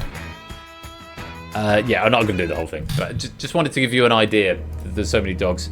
I am familiar with that theme tune. Was one of those dogs a pilot? I don't know. I'm coming back to the quiz because I'm aware I'm getting sidetracked. I'm going to blame the porp. Who was Amelia Earhart's navigator on her doomed flight around the world? George Putnam, Charles Lindbergh, Harry Manning, Fred Noonan, Wiley Post. The correct answer was Fred Noonan. Manning flew Earhart on her first transatlantic journey. Harry Manning, that was. Putnam was Earhart's publisher and husband. Earhart was often called Lady Lindy.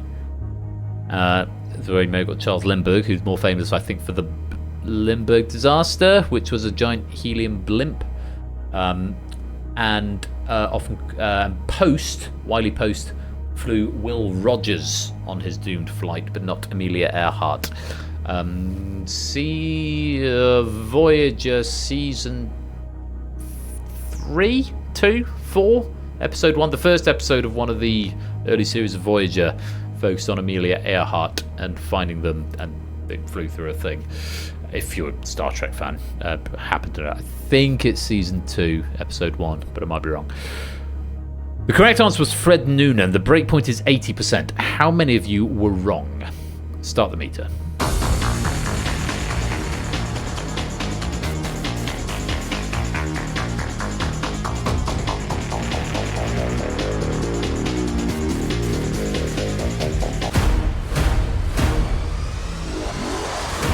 Not enough. 45%. 6 getting Fred Noonan.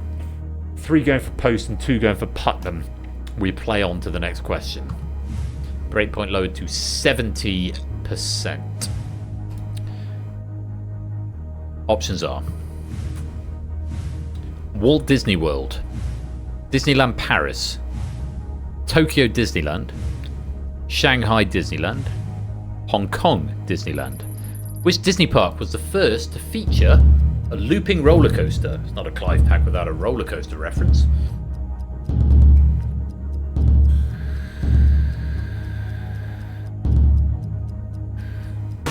Time. Which Disney park was the first to feature a looping roller coaster? Walt Disney World, Disneyland Paris, Tokyo Disneyland, Shanghai Disneyland, or Hong Kong Disneyland? The correct answer. Disneyland Paris. Indiana Jones et le Temple de Péril. Temple of Doom, I believe is the translation. Opened in 1993 and features a single vertical loop in the middle of quite a dull layout. Hashtag opinions. Paris would also get the second coaster to have inversions Space Mountain de la Terre à la Lune 2 years later.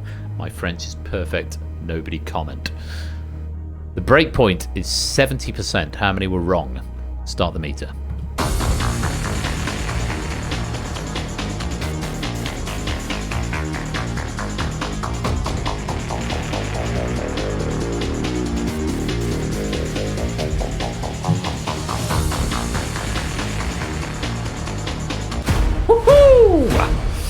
Avoided, no abstentions, but 64% incorrect. 2 going for Walt Disney World, 1 for Tokyo, 1 for Shanghai, and 3 for Hong Kong.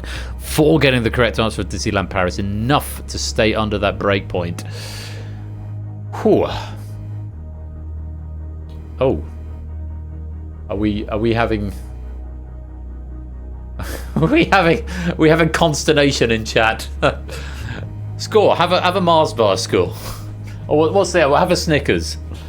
You know it yourself when you're hungry. We get one more question. The breakpoint has been lowered to 60%, and there are 5 options.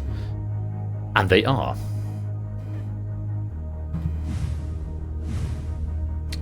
Flahuli, Hazel Flag, Zenda, Quamina, Pretty Bell. Early versions of which infamous musical flop featured the eponymous doll shrieking "Dirty Red" when turning upside down?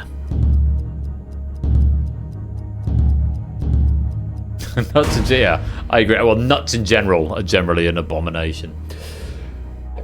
Time. The correct answer: Flahuli, and again, wouldn't be a Clive pack without some reference to musical theatre and Broadway. If it... Let's read the notes here verbatim. If it doesn't force a purge, I don't know what will. A satire of McCarthyism and the Red Scare, Dirty Red was replaced with Laughing by the time it got to Broadway. Flahuli was the correct answer. Hashtag save me hive mind, says Mark. The breakpoint is 60%. Let's find out how many were wrong. Start the meter.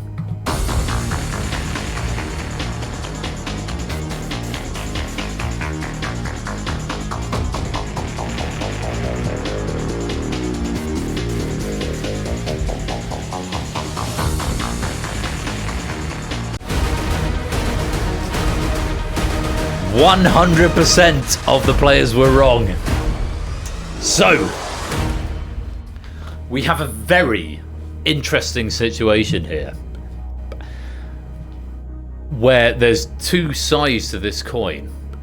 On the one side, we could have a break in the game where nobody gets to the Purge final, and I'd probably have programmed something to handle that case, he says with confidence. if everyone gets this purge question wrong, because everybody is in purge number 5. On the other hand, we have got all the ingredients for a potential perfect purge. Because, I can tell you now, that was the last question of the main game. We have had 20 main game questions. We are about to have purge question number 5.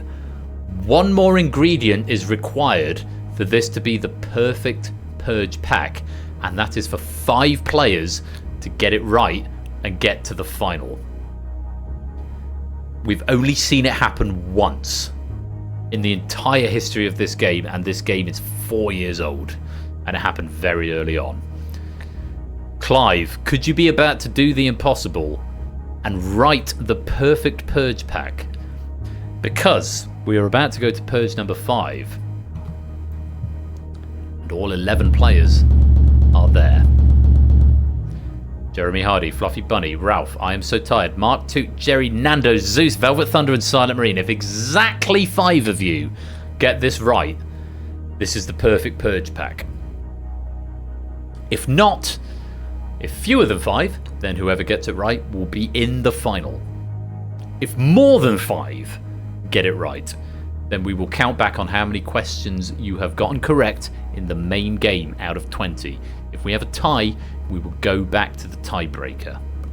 A lot is riding on purge question number 5. I wish you all the very best of luck. 20 seconds, full answer required. Here is purge question number 5. In 2021, which former Australian professional golfer was appointed CEO of the controversial LIV Golf Tour? 5 seconds.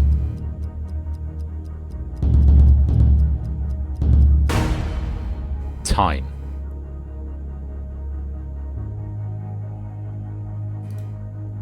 Lewis, come to chat.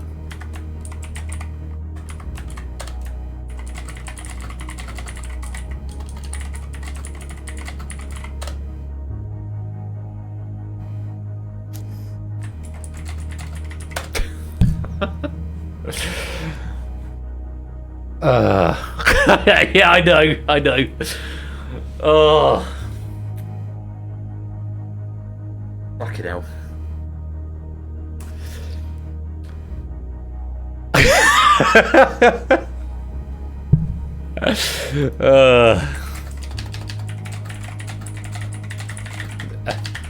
Sorry, I have to go to a little sidebar with Lewis for a minute. No, I'm gonna go with you, Lewis. I'm gonna go with you.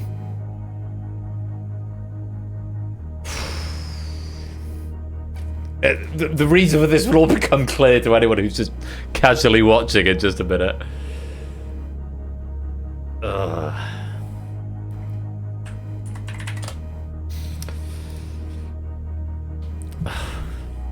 Yeah, I know, right? Sorry, right. Back in the room. Yeah. The correct answer was Greg Norman in 2021, which former Australian professional golfer was appointed CEO of the controversial LIV Golf Tour. Is Greg Norman. Well, for now, anyway, is what Clive says about that. I agree, Lewis. I agree. Greg Norman is the answer we wanted. How many were right?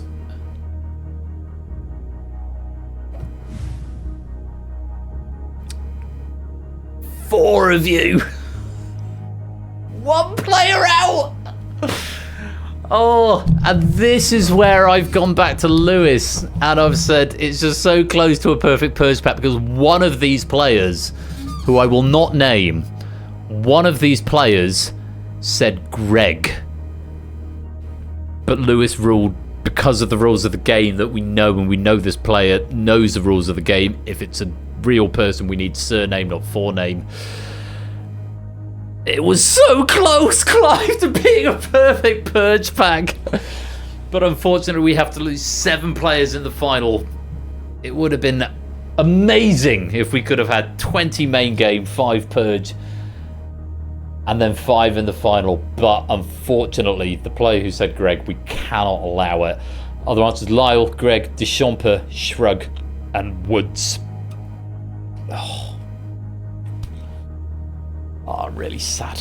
I'm really sad. But the 4 players who are in the final, I'm sure, are not sad.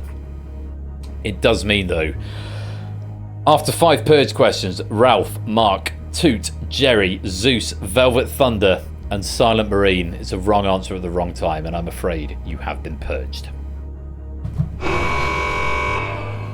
Oh, that klaxon has never produced such agony for me.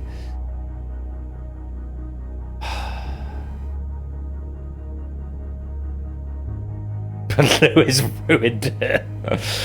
Oh, I'm desperately sad. It does mean it's not a perfect purge pack, and we are only going to get 3 out of the 4 questions in the final, which means that final question may be appropriate, Clive, because that final question, I'm fairly sure, has been referenced earlier on in the evening.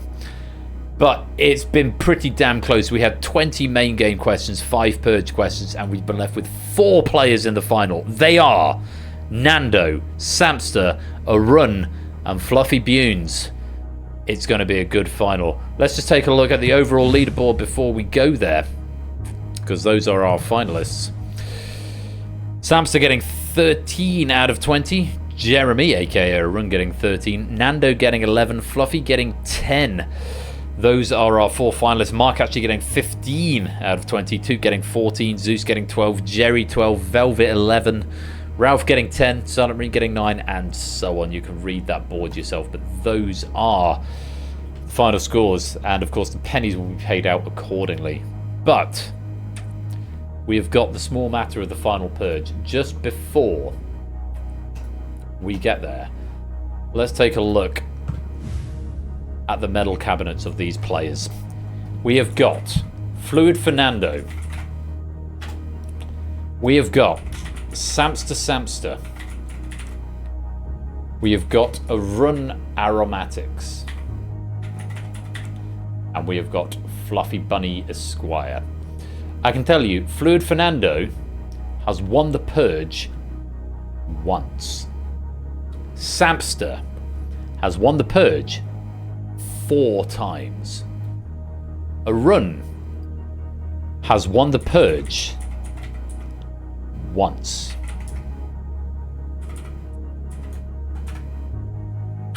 Fluffy Bunny has never won the purge. And Fluffy Bunny has never golded a game night. So Fluffy Bunny is looking for not just his first purge victory, but his first game night gold. And what a gold it would be to gold on the purge with a player count of north of 40. That would be a supreme achievement. Nando and Arun are looking for their 2nd purge gold. Samster is looking for his 5th. Let's just compare that with the rest of the purge champions. Toot has won 5, so Sam is looking to equal, I think, the top of the leaderboard. Nando and Arun are looking for their 2nd. Fluffy Bunes is looking for his 1st. The game is on, and it is time for the final purge.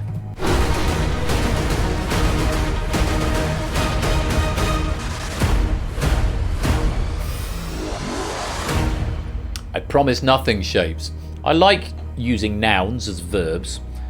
It's like golf. Golf is one. Do you golf?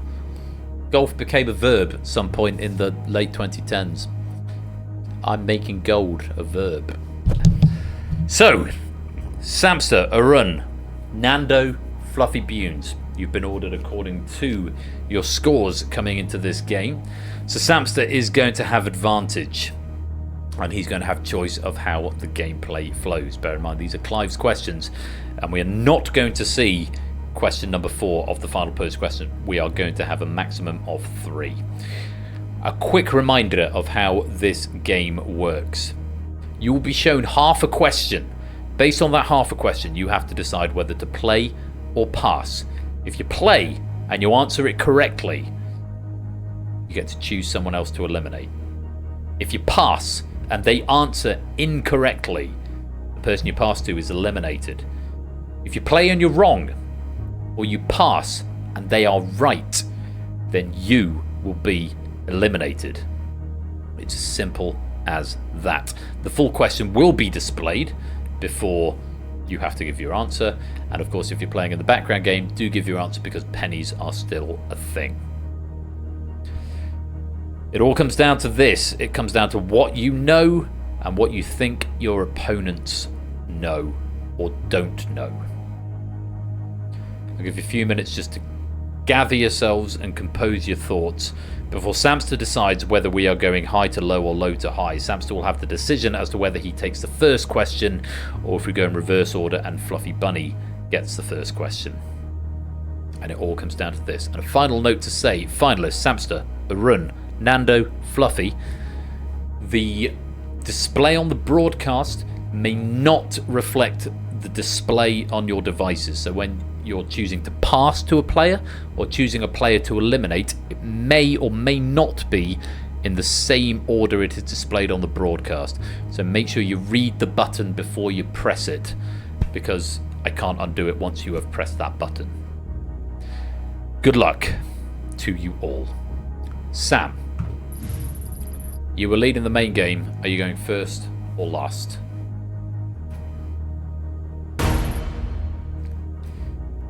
You're going first. I am so tired, but you've got a week off, so it's fine. Half a question for you then, Sam.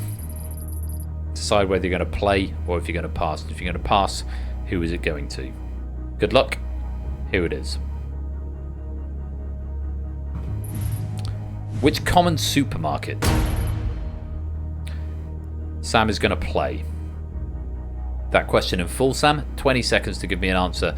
If you are in the final, you can still give an answer. It won't affect your game either way. If you're in the lobby, give me an answer because it could be worth pennies. Here is that question in full. Which common supermarket site was first conceptualized by inventor Joe Woodland, drawing lines in the sand? Sam is the first of any player to give an answer.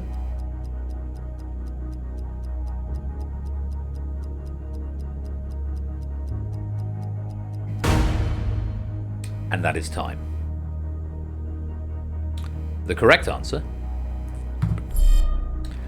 is the barcode. And my citation is The Weird History of the Barcode, and I have no further notes. Sam, barcode was the correct answer.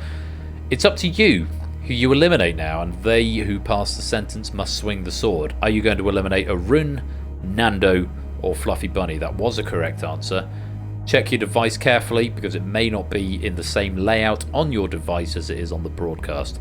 Is it Arun, Nando, or Fluffy who is going home? Make your decision now.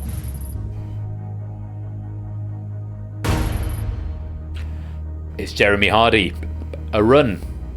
No such luck for you tonight. It is not going to be a second Purge medal. Thank you very much for playing, but unfortunately Sam has chosen you for elimination and you have been purged. But you do get the grayscale of your avatar, which not many people get. Brew! I know they've got a friendly rivalry going on, but this is serious. Sam wants his 5th medal. He wants to tie the top of the table.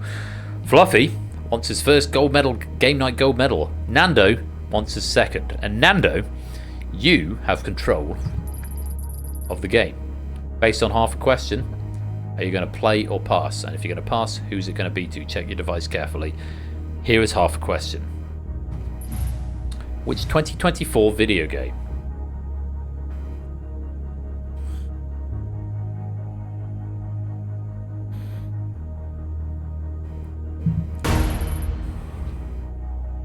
Another question for you, Sam.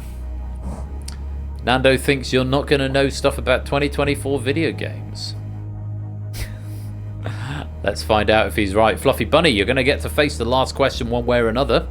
You're going to get to choose whoever is eliminated here. It will be Sam or Nando. You will get the choice of the final question. to play or pass. It's going to be one of these two who gets eliminated here, but Samster is going to face the question Nando has passed. Which 2024 video game? Samster, that question in full. Good luck. Which 2024 video game collection compiles a huge number of games developed for the 8-bit LX console?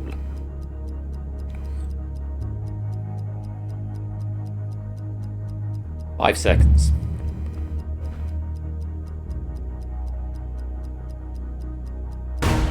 Time. The correct answer is UFO 50, which is exactly what Sam said. Thank you for being obsessed with this game, Clive. Yeah, UFO 50. The 50 games are all developed by the real-life developer Mossmouth. But in the game's backstory, they were developed over roughly a 10-year period by UFO Soft for their console, the LX. Nando, commiserations. It's a bad pass. Samson knew that one, and I'm afraid you have been purged. A 5-time champ or a new champ. It's a new leader or a new medalist. The 1-time winners have been eliminated. And Fluffy, the pressure's on you. It's up to you, based on half a question. Do you want to play it and attempt it yourself, or do you want to pass it to Samster? He's faced his own question, he's faced a past question, he's got them both right, and he's still here.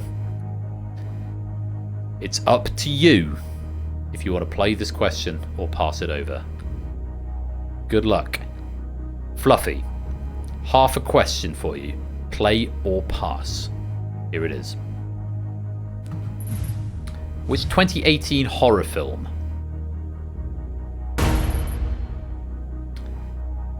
it's been given to Sam? Fluffy is taking his fate out of his own hands and giving it to Samster. Samster, you've done 2. Can you do a 3rd? Movies are not my wheelhouse as Fluffy Bunny. Ouija strats. Could we see the Ouija strats, which we haven't seen for a while? Could it pay off? Sam, that question in full. Which 2018 horror film shares its name with a 1983 opera by Leonard Bernstein?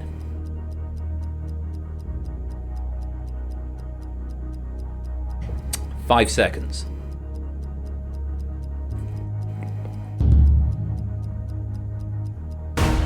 Time. Which 2018 horror film shares its name with a 1983 opera by Leonard Bernstein? The correct answer, and what Sam said, is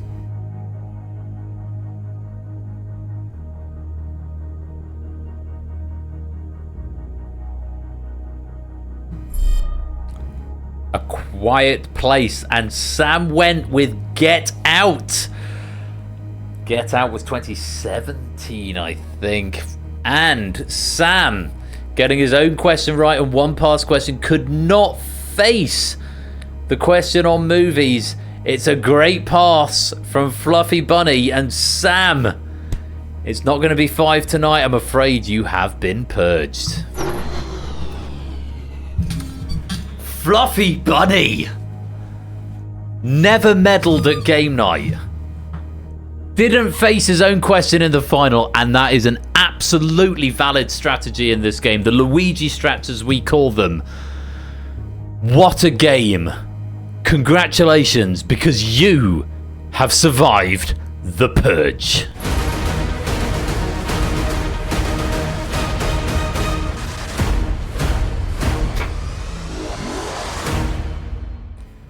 Wow. What a game. Fluffy Bunny becomes a brand new medalist in the Game Night Hall of Fame and one to take home the coveted Purge medal. I think it's the Purge, the Escape Artist, and Danger Zone are the coveted 3. Oh, what a game. And can we extend our thanks, as Fluffy Bunny has remarked, to Clive of Legend for an excellent pack. So close to being the optimum Purge pack. We missed out on one question in the final because we only had 4 finalists there. But 20 main game questions all being seen, 5 Purge questions being seen. That is absolutely high octane, great quality trivia. Lewis was not mistaken when he said this was one of the best packs he's seen. Really good stuff. So thank you very much, Clive, for your efforts on that. Let's take a look at the final leaderboard. Fluffy Bunny at the top, 14 correct answers, but survived 9 purges, because of course every question in the final is considered a purge.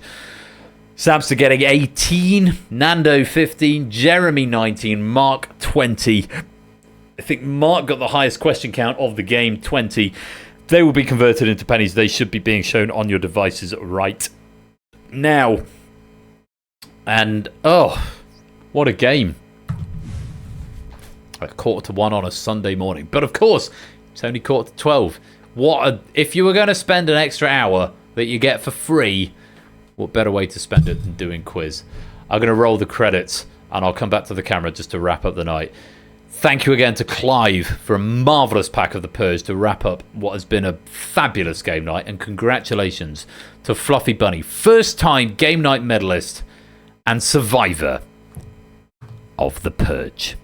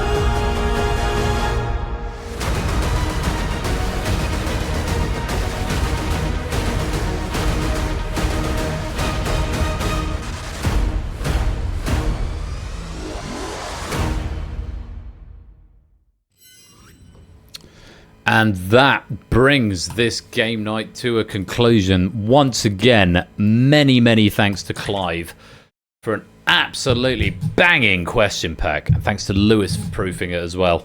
And congratulations to Fluffy Bunny, who goes up in lights on the Purge Gold Medalist leaderboard. There are no other medals in that game. All of your pennies should now have been added to your totals in the penny bank. So if you want to go exclamation mark pennies, you'll be able to see how many pennies you have.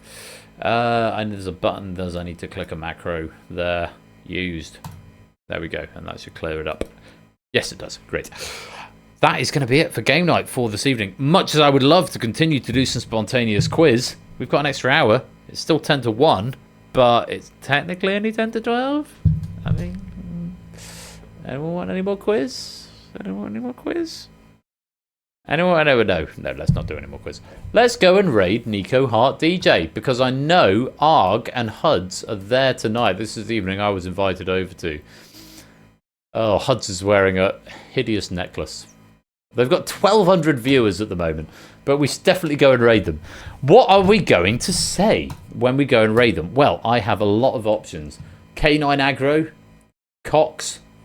Cox go back an hour tonight. I screwed up on that as well. Port for the Purge, Devstream, Vicarage Trivago, Vincent Van Doe. What is the Pud? My parents are boomers. Melling Spatters. Panic at the Disco, Murder at the Vicarage. I really like that. Hashtag pain. Just hashtag pain. Unos Roaster Club from Pyro Pygmy. Devstream Shush Siri. Hashtag pain again. Purge for the Port. Stop treating us as objects. I go for that one, because if I sit and think about it too long, it's gonna just fester in my mind. But spell it correct. Panic at the Disco, Murder at the Vicarage. That's the raid message. Panic at the Disco, Murder at the Vicarage. We're going to go raid my buddy Nico, who's there with HUDs. I don't know if he's there with ARG. I didn't see him when I went to Snoop just now. But thank you all for joining for this extended edition of Game Night. Like I say, we get an extra hour in bed. What better way to spend it than by doing a bit of extra quiz? I am going to be back on Thursday for my Halo stream. Dead Herrings, The Abyss, Bidding War, not in that order. Tomorrow night you've got Topper with Rebound and The Diamond. Ash you've got here next week with stuff I need to go and look up because that has not persisted into the medium-term memory. Hive Minds was a thing. Hive Minds and Tipping Point, I want to say. Yeah, Hive Mind, Snap It Up, Equation Grid, Brain Teaser and Tipping Point with Ash this week on Wednesday and Friday. Change your clocks if you're in the UK. They'll be back an hour this evening. If you've got an iPhone, it will do it for you. Probably Android will do the same. But I am going to go and get some sleep, and I'm going to be back on Thursday with my Halo stream. I'll be back next Saturday with Plinko, Cryptex and Risky Business. I hope you'll join me for that. Thank you, everybody, for coming to join me this evening. Thank you to all the writers, to all the proofing team, to all the admin team who've helped to keep things work behind the scenes. You're all amazing, and I appreciate you very much. I hope you've had a good night. Enjoy the rest of your weekend. Until next time, you have been watching Game Night. I've been Royal Flush, and until then, take care. Peace out with my poorly finger, and good night.